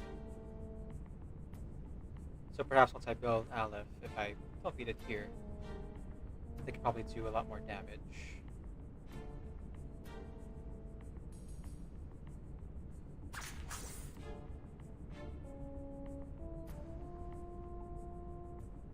En todos los momentos, más allá del concepto mundano del tiempo.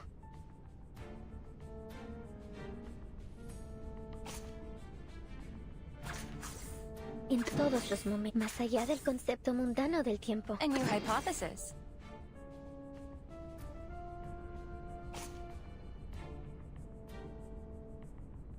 Sterilize.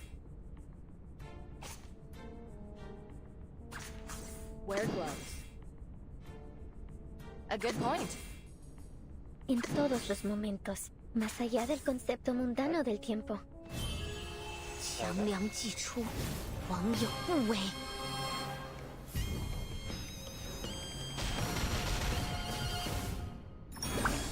Get out of here! Taking another look? Idealismo. Vuelos de fantasía. Do I have to do this? Very much so. Rotten toes! Freaking dumbass! Stop! Let's heal up, shall we?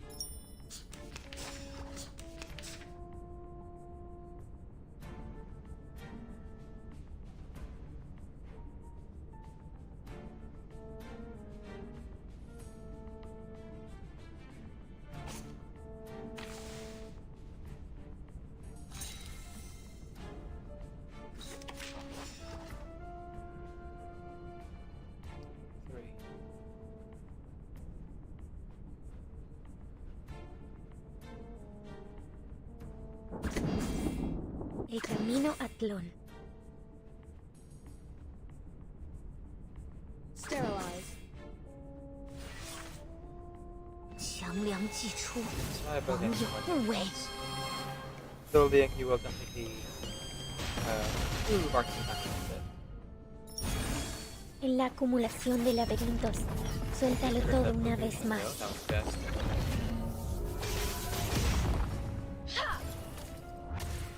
Also improve our ultimate attacks. Rotten toes! Freaking dumbass! Would have been a great time for ultimate, Rotten but toes! no dice for it. Toes!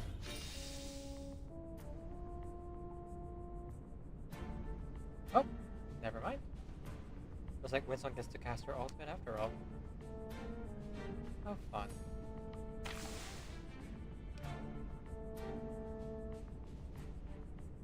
Right. 2 for the price of 1.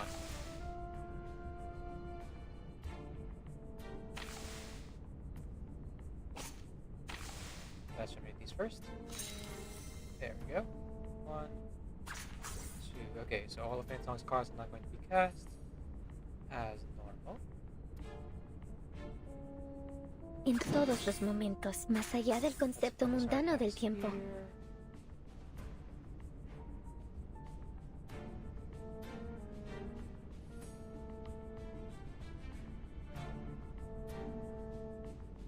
Let's cast enough of the Anguish attacks. Let's change your ultimate next turn. Please stay behind me.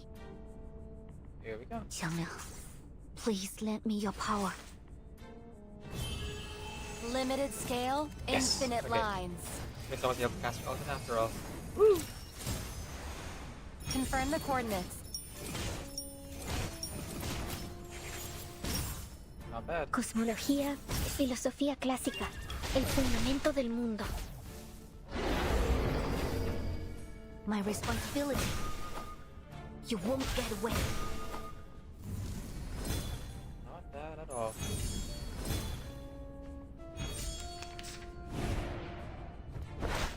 I'm losing my enough to keep patience. him alive. That's the only thing, isn't it? The kicker. And that, it's a kick in the heart.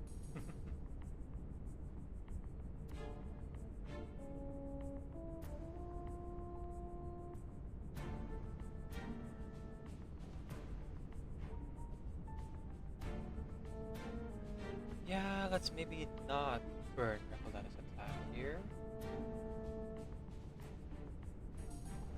Actually, no, that's because I really want to cast Wind Song's ultimate in the next turn, so I still have to prioritize that. El camino a Tlon. Where it was. Then cast Wind Song's mass attack. This won't be enough to take out the one in ultimate though, so hopefully Mestapod will heal us enough to A new hypothesis. Let's see. 强梁既出，王有不为。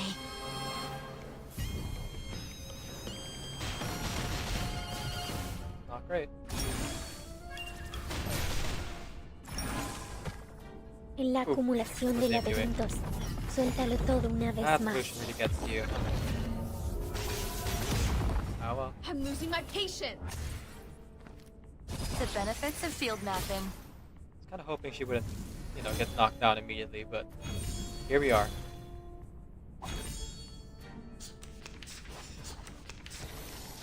More than words. Freaking dumbass.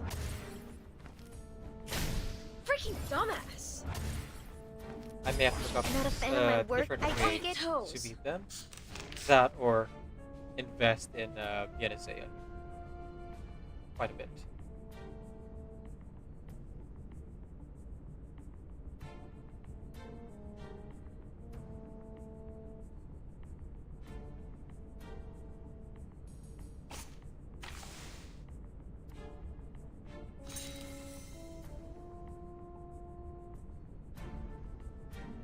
Sterilize.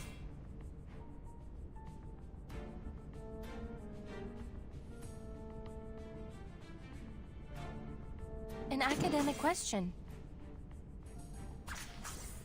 I'm ready. Oh, hi. Limited scale, infinite lines. Calculating Faint distance. I can try my monocle again. Go. Phew. Go. Go. Puppy. So it's so strange to hear my voice while speaking, but it is what it is. Better than being haunted rain in my ears.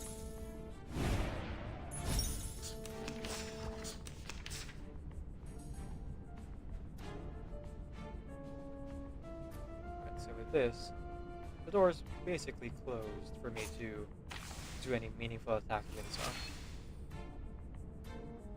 So, instead, let's do some meaningful attacks with Recoleta.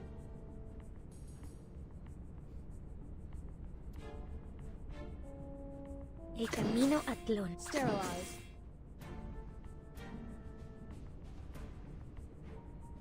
Más allá del concepto mundano del tiempo, en la acumulación de laberintos, suéltalo todo una vez más.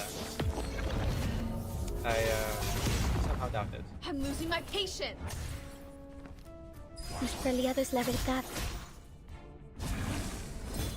Yeah, I kind of figured.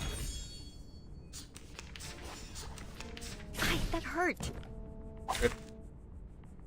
Freaking dumbass. Freaking dumbass. Don't touch the device. Still hit that illusion, huh? It is what it is. Yeah, no, I don't think Winston can survive long enough to actually cast any of these. A new hypothesis.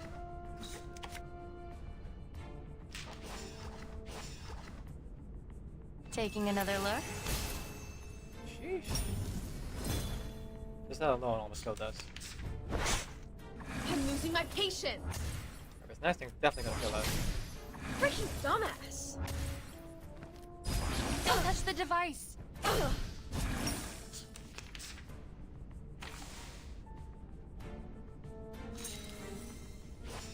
Alright, let's see if this works. Probably not, but you know. Wear gloves. May as well try. An academic question. Freaking dumbass. Limited scale, infinite lines. Confirm the coordinates. Couldn't let myself go.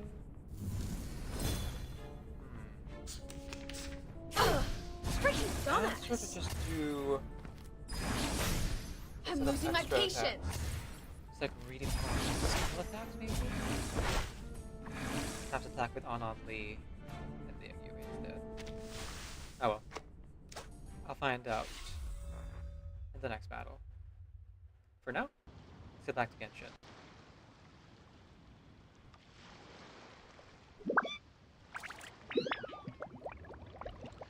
Switch.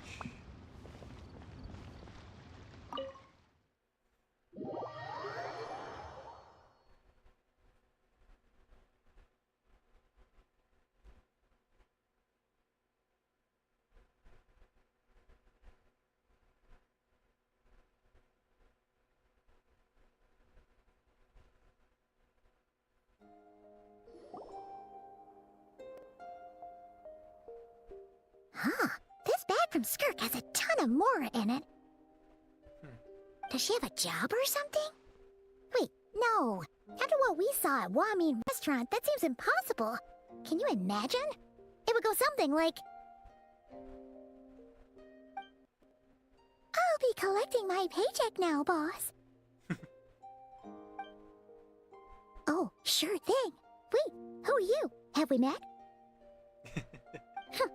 Can't hold a job if you make everyone forget about you. So, what did you do to get all this Mora? Odd jobs. Claimed some buried treasure, took care of a few monsters that were causing trouble. Nothing untoward. It's safe to use. Ah! You heard all that? Of course you did. A sonorous voice like yours is hard to miss. I wouldn't be surprised if the sound of it traveled to the nearest mountaintop. Then, did you by chance happen to hear Paimon's little, joke earlier? You mean when you called me Frosty the Lavender Melon? Guess you did, huh? Paimon's whispering needs some work. No, sorry. Paimon totally misspoke just now. She didn't say that at all. It was, a Paimon lookalike. Yeah, she's a piece of work, that one. Always impersonating Paimon and giving people weird nicknames. That's fine, Paimon. Okay, fine. The truth is, Paimon didn't like you all that much at the start. But things are different now. You helped the Traveler in a big way, so... What do you say? Friends? I noticed there was only one bed. Go ahead and get some rest. Wait, what about you? I don't get tired, and I don't need rest. I'm going to practice my sword work. That should help me regain some strength. Fair enough. But your shoulder... Hey, don't just leave! Ah, whatever. Let her tire herself out. She'll come back eventually. Hopefully. Let's get some sleep, Traveler. That comfy bed is calling, Paimon.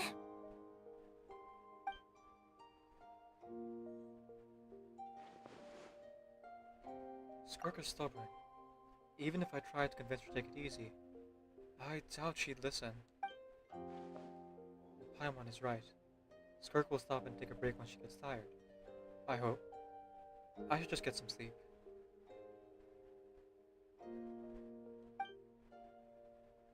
Three months later.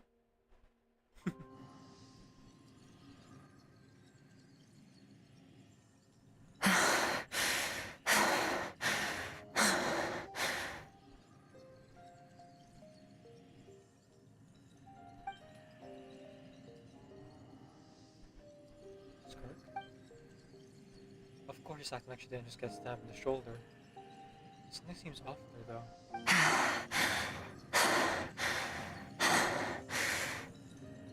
Quiet. Who is she talking to? There's no one around unless... Creature?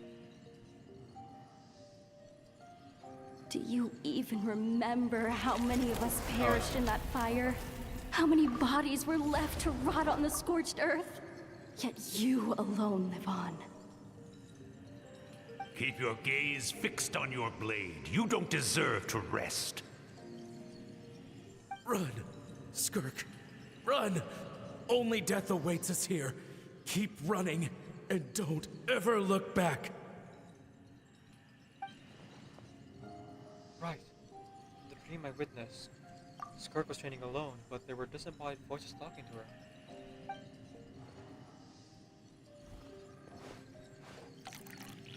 One of them mentioned fire. I wonder what happened exactly. If only she could just talk to us.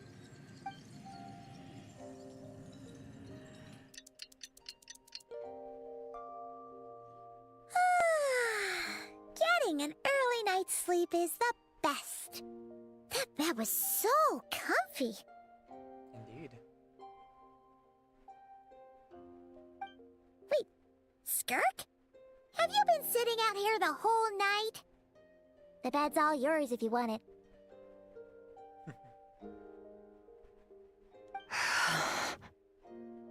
Recovered your strength yet? About 60%. Maybe 70. Sounds bad. Whew! Paimon thought it would take at least a couple of days. That was fast. No, not fast enough. That's 20% less than last time. Same training regimen, same intensity. Nothing felt different, but somehow the outcome fell short.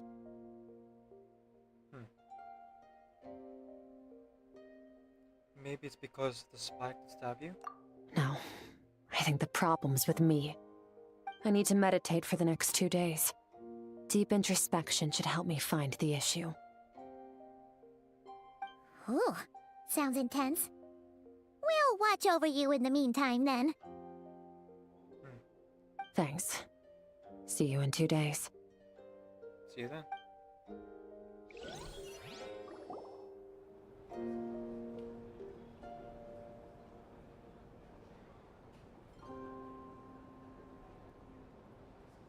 There you go. That's more believable, I think, for the amount of rest you would need. Morning! Skirk is still meditating, huh? It's been 2 days already. Shouldn't she be awake by now? Maybe it's not going too well. Paimon can't think of anything we can do to help. Oh, wait! Breakfast! That's it! Paimon will go get breakfast! Skirk is gonna be starving when she wakes up. Be right back.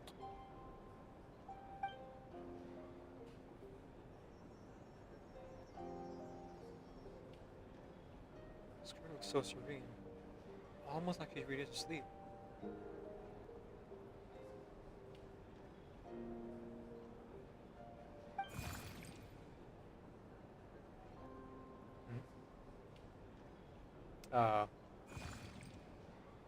You again? What are you doing here?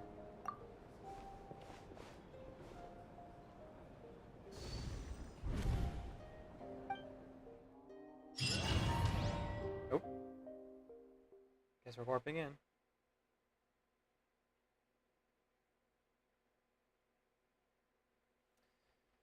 Excuse us, we're just gonna drop into your psyche. No big deal.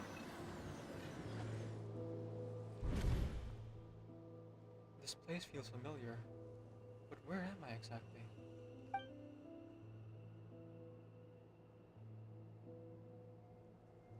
There are towering cliffs and a strange river flowing the horizon all the way here. But it's broken up several times along the way, with a waterfall at each breakpoint.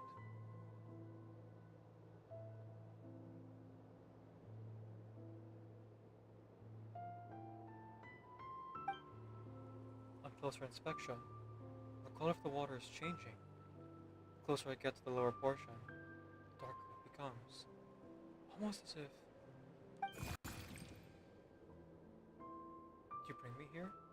Then that must mean this is... That's right. This is Skirk's inner world.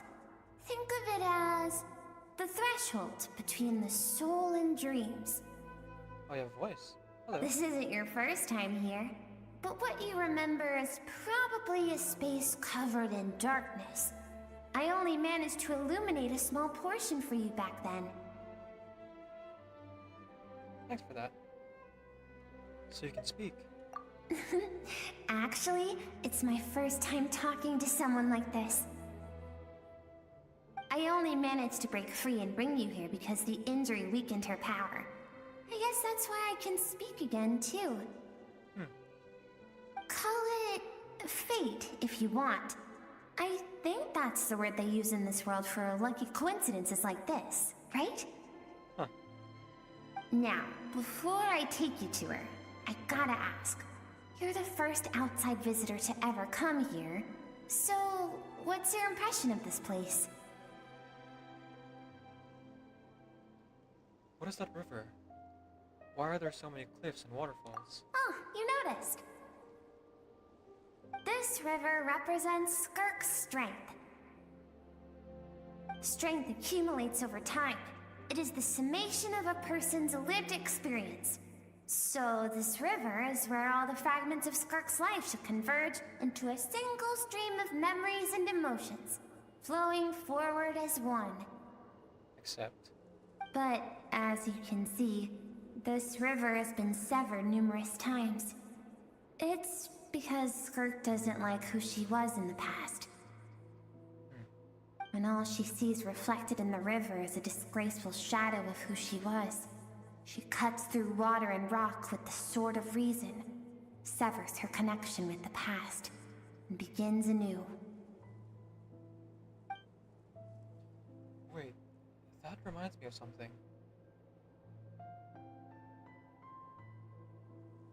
You must learn to shut out all the pointless emotion.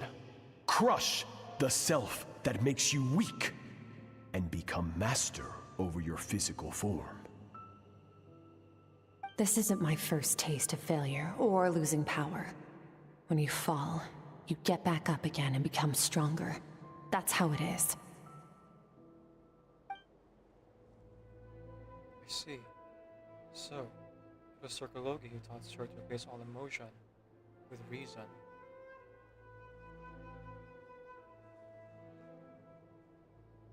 And since then, it's been a constant process of banding, refuting, and erasing her past. I suppose that's a secret to her strength. But it's a sad thing to think about. What has she been through? Why does it have to be this way? The answer to one mystery invites another question, I see. Let's follow the river upstream. There among the cliffs, among the memories etched into her heart, lies the truth of it all. Soon, you'll understand everything.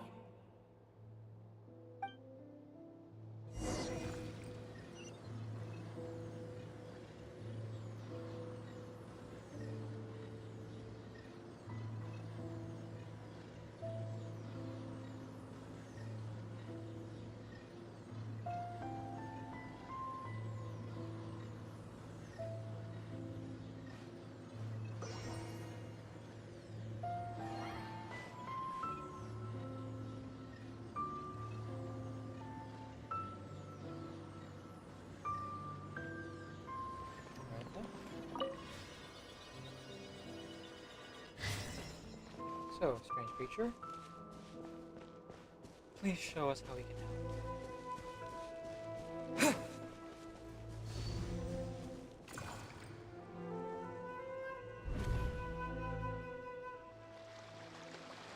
This is a coastline. Huh. I recognize a drawing in the sand. Wait, isn't that the picture I drew for Paimon? Why is it showing up in Skirk's memories? I've always thought that. Even when falling leaves don't come from the same tree, they can still form bonds of kinship when they meet.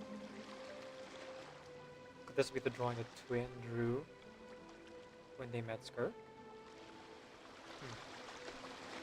Like meteors, you both made a journey through the stars. Both travelers who have landed on a planet that is not your home.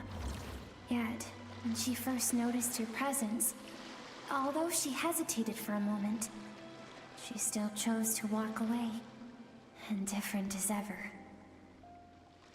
Why?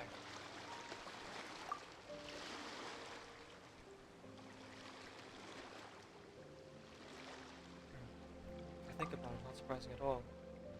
After what happened at Modern Restaurant, it's obvious she first disappeared from other people's lives. She hadn't seen Child in years either. I doubt she's even made a connection with this world of her own volition. What I'm seeing now is a microcosm of her entire life.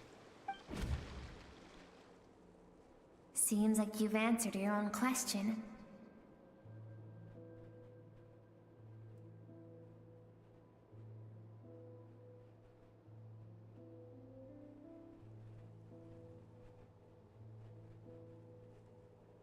Skirk sees herself as a trespasser in this world.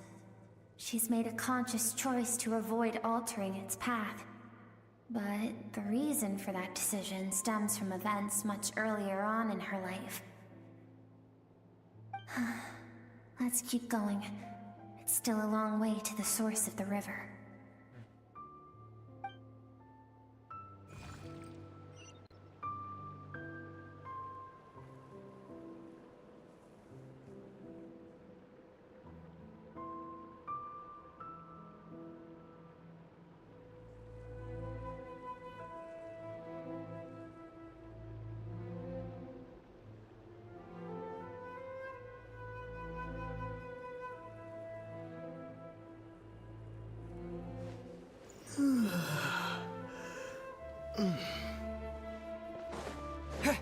Right, so far we're just getting cliffs and waterfalls.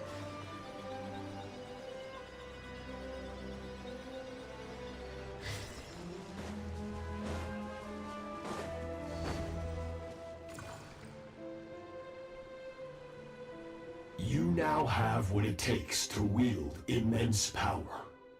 From this day forth, I shall teach you no more. No one can become a worthy warrior through imitation alone. I have given you fangs and claws. Now, you must learn to hunt. You wish me to travel the world beyond on my own, Master? Indeed. Make new friends. Embark on your own journey. And piece together a new future from the shattered remnants of your past. Huh.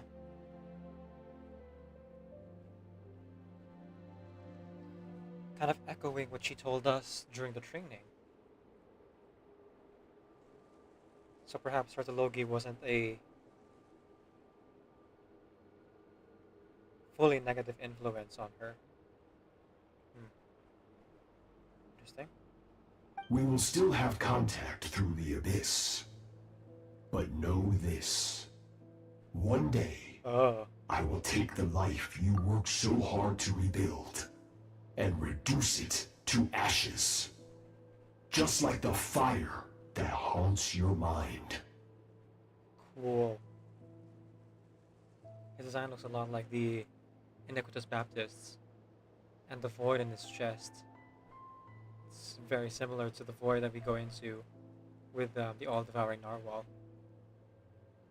Oh, Sartologi probably gave it that power too. Why would you do that? I have told you before. Fear is the catalyst for human evolution. You have tasted loss. You have known fear, so deep it can be felt in the bones. But as living beings, we all have an instinct to detach from that which harms us. And thus, pain dampens time. and the acrid taste of fear becomes but a distant memory. Now, I have bestowed upon you the gift of fear eternal. It will drown you in the nightmare of your childhood, or it shall drive you to defeat me, whatever the cost. That figure next to Skirk is familiar. Right, I saw the same figure during the battle against the all-devouring narwhal. That is what Skirk's master, the foul Sertologi, looked like at one point in time. At one point in time? So he could change form? Of course. As a higher being, physical form is a triviality to him.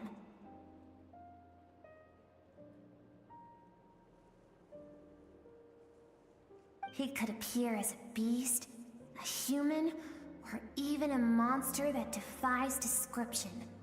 The form you see him in here, clad in abyssal armor, is the one he usually wears when traveling through the stars.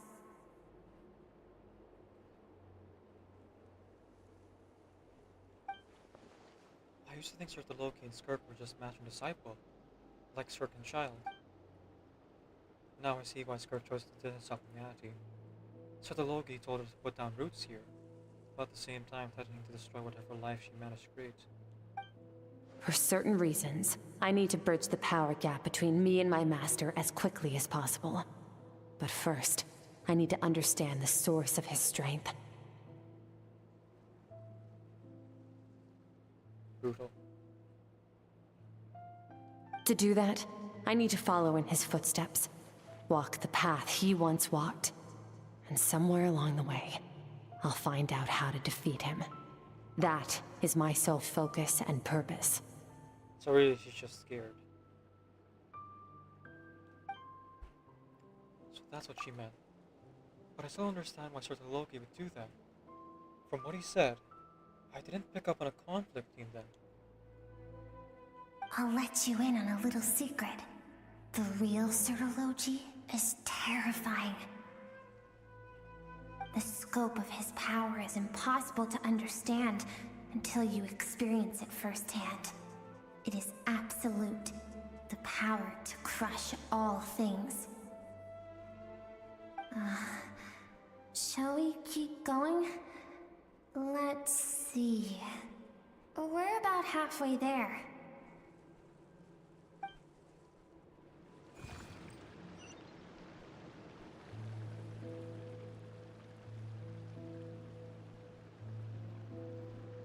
Halfway's pretty good, I think, in the grand scheme of things.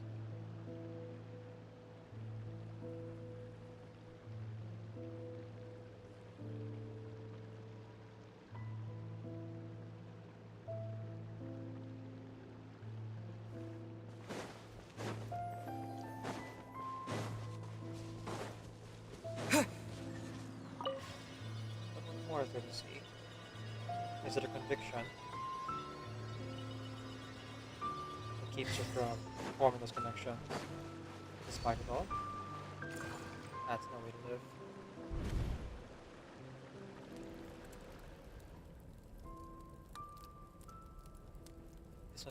This must be when Skirk was. This must be Skirk when she was a kid. We've made it quite a ways already. This is Skirk, when she first began training under Sertologi. I have set your broken wrist. Tomorrow, you're to train twice as hard. So her wrist actually broke. No tears this time. Good. Attempting to garner sympathy through tears is a habit of the weak. A pitiful, useless ploy. Can I ask a question, Master? Why did you save me? I keep thinking, maybe it would be better if I had died. I wouldn't be haunted by that fire all the time. I wouldn't have to go on like this. I saved you because I have a plan for you. It has been too long since I fought a battle that demanded my full strength, and I hunger for it. Every so-called genius and prodigy I have faced has crumbled like sand underfoot. Before me, Even fate bends the knee. Huh. So, I will teach you everything I know. Train you by whatever means necessary. In the hope that one day, you might surprise me. But I don't want to draw my sword against you, Master. What you want matters little. Among the boundless sea of stars, the cries of the weak are but faint murmurs that disappear into the void. You of all people know that well. Yes, Master. From that day forward, all she knew was grueling training, emptiness, and fatigue. After some time, her talent bloomed, and she gained control over her emotions, like her master. How should I put it? It was not that human emotion disappeared from her heart, but that reason came to dictate all she was allowed to feel. I suppose it was at this point that she became the Skirk you know today. So the Loki saved Skirk from disaster when she was a child, and never even tried to hide his ulterior motives.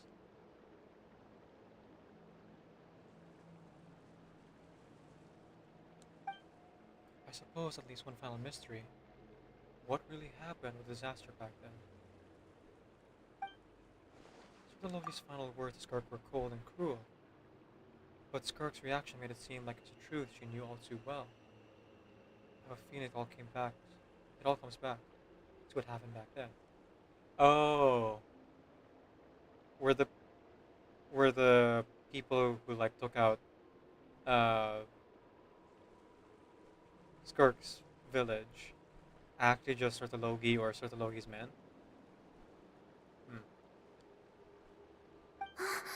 We're nearly there. I almost don't want to reach the end. Well, shall we? This is the final stretch. Let's go.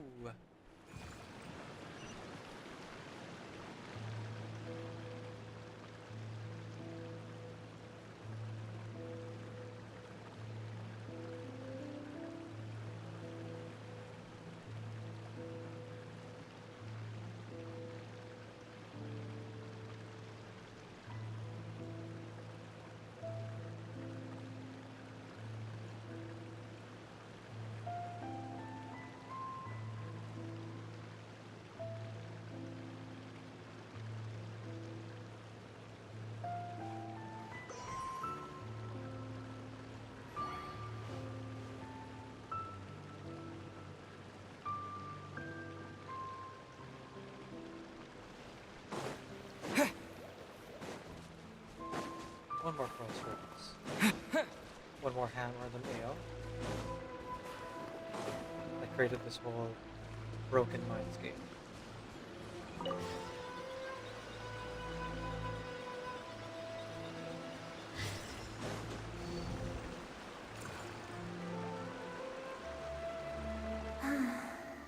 These are Skirk's happiest memories. What a simple and carefree time it was. Wisps of clouds dotted the sky. The sun bathed everything in golden light. And when song filled the air, not even the shyest of flowers could resist swaying along. This is Skirk's homeland. She was so curious about everything as a child, always skipping school to go exploring instead. There was so much to discover. The treasures at the bottom of the sea, the secrets beyond the stars, and that merchant ship packed with adults wearing those strange clothes. Yes, the ship. That was the beginning of the end. It was a spaceship. When it arrived, the people that disembarked wore smiles on their faces and spoke of friendship. They claimed to be merchants from a neighboring planet, looking to establish trade. Skirk's parents, her relatives, her neighbors, everyone welcomed the newcomers with open arms and allowed them to explore the planet. To them, the visitors were guests and should be treated with hospitality. No one had any idea of what was to come. Several months later, an army of unknown origin arrived without warning and carried out a ruthless campaign to destroy everything and everyone on the planet. Oh, it wasn't the village. It was the whole planet. Jeez. Skirk had skipped school that day, like so many times before, so she was not caught in the immediate wave of destruction.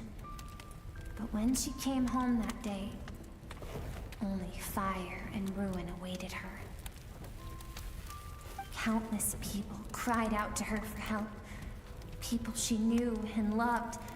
Friends and relatives. The little girl who lived next door. The shop owner with the bad leg. The bad-tempered teacher she had made fun of just that morning. Their lives were discarded like worthless trash as the fire consumed one life after another. Skirk was helpless. All she could do was run. And so she did. She kept running until an unexpected figure crossed her path. If Sertologi hadn't been there in that moment, the fire would have claimed her life too. And there she would have remained, left to rot in the scorched earth, with no answer as to why any of this was happening. So, why did those people destroy her homeland? Because she and her people were seen as a threat. A threat? As the initial merchant ship explored the planet, they discovered that it hadn't always had the condition to support life. Yet there was evidence of human activity, even during the periods of extreme heat or cold in the past. Further research revealed that, over time, the people of this planet had evolved the ability to adapt to any type of environment or energy source. For that reason, the outsiders viewed them as a potential threat and decided to eliminate them before the threat could rear its head. And so, the army was called, and the so-called danger was wiped from the face of the planet. So just because speculation, all those innocent people. Senseless, isn't it? Deemed a threat because of a gift they didn't even know they had. Perhaps it was their own innocence and kindness that doomed them. But in the end, that was lost to the blaze as well. If those with power get to decide good and evil, then all you can trust in is the sword in your hand. And so, before death could claim her, she ran. She ran and never stopped. Now I see why Sertologi's threat is such a terrifying prospect for her. Now I see why she didn't serve the world. Nothing too new there, I don't think. I feel like that's picked up from phonics clues, but a little bit clearer. No one wants to relive their most painful moments. Well, that brings us to the end of the story. This is as far as we can go. Skirk is waiting over there. For both of us. Let's go to her. It's time to fulfill my purpose. And my greatest wish over all these years. Right, and who are you exactly?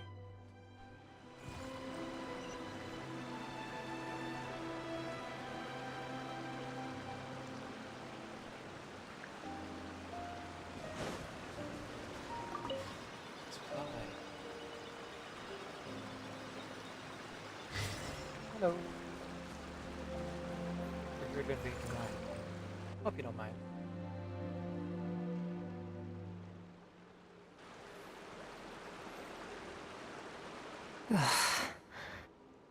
So all this, just so you could bring him here. I have things to say to you. Well, to me. Oh. I want someone to witness our reconciliation, even if it takes an argument to get there. And he is the best choice in this moment. Wait, then you must be... Her suppressed emotional self. The version of herself she keeps locked in the recesses of her mind. Horrifying. Stifled by reason. Truly horrifying. All those rejected impulses, those discarded aspects of your past selves, they are a part of me now. I am who you used to be. Someone you have refused to face for too long. So, I came to face you instead. You're wrong. I've faced you all along. And that's exactly why I keep you locked here. Your existence makes me weak. Moments of joy and longing are when we are most vulnerable. Don't forget, it was a penchant for goodness over reason that doomed our homeland in the first place. The vastness of the universe renders everything insignificant. Our feelings most of all. Even so, learning from the mistakes of the past doesn't have to mean erasing everything. Strip yourself of your so-called weaknesses, emotions like kindness and empathy, and what makes you any different from the ruthless soldiers who slaughtered our people? The difference is that I'm doing what is right, what is necessary. I allow you to exist, but with limited freedom. That is the greatest kindness I can offer. I have shouldered everything you couldn't carry. I rose above the numbness and emptiness, and it was cold, unfeeling reason that brought me this far. It made me who I am. It made me strong. That is the problem. I want to shoulder those things together. On the grand scale of the entire universe, maybe our feelings are vanishingly small, but why should that mean they don't matter? Emotion gives warmth to the cold expanse of space. It gives meaning to the world around us. Think back to those nights of gazing at the stars, those afternoons of exploring the unknown. Think back and let them grant you peace. A brief respite from the pressure you put on yourself.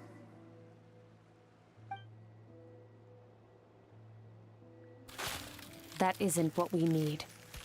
It's exactly what we need. Aren't you curious about why recovering your strength has taken longer than normal this time? Finally, you get to the important part. That is the only answer I came here to find. Then look around. Look at your inner world. You cast aside your dreams and curiosity, and in doing so, you lost your original motivation. You severed all connection to who you used to be, so you can no longer draw strength from your past. Now, the only things driving you forward are fear and survivor's guilt. But these cannot take you far enough. And so, this river, the source of your strength, grows more polluted by the day. And you think that means I should seek help from a weak little thing like you? Your emotional self isn't weak. The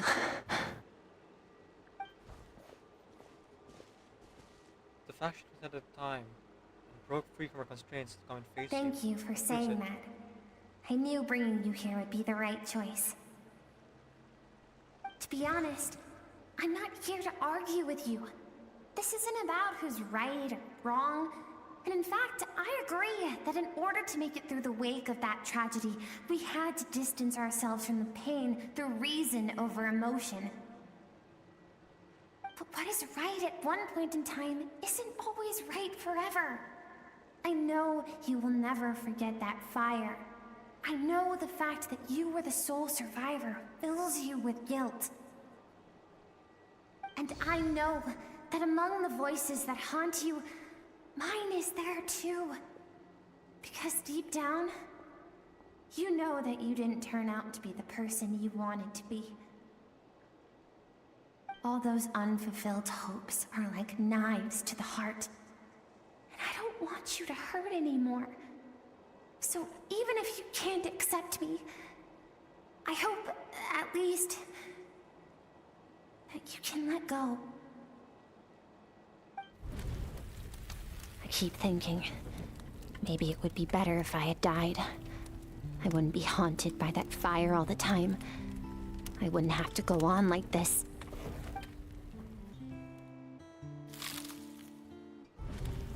Your dad and I, we're not afraid to stare death in the face, but we need you to survive.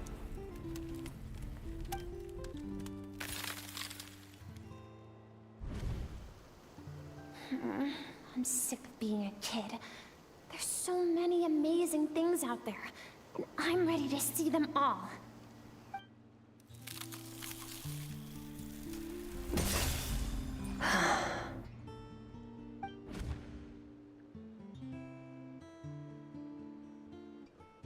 I remember. There was a song Mom and Dad always sang when we went out to fetch water. Dancing water. The sand along your path is begging for your song and movement. Will you carry this burden with you on your journey? I am not the dancing water, and you are not the burdensome sand. But if this is your wish, then I will carry you with me until the end. Thank you. I should be thanking you.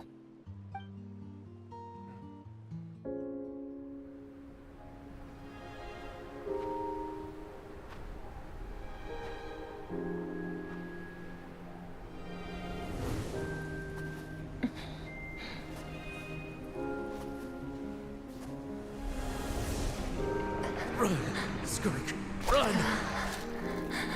Remember, leave no one alive! Heed my words, Skirk. Let fear take root in your soul. Did you survive? Why was it only you? Skirk, did you become a positive light in this world?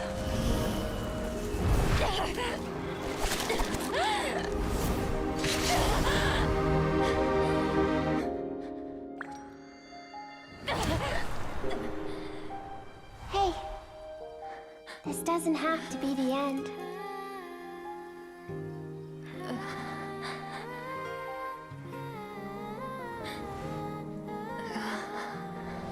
Life is a gift. Don't let darkness claim it.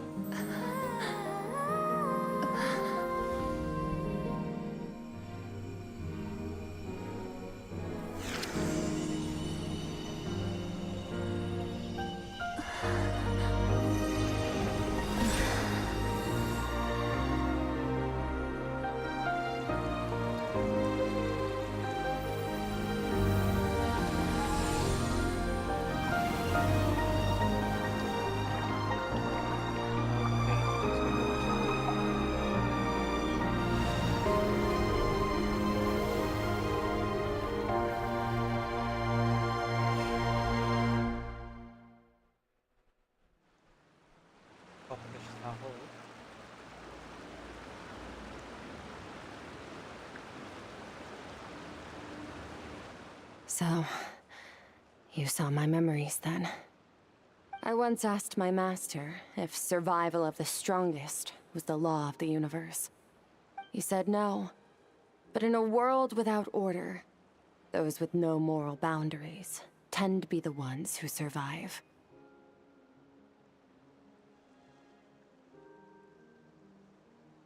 Makes some level of sense. That isn't true strength. Power is not a substitute for doing what's right.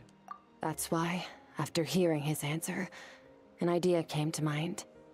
An idea that, one day, I would create a new world order. One in which there would never be another tragedy like that fire. One in which power was not the law of the land. But that means I must defeat him. Because my master, Sertologi, is, at the core, a defier of all rules and order.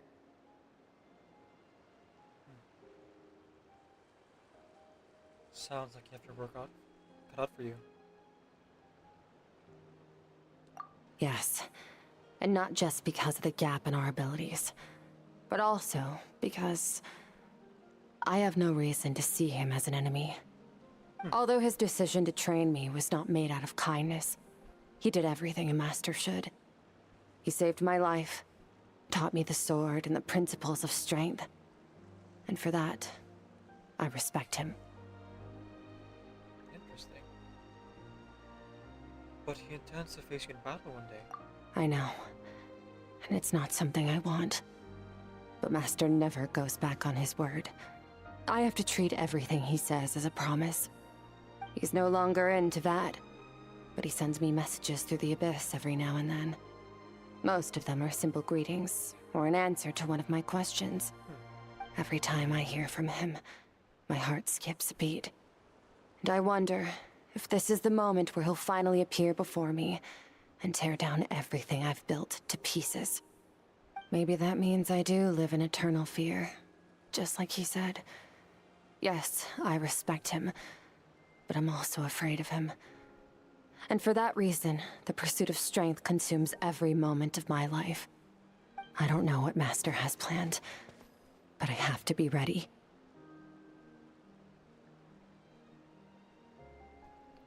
If he does attack you one day, I'll help you. Help me?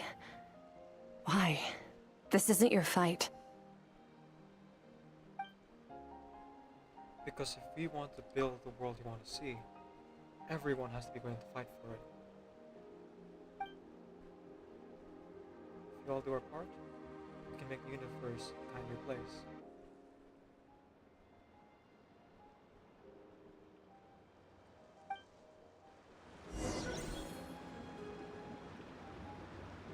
Alright. Time for us to leave, Skirk. Thanks for letting me see this place. Skirk is in the distant sky. There's nothing to do here. Should I leave?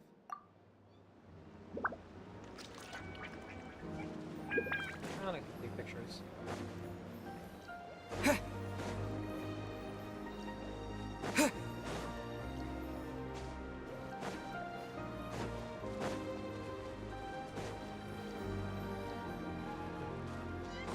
I just lock this into this specific section of the map.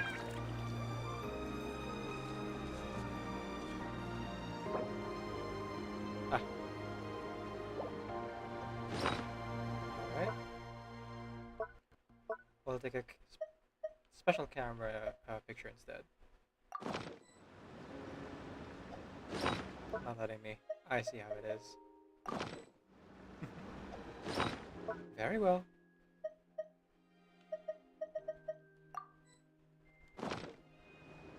Can't say I didn't try.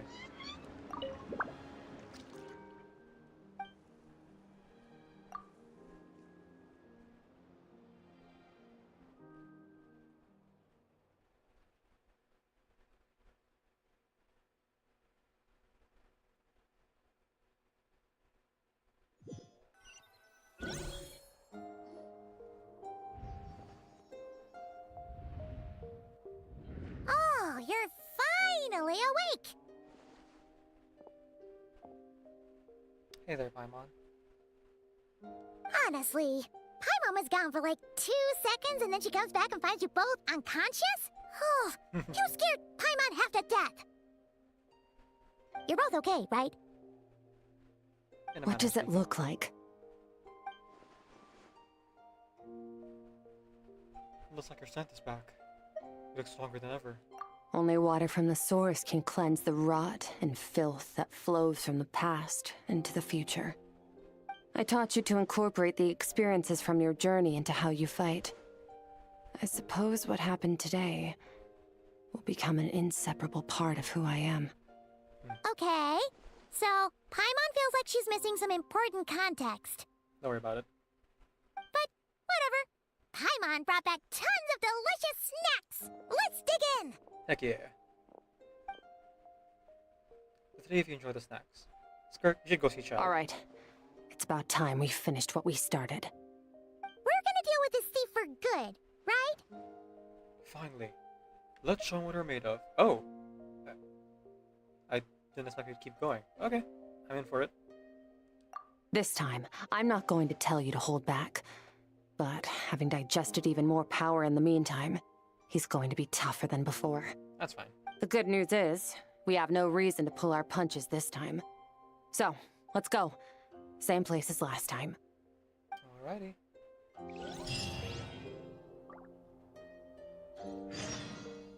Time to deal out some death, I suppose.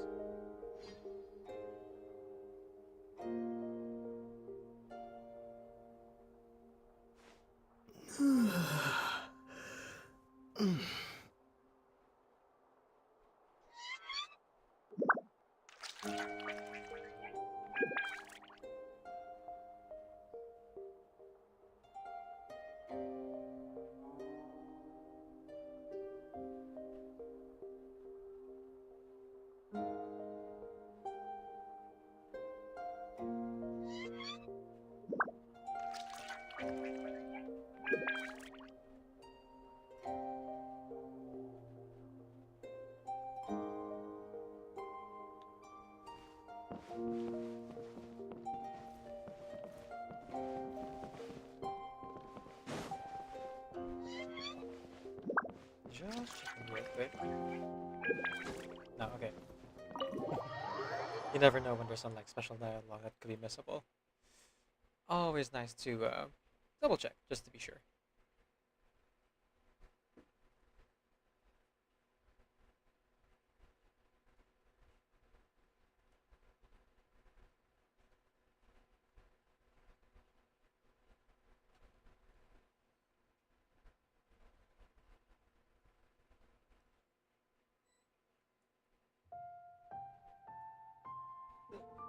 Excuse me.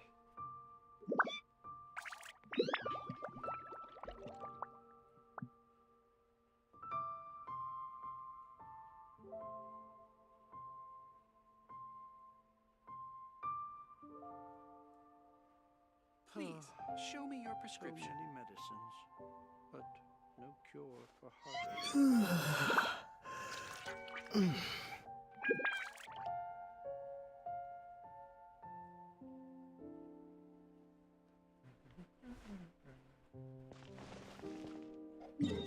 Right. Left the chasm. Still no way to directly teleport there, it seems, but all good.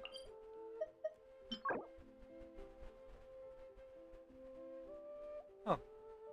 Oh. Is that the boss for Skirk? Sign up as a pillar. Cool. Sounds good to me. So, I think what we're going to be doing after the start fight is over is I'm going to continue the stream. I would like to do the event before we wrap up, as it were. But let's see how long it is and how long that would take us. I'm going to put a hard limit on myself here of about 2 hours. So no matter what, whether we finish the event or not, we're ending at 7 in the morning. Don't want to go too long. And not as if I can just, not as if I can't tackle it tomorrow, you know? The back half of my stream here turned into a full, well, almost full Genshin segment.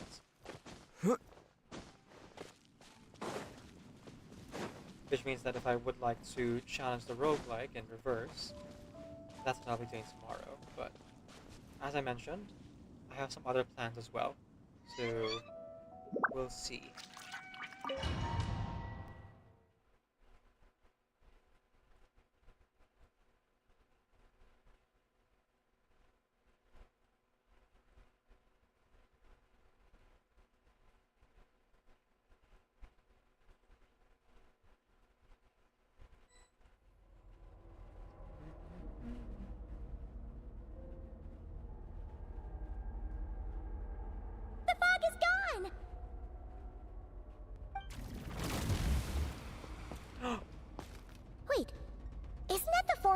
all-devouring narwhal changed into?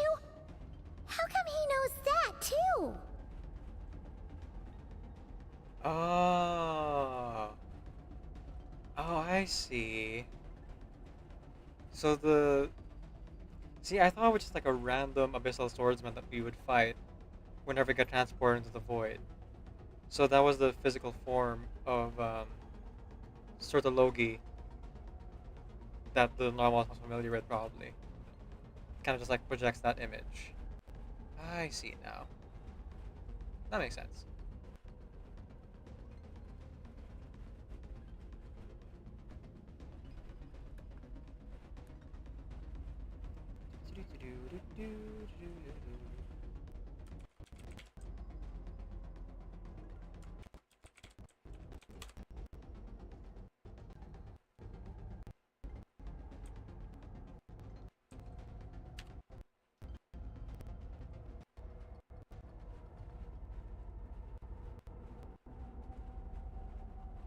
Alright.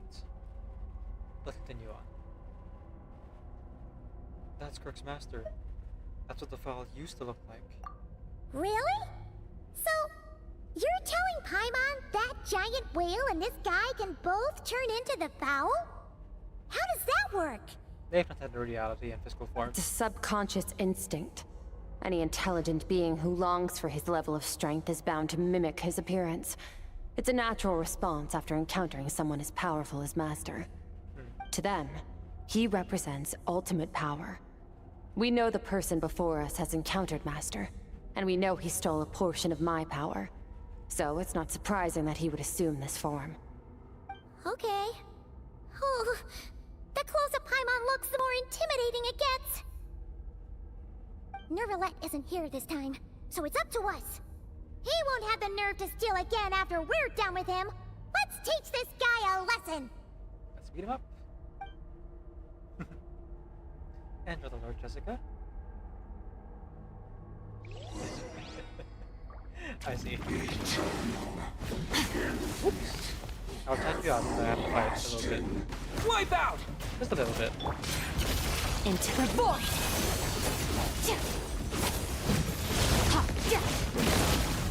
Practically deal with it.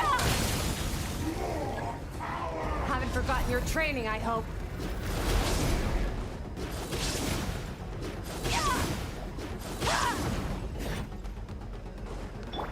Water jet! Yeah!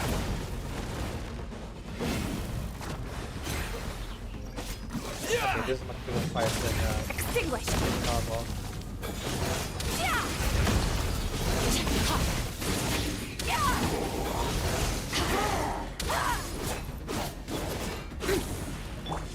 Go!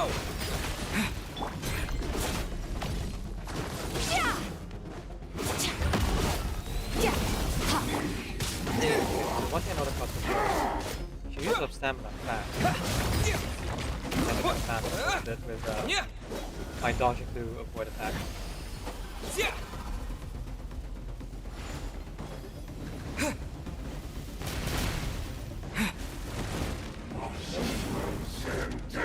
Go! Yeah!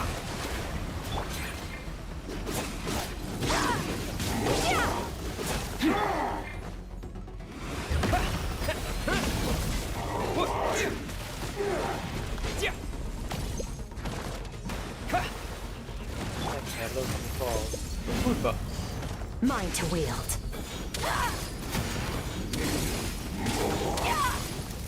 Like I said earlier, our enemies might not have a moral code, and my moral code involves being able to use clean potions and items as much as the heck you want. Go! I'm an RPG gamer after all.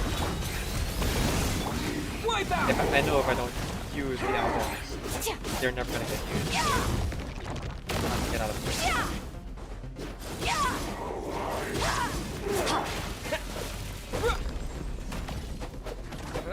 Go!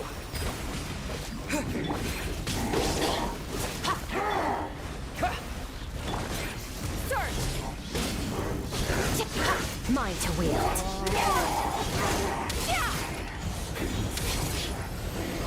this world.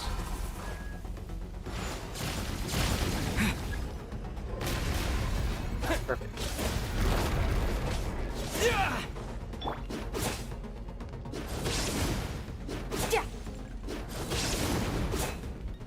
Oh, one more. Go! Alright. Annihilate power.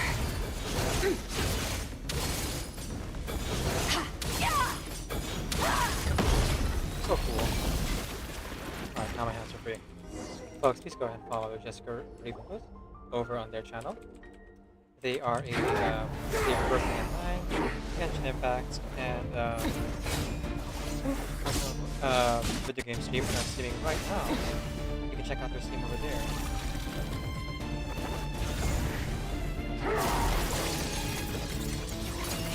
They're also playing Genshin at this moment. Haven't had enough of my power.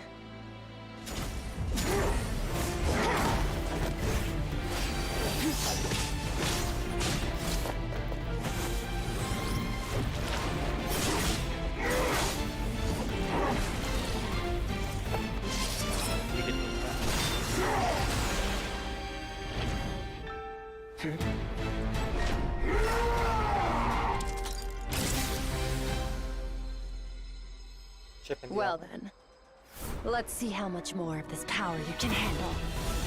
Ooh, cool.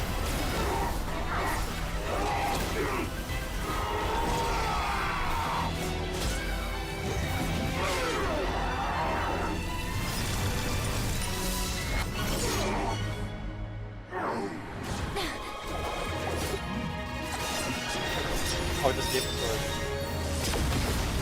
I guess it's more of a one-on-one fight.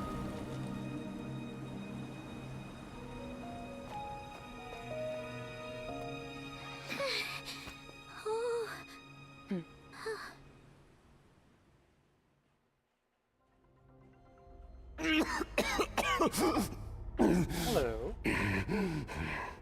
The man in the Iron Mask reveals himself. Well, have you come to your senses?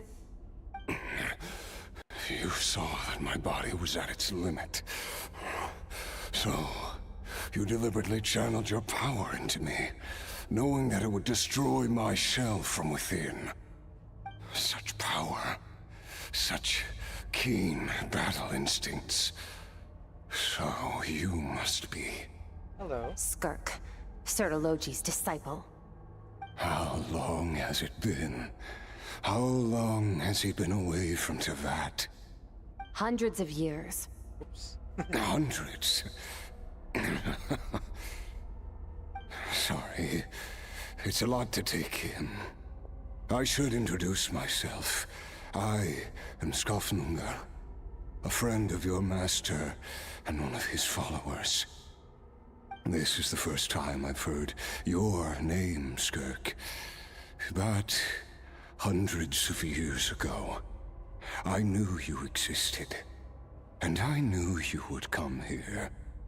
Hundreds of years ago? Sounds like you and Master have quite the history. Care to tell us about it? Of course.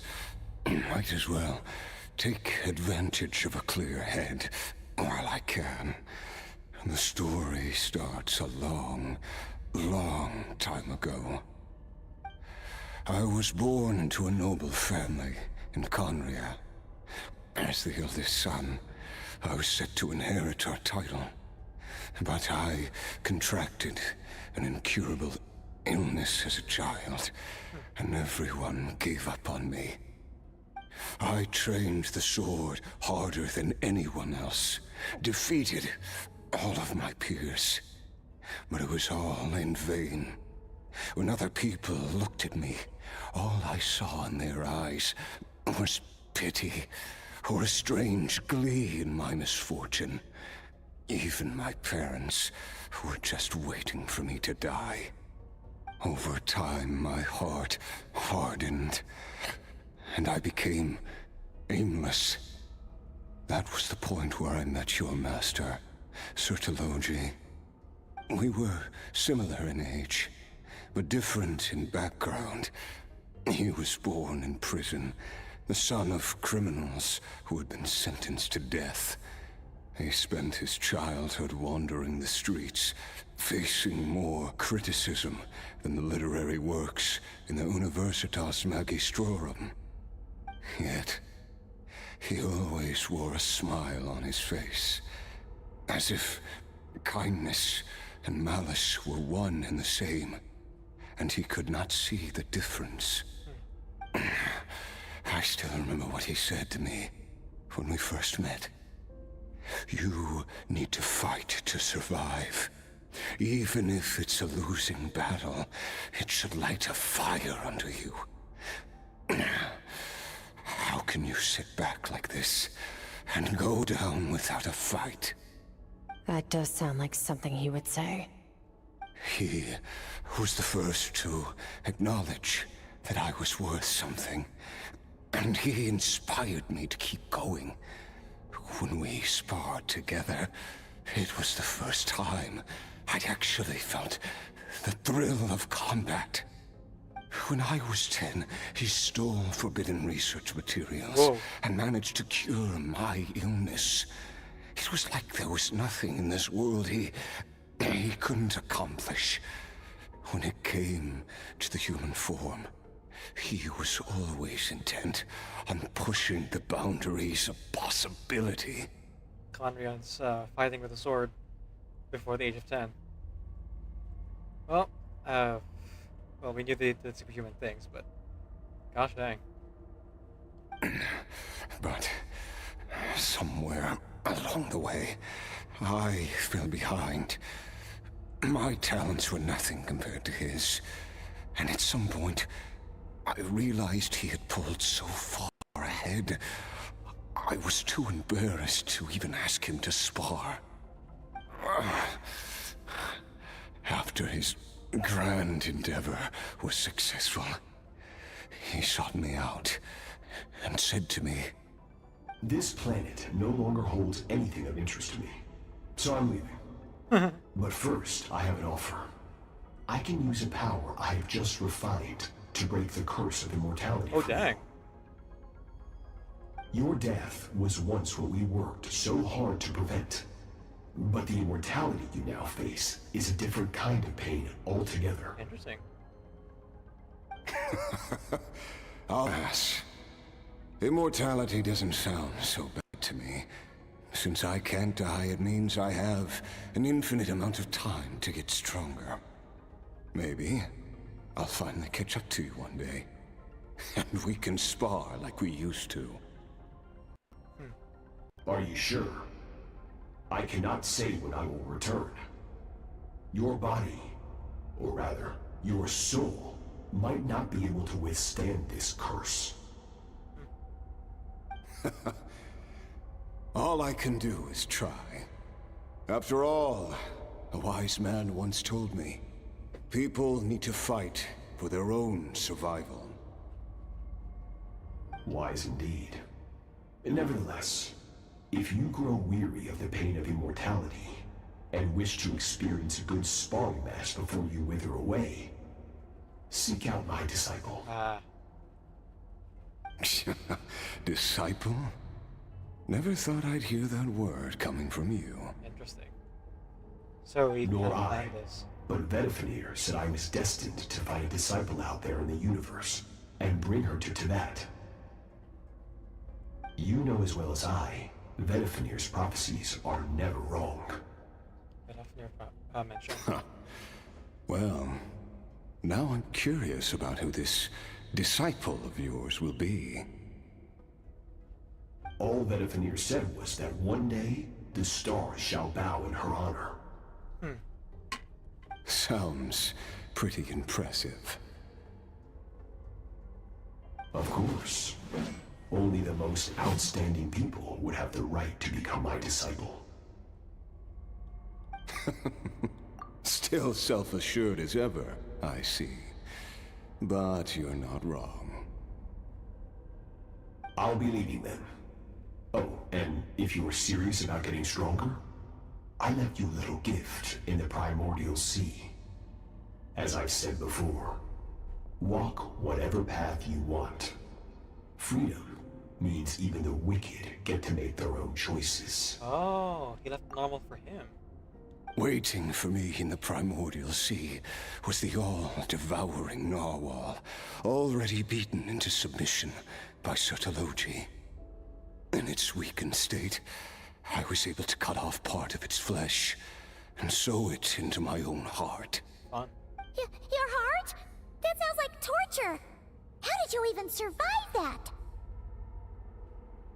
Because, of course, I bear the curse of immortality. Right. So, you used the curse to turn yourself into a vessel for power. Even with that whale's ability, devouring power like that is not something the human body can withstand.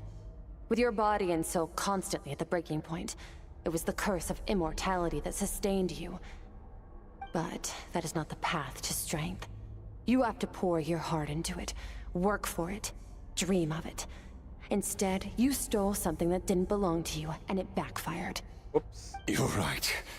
I should have known better, but I had already pushed myself to my limits, and he was still miles ahead of me. So I had to take a leap of faith. I miss your master. I miss the days when we were all together, troublemakers without a home. I don't regret the choice I made. But if you'll allow it, I do want to apologize. To both of you. After the beating we just gave you, I think we can call it even. You're an interesting one as well. Alright, Sotologi's disciple. That's a lot to live up to. It can't have been an easy experience. I know what he's like. He rules with an iron fist, using despair and fear to force you to catch up to him, all the while standing ever out of reach.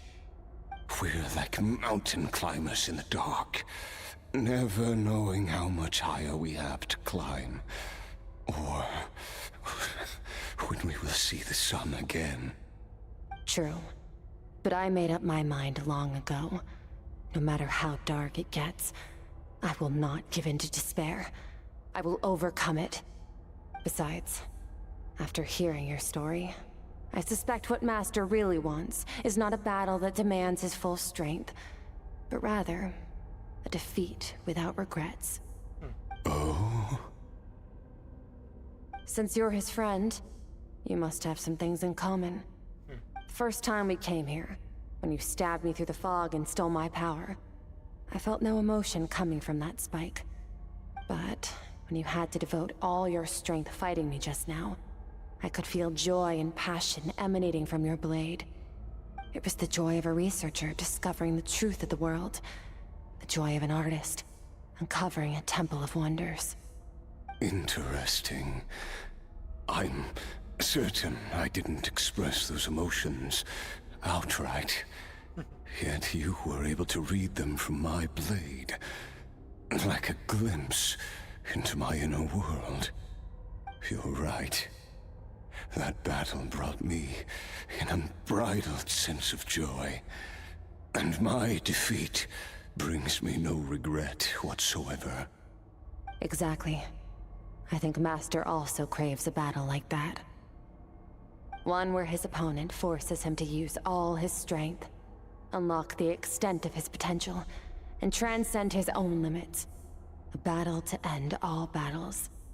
After which, all can come to an end, including, perhaps, his life. For that very reason, good and evil are meaningless to him. He has one purpose, one goal: to complete himself. It's one of the secrets to his strength. Perhaps you're right. Perhaps that is his goal. So, he set his friend on this path to make Skirk stronger. Interesting. So it's all just like a path to that final destination, that final goal. Little by little, the pieces fall into place. What a battle that would be. Oh, to witness such a... Goodbye. It's time to go. Are you okay? Too many different kinds of power are surging through my body. The curse of immortality allows it all to coexist, but it does not remove the pain. I won't be able to hold on to my sanity for much longer. What a shame. I would have loved to witness that battle. Sertologi once offered to free me from this curse. Now, I must ask that of you, Skirk. Can you release me from the pain? I can, but not through death, if that's what you were hoping for. It's not a suitable punishment for your crime. As an alternative, I can take your consciousness, along with all the power you've consumed, and smash it to pieces. The impurities will dissipate, and under the curse of immortality, your mind and body will regenerate. When that process is complete, you will be back to who you were before, no longer tortured by powers you can't control. But it will be a time-consuming and painful process. The decision is yours to make. I accept. And who knows? Perhaps I'll wake up in time to witness your great battle with Sertologi. I have faith that you'll be able to stand against him one day. Though I know it'll be a long and arduous road. If we are climbers in the dark, it appears the dawn has finally broken for me. But your ascent continues. At least, it looks like you are not alone on your journey. I will reach the top of this mountain, no matter what it takes. And you, Skofnunger, will be my witness at the end of all things. That's finally over. Let's get out of here. Huh! At least we don't have to make a mad dash for the exit like last time.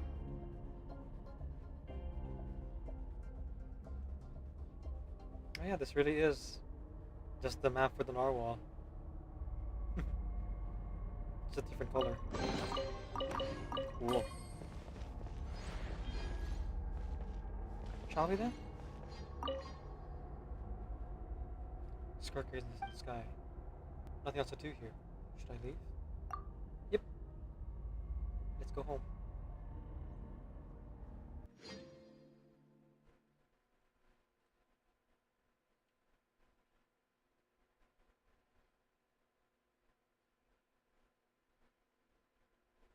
I'm on my way.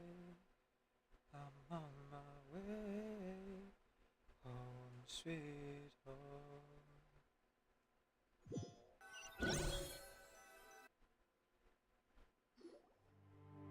We did it! Ah, it's only been a few days, but it feels like forever. Once again, we've proved there's nothing we can't overcome. We're just that awesome. Can't argue with that. Oh, I didn't even break a sweat. Wow, you sound even more confident than usual. Guess you really have become stronger. Today sure went by fast. It's night already. Oh wait, that reminds Paimon. The stars you mentioned, the ones that died out, are they back now? Yes. The power Skofnunger stole has been returned. So, the stars have regained their light. Great! Huh, it's crazy that you even noticed their light was gone. There are so many stars in the sky. If a few disappeared, Paimon definitely wouldn't be able to tell. Probably not. I suppose it's because I have gazed upon this sky for centuries. The false stars, hanging in the meticulously planned sky, glittering with rotten light. It's not real. And yet, it is for that very reason that I can look upon it and enjoy the momentary peace it brings. It's beautiful. I agree. Even the most beautiful of bubbles has to burst. We will return to the real universe one day, whether of our own volition or not. Time marches ever forward. Even the innocent and naive will taste life's bitterness. Yet through hardship, we grow until we learn to seize the sands of time for ourselves and uncover our true strength. Though we gaze upon a false sky, its vastness and majesty is palpable. One can only wonder, what is it going to take for kindness to reign supreme in the vast expanse of the universe? Oh, this is all going over Paimon's head. But if she knows one thing, it's that the Traveler always finds a way. Ever since we met, he has filled Paimon's days with happiness. No matter how tough things get, he always finds a way to make it better. If it's too big a job for one person, then we'll do it with two. And if two's still not enough, then three. We've met so many amazing friends and accomplished so many amazing things. As long as we don't give up, we can make any wish come true. Probably. I suppose when it comes to you, anything is possible. Well, I should be going. Now that my power is no longer isolated from my emotions, I need more practice to get used to it. When will we meet again? I suppose fate will decide. Maybe we'll bump into each other on the street. Or maybe we'll reunite on a different planet entirely. Yeah, I doubt Hoyo versus Planet to make us wait 3 or 4 years just to see Skirk again. Call it a hunch. Regardless, reunions and partings are but passing moments. More than anything, I hope that, at the end of this journey, wherever it takes us, we stand in a world reborn. One without war, pain, or forced partings. One where new life can bloom, even where there was once nothing but scorched earth. For this, we must all work to become stronger.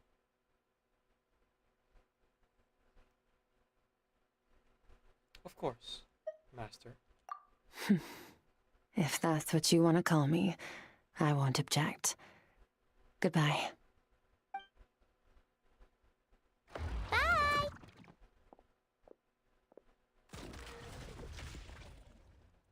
Is it just Paimon, or is she being nicer than before? We definitely count as friends after all that, don't you think? Yeah, I think so. Hey! What do you think about camping here tonight? There's nothing quite like sleeping under the stars. Come tomorrow, we can continue our journey. Oh, and since Paimon treated you to that super nice meal at Wanmin Restaurant, it's about time you returned the favor. Sure.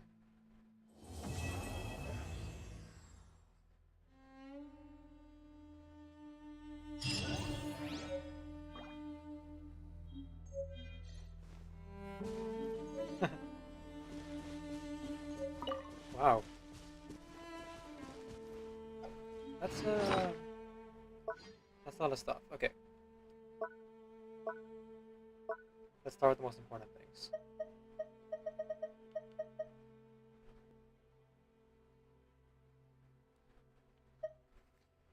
An abyss crystal, a gift from Skirk to you. When worn, it can be used in your sleep to dream mirror with her. To find the culprit, Skirk can fill your dreams while you witness the memories deep within her heart. Use this crystal once more to revisit certain scenes of what happened back then.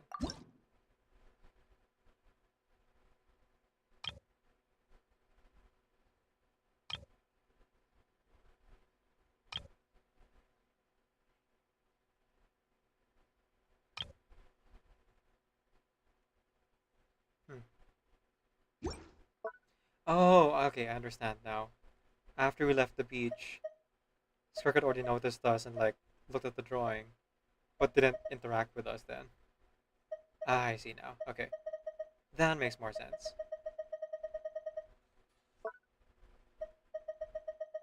She chose not to engage, they said. Okay.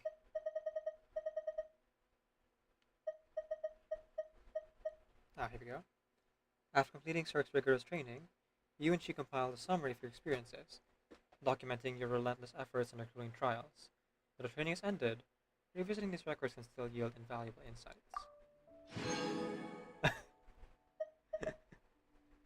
Guide to Contention, Guide to Kindling, and Guide to Conflict. All the Natlan Town books. And a training review that was read. Clever.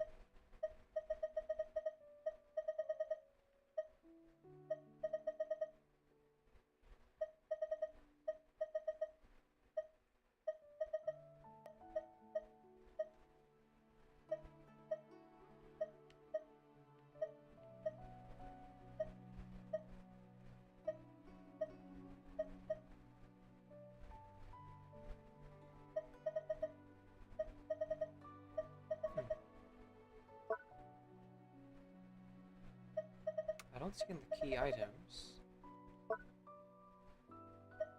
Unless I pass it over and over. Which is entirely possible. I have pretty bad eyesight. Oh, there it is. Okay. Looks like I can't read it again. So, instead of heading all the way back past the 7, I think right here holds the most significance. Looking at the stars above, to do one more 10 roll for Skirk. The next time I do a 10 roll for Skirk would be after a Spiral Abyss run, and after doing the event. So probably tomorrow. If not tomorrow, then Wednesday or Thursday. Alright. Let's see if we can do it though. Ta-da! Okay. 4-star it is. That's fine.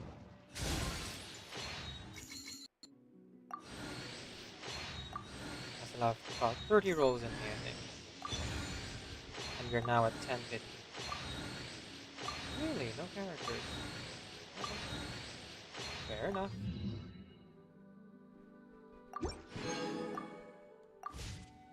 What of a beautiful drawing of the sky.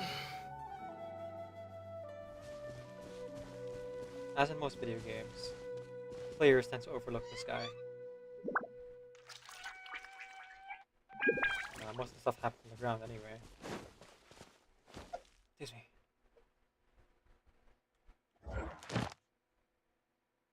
Oh, of course I can't fault commissions.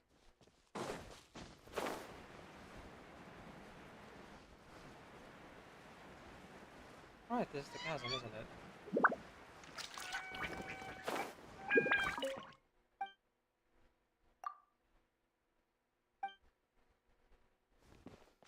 I don't suppose... Right, I have to collect these first.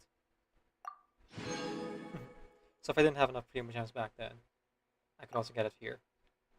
Good to know. Alright, here's the event.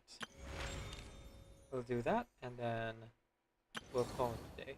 So either we complete all the event today, or we hit 7 AM, and then I'll cut it off and, you know, rest.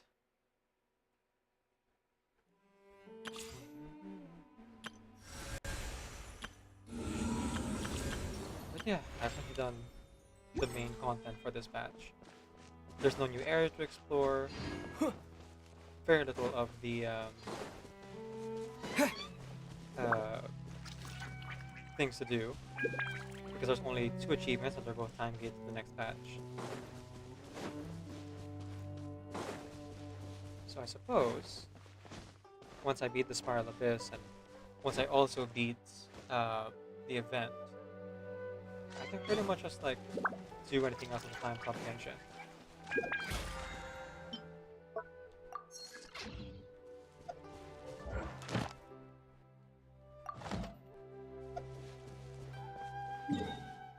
Although perhaps I just set aside that day to do more job interviews. That might also be a smart idea. You know,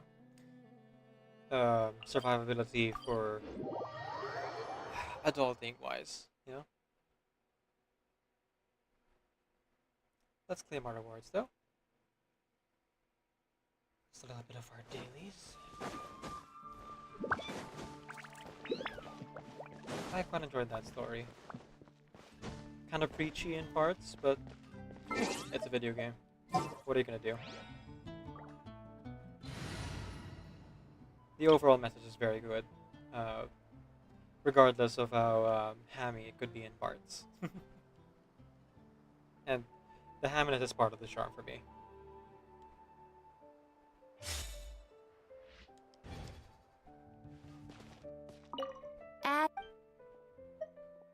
Oh.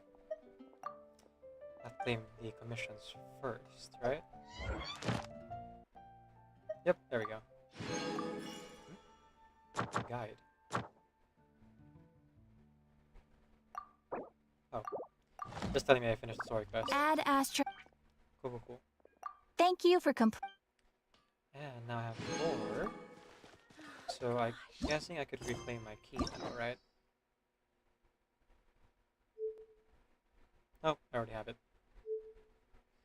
Okay, all good then.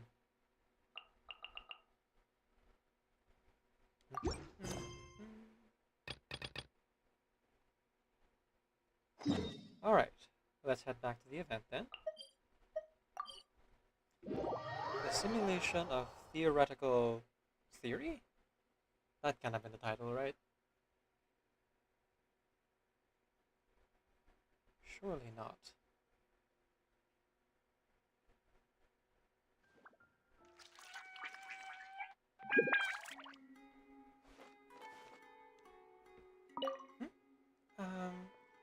This is a task assigned by a senior. I can't afford to drop the ball. Oh, you're one of the testies. Why are you coming closer? About Darwish. Oh, why ask about Darwish all of a sudden? Are you curious too? It's only natural. He's a very reliable man. Not to mention he's very good with children. Wish you could see him when he's teaching the young ones. Wait, no way. Only I'm allowed to watch Darwish teach children. You can't watch him. If you dare go and watch him. I'm sorry. Got all carried away. It's just the way I am. That's why I don't have any friends. You don't think I'm a bit of a joke, too, do you? Not that I can do anything about it, but even so, Darwish is still going to stand up for me.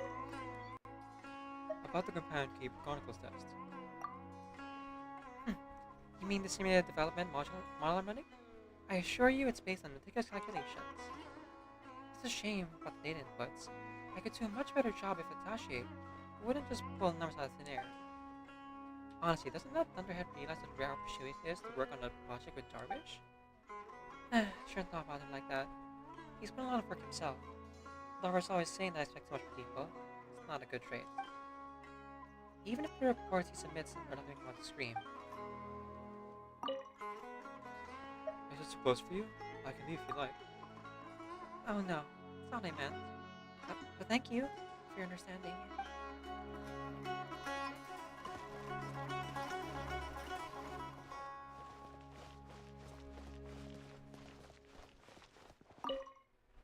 So, ready to learn about the Companion Keeper Chronicles? Yes, let's begin. Alright then, let me just set up the map and game board. Going to the rainforest.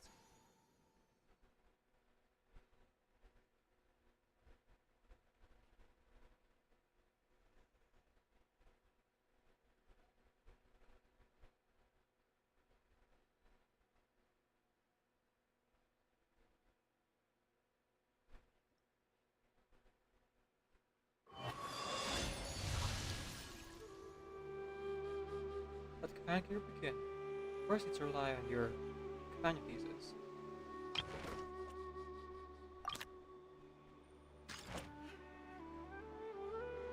Alright, let's call companion battle.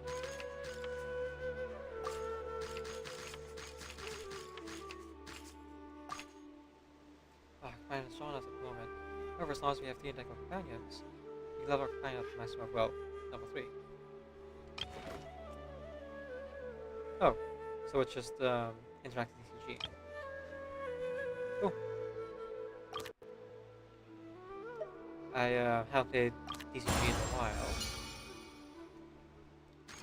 Was because I kind of gave up because of like the never-ending grind for the maximum rewards. Never seen to a bet or to ease, nor did they really make any incentive to play TCG outside of the rewards for more TCG. It's a fun game, don't get me wrong, but it needs a lot more optimizations. Like the accelerated mode is like really slow,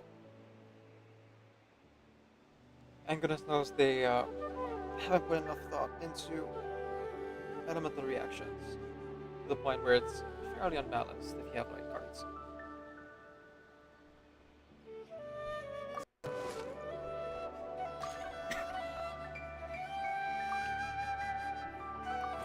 This made it complicated fast. Oh my goodness.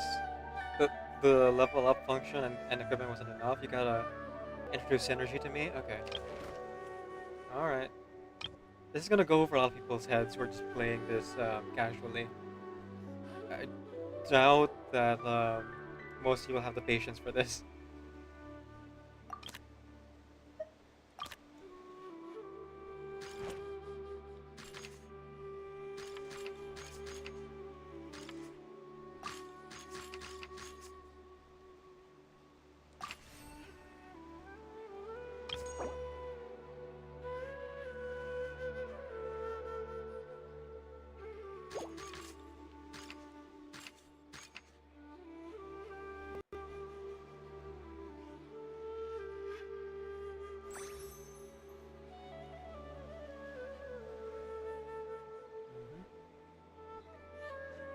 Yeah, it's really just an active card game.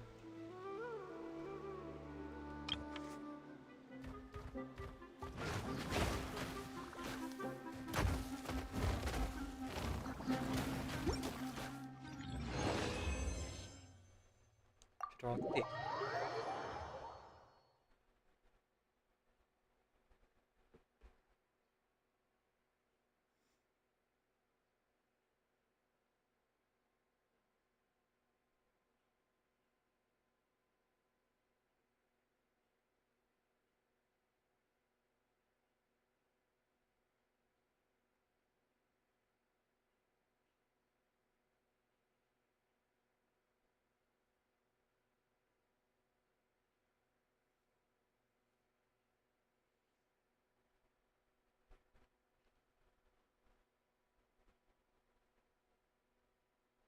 Oh, I can dispel pollution with this buff. Oh, okay.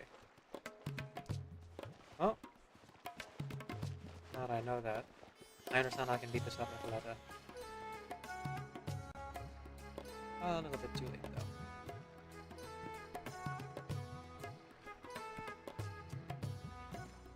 Sumeru specialty spices!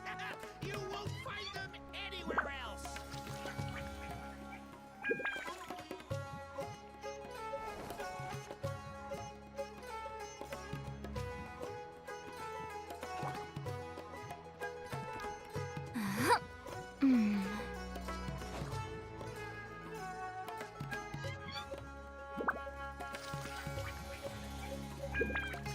Sumeru specialty spices! You won't find them anywhere else!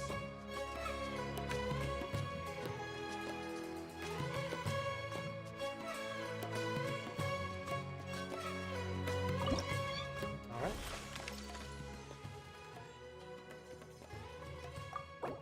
$5,000, huh? Oh, is this one of those PvP things again? Alright, I see how it is.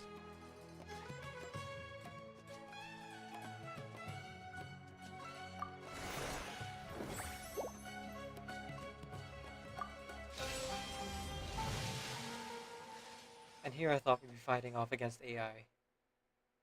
Oh well, not the worst thing in the world.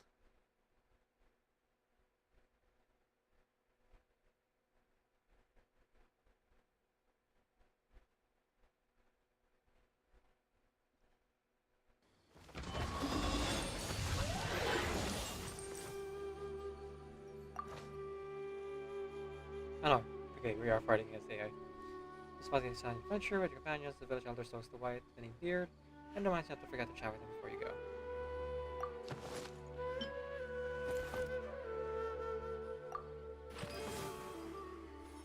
You enter the village elder's house. The old man sits in his chair, and with his eyes he gestures for you to take some items that appear to have been not prepared for your adventure. I'll get the knife of coins. I like the choice. Now then, I wish you a safe journey. Having said this, he sank his face in the shadow of his chair and says no more. You understand it's time to depart and start your adventure.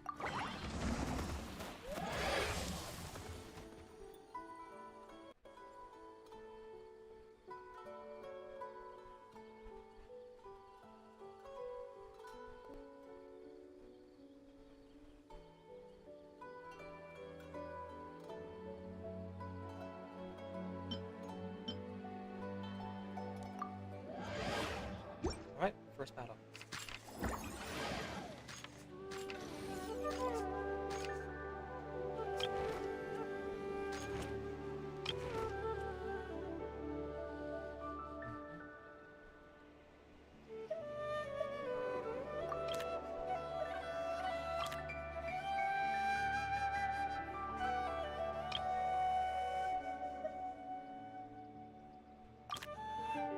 Alright. Let's see how this goes, yeah?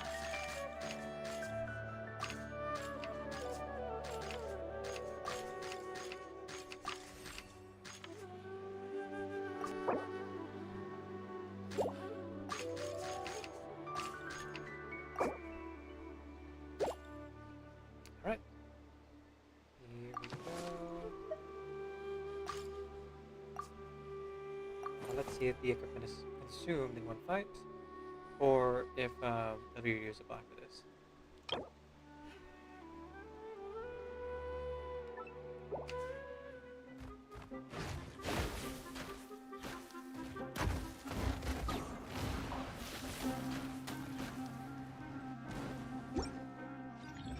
Aim to movement damage. Let's find out if it carries over, yeah? I have a feeling it might.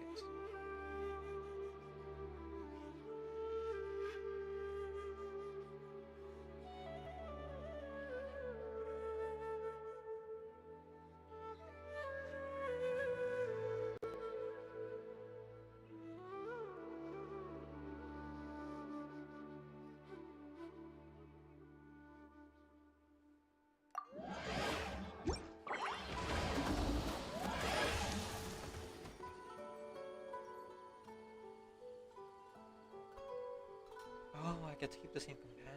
I see now.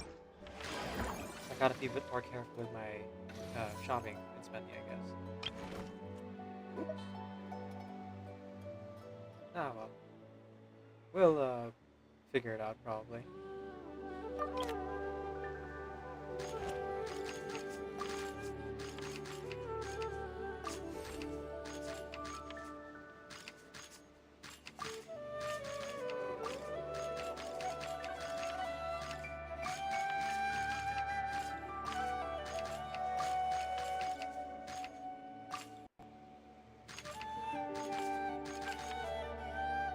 Alright, let's go.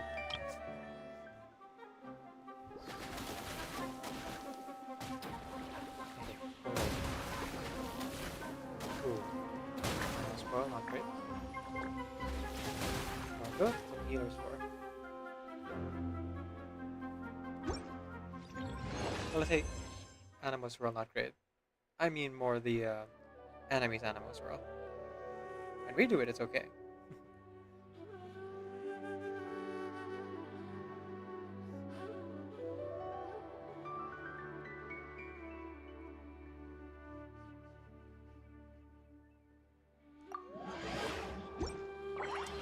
Oops. Hang on. Eyes got a little bit cross-eyed. You know what? Considering I just got a little bit cross-eyed, I'm gonna go ahead and say that's probably a sign that I should maybe rest. So for that instead of 7, we call it here. Uh, 13 hours isn't bad.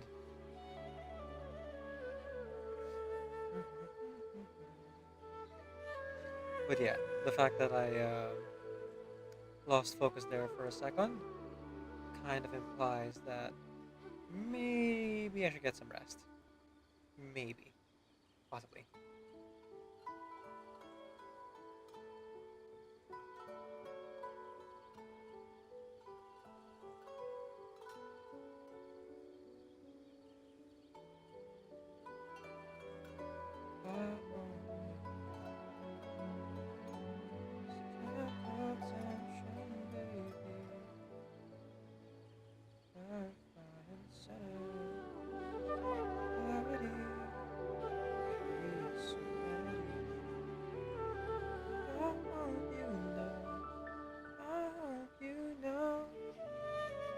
This is nothing to do with you. It's myself. I've got to figure it out to do. And I'm gonna miss you. Like a child miss your blanket, but I've got to move on with my life. It's up to me. Moving go down. Make it so bright.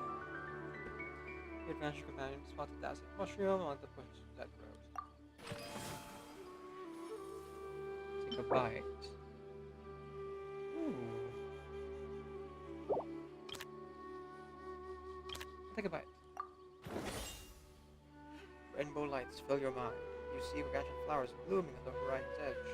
A cabbage half your height also appears, striking up a conversation with you. The next awaken, you are met by the anxious gaze of your companions. You are nibbling on a very colorful mushroom, but what you're holding in your hand is no fungus at all. Instead,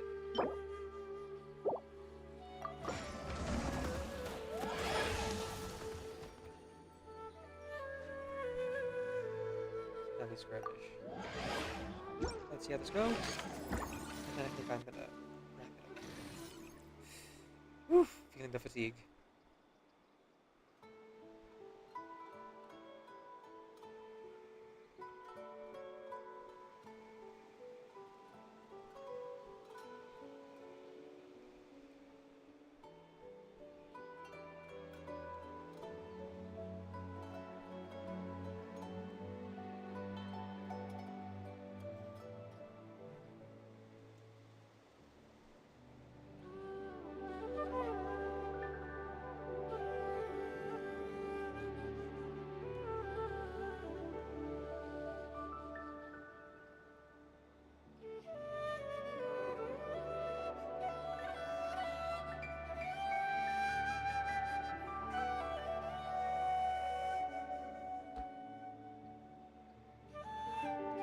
Okay. This guy is standing fairly close to everyone. So that overwhelming with numbers.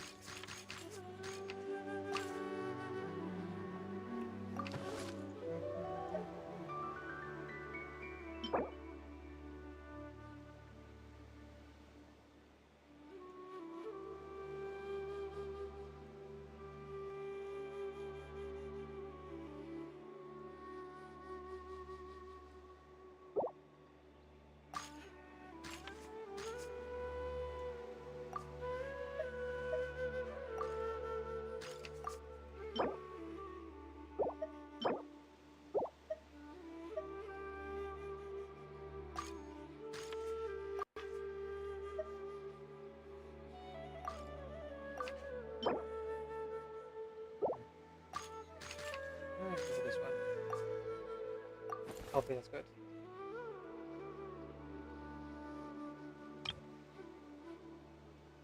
Ah, I wanted to put so many pieces. I see.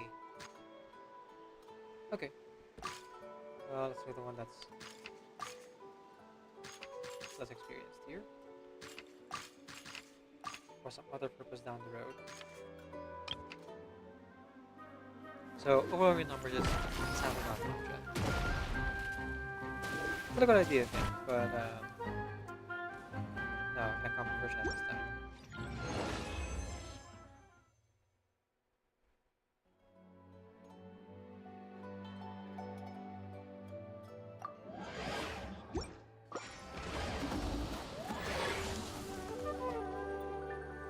again. Discover and maintain the life in a cage from Peshmerga's camp. Mission Alchemist, barely alive in a cage from Peshmerga's camp. Seep will lock in here most like current earth gold. Possible task, but volume is the alchemical potions.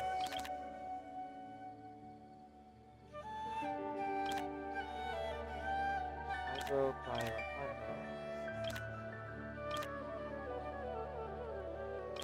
Gotta go. Not necessary. True altars I see. Follow me abreast. The alchemist continues. Our sideways are insufficient than yet supper. Having finished, the lucky alchemist shakes his ragged robe and bids you farewell with such a carried away.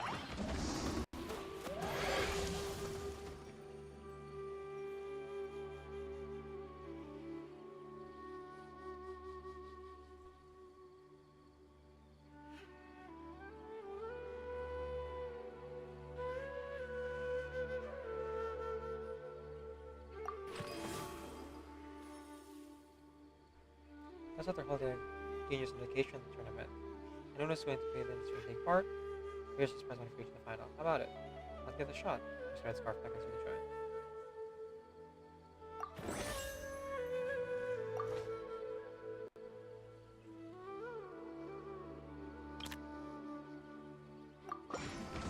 They don't have that there.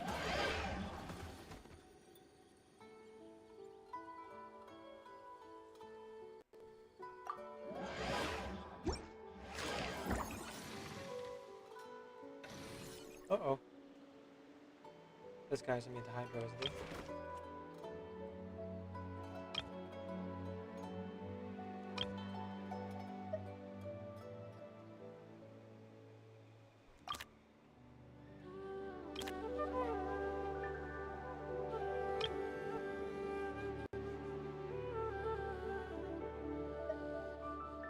Perfect. That's what we need.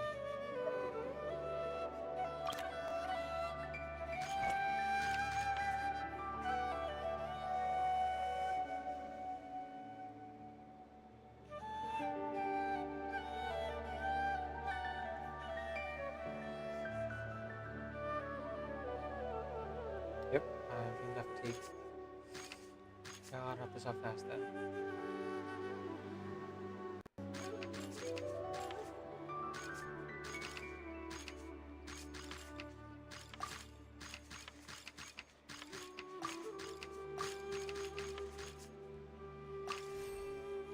There we go. That should do it. Hope everyone survives.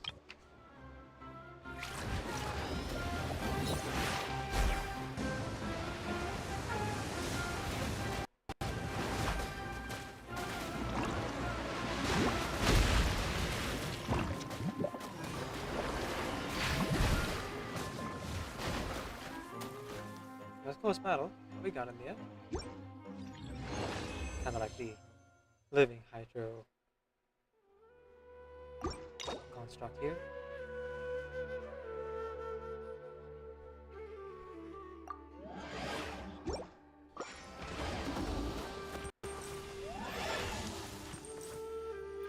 Okay.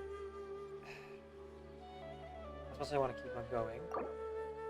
I can feel my body just like telling me to go sleep.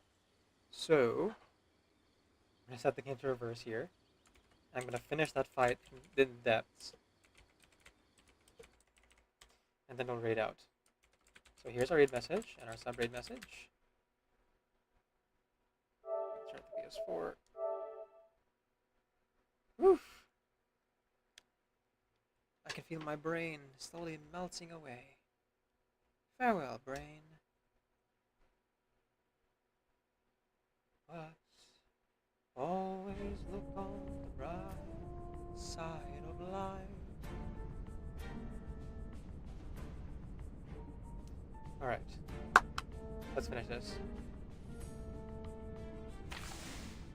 Shuffle. Better.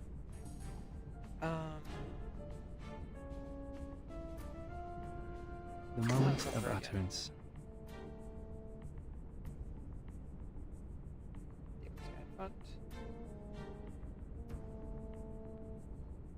Who's that? The moment of silence.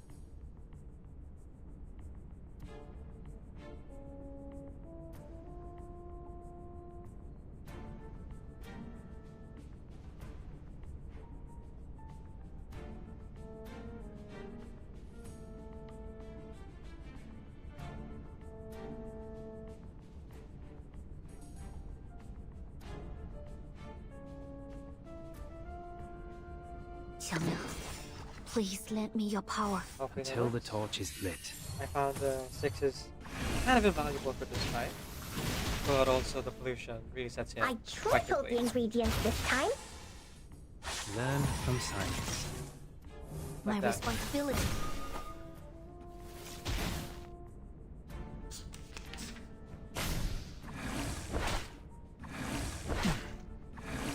Bodyguards! Where are the bodyguards? The moment of utterance. Are we really doing this? Indeed we are. Are we really doing this? We walk Oh, in long nights. Like a metaphor? To read. Great. Mistakes to transcribe. Ooh. I just realized Marcus about to die. Whoops. Bodyguards! Where are the bodyguards? Well, this gives more of an opportunity for Lee and Yu to build Moxie, finally. So I take the win, I guess? The moment of silence. The moment of utterance. Situation has escalated. We walk in long nights. Benefit from reading. Not bad. Getting a little bit more This though. isn't over yet. Find cover. Okay. We roll. Better. Much better. The moment of silence.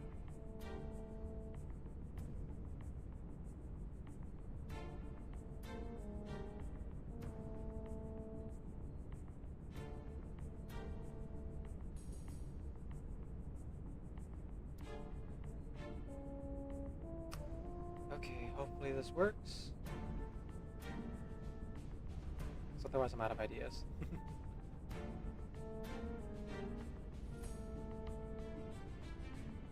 Xiangnu. Time for tongues to speak of truth. Rest. Until the torch is Feel my lit. brain going, no battery mode. You won't get away. The scale of your soul has tilted. The balance needs to be restored.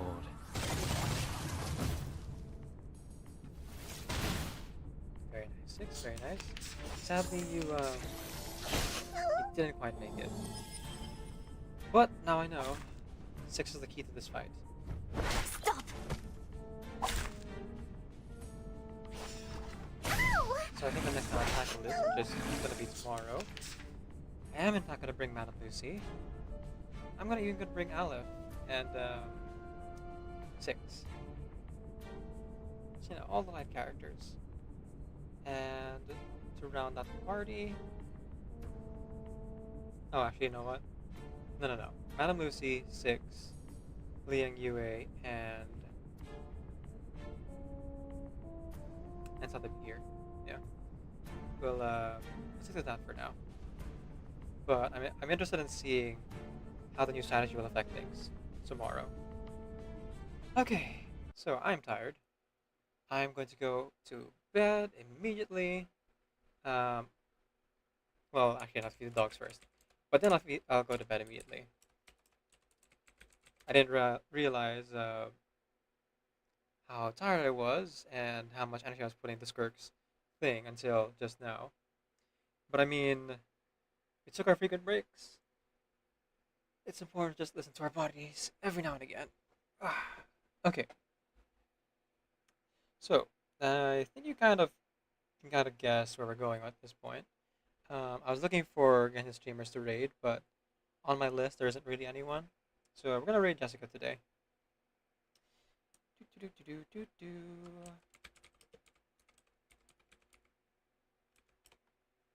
Though this time I am fully gonna raid and run because I am falling asleep.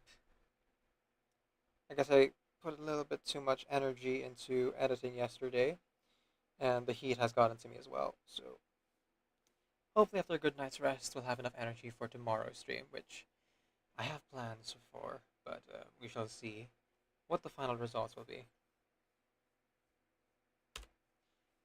Jessica is playing Reverse 999 right now. They were playing Genshin. So once you get there, if you like their content, please consider giving them a follow. I will see you guys again tomorrow.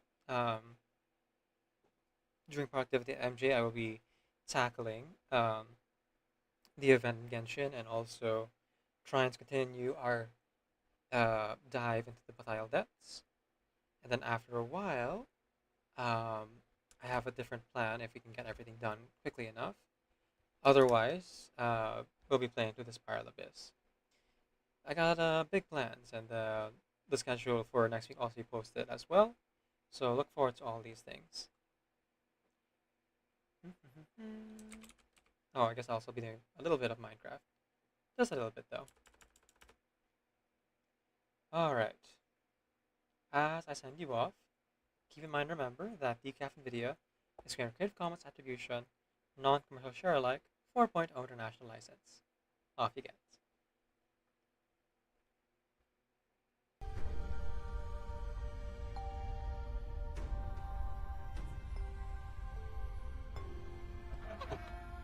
I can show you how to be strong in the real way, and I know that we can be strong in the real way, and I want to inspire you. I want to be your rocker when I talk, get lights of fire in you. I want to inspire you. I want to be your rocker when I talk, get lights of fire in you. Call me Flutterpage. I used to live in Millwall with my mum and dad and sister. But that don't matter no more, does it?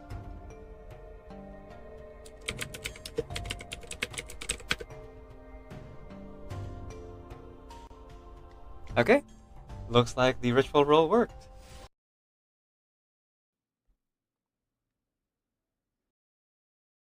Do do do do do do do do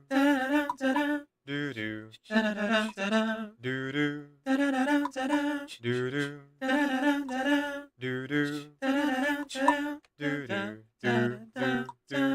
sleep work sleep work sleep work sleep work sleep work sleep work sleep work sleep work.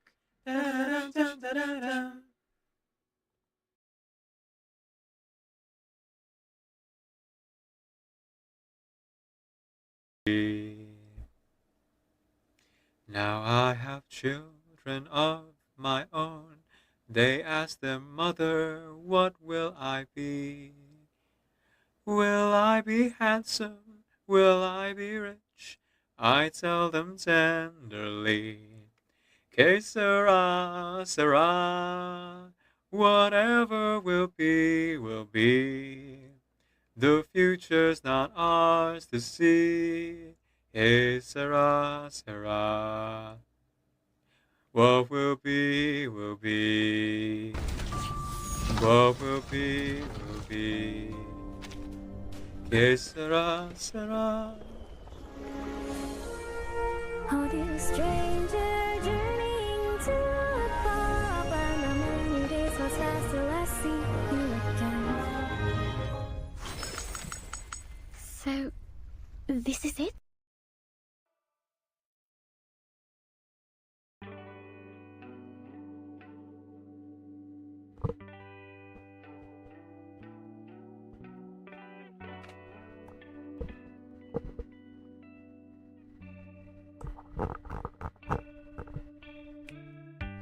Forget, I'll do it sometime. I'm I'm locked up on the button. Can't you do it sometime? Push it too far. Fine, electrify mine. Electrify my golden suit. Can't look at your eyes without sparking some. Electrify my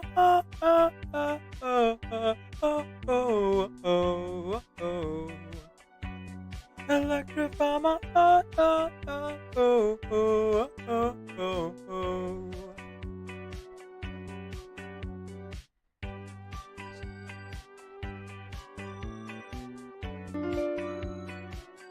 Hanabi_Kitty subscribe Thank to you, your Hanabi. channel for 0 Welcome in, months. welcome in.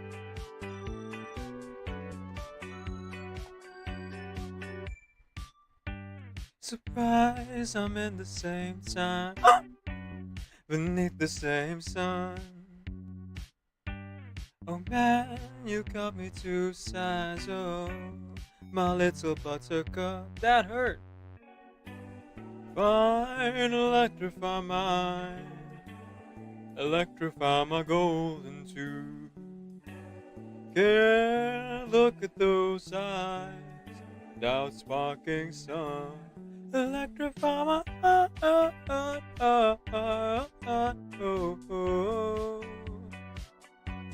Electrify my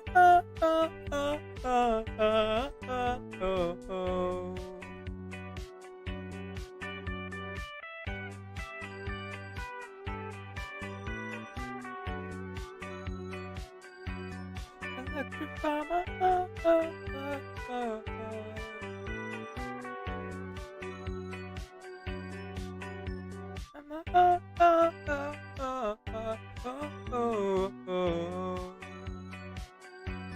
Electrify my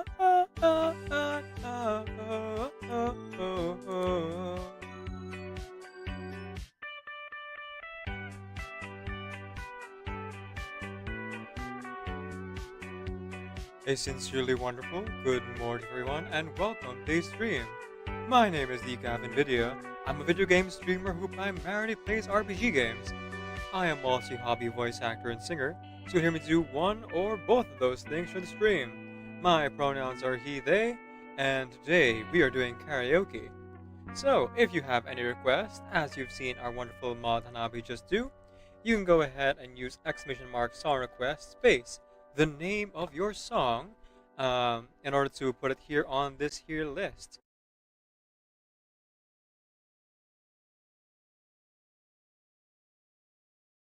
You're welcome. Follow Yuki24 guys for a variety of games. They were playing Food Simulator, but they play a lot of this game that I'm playing right now, Overwatch 2. So please give it a follow if you'd like more Overwatch 2 content or any variety of games. That was not a teammate. I thought that was a teammate. I legitimately thought, I was like, why am I not hitting this person? Oh, right, because it's an enemy and I should not be healing this enemy. Whoops. You've heard of friendly fire. Have you heard of enemy healing?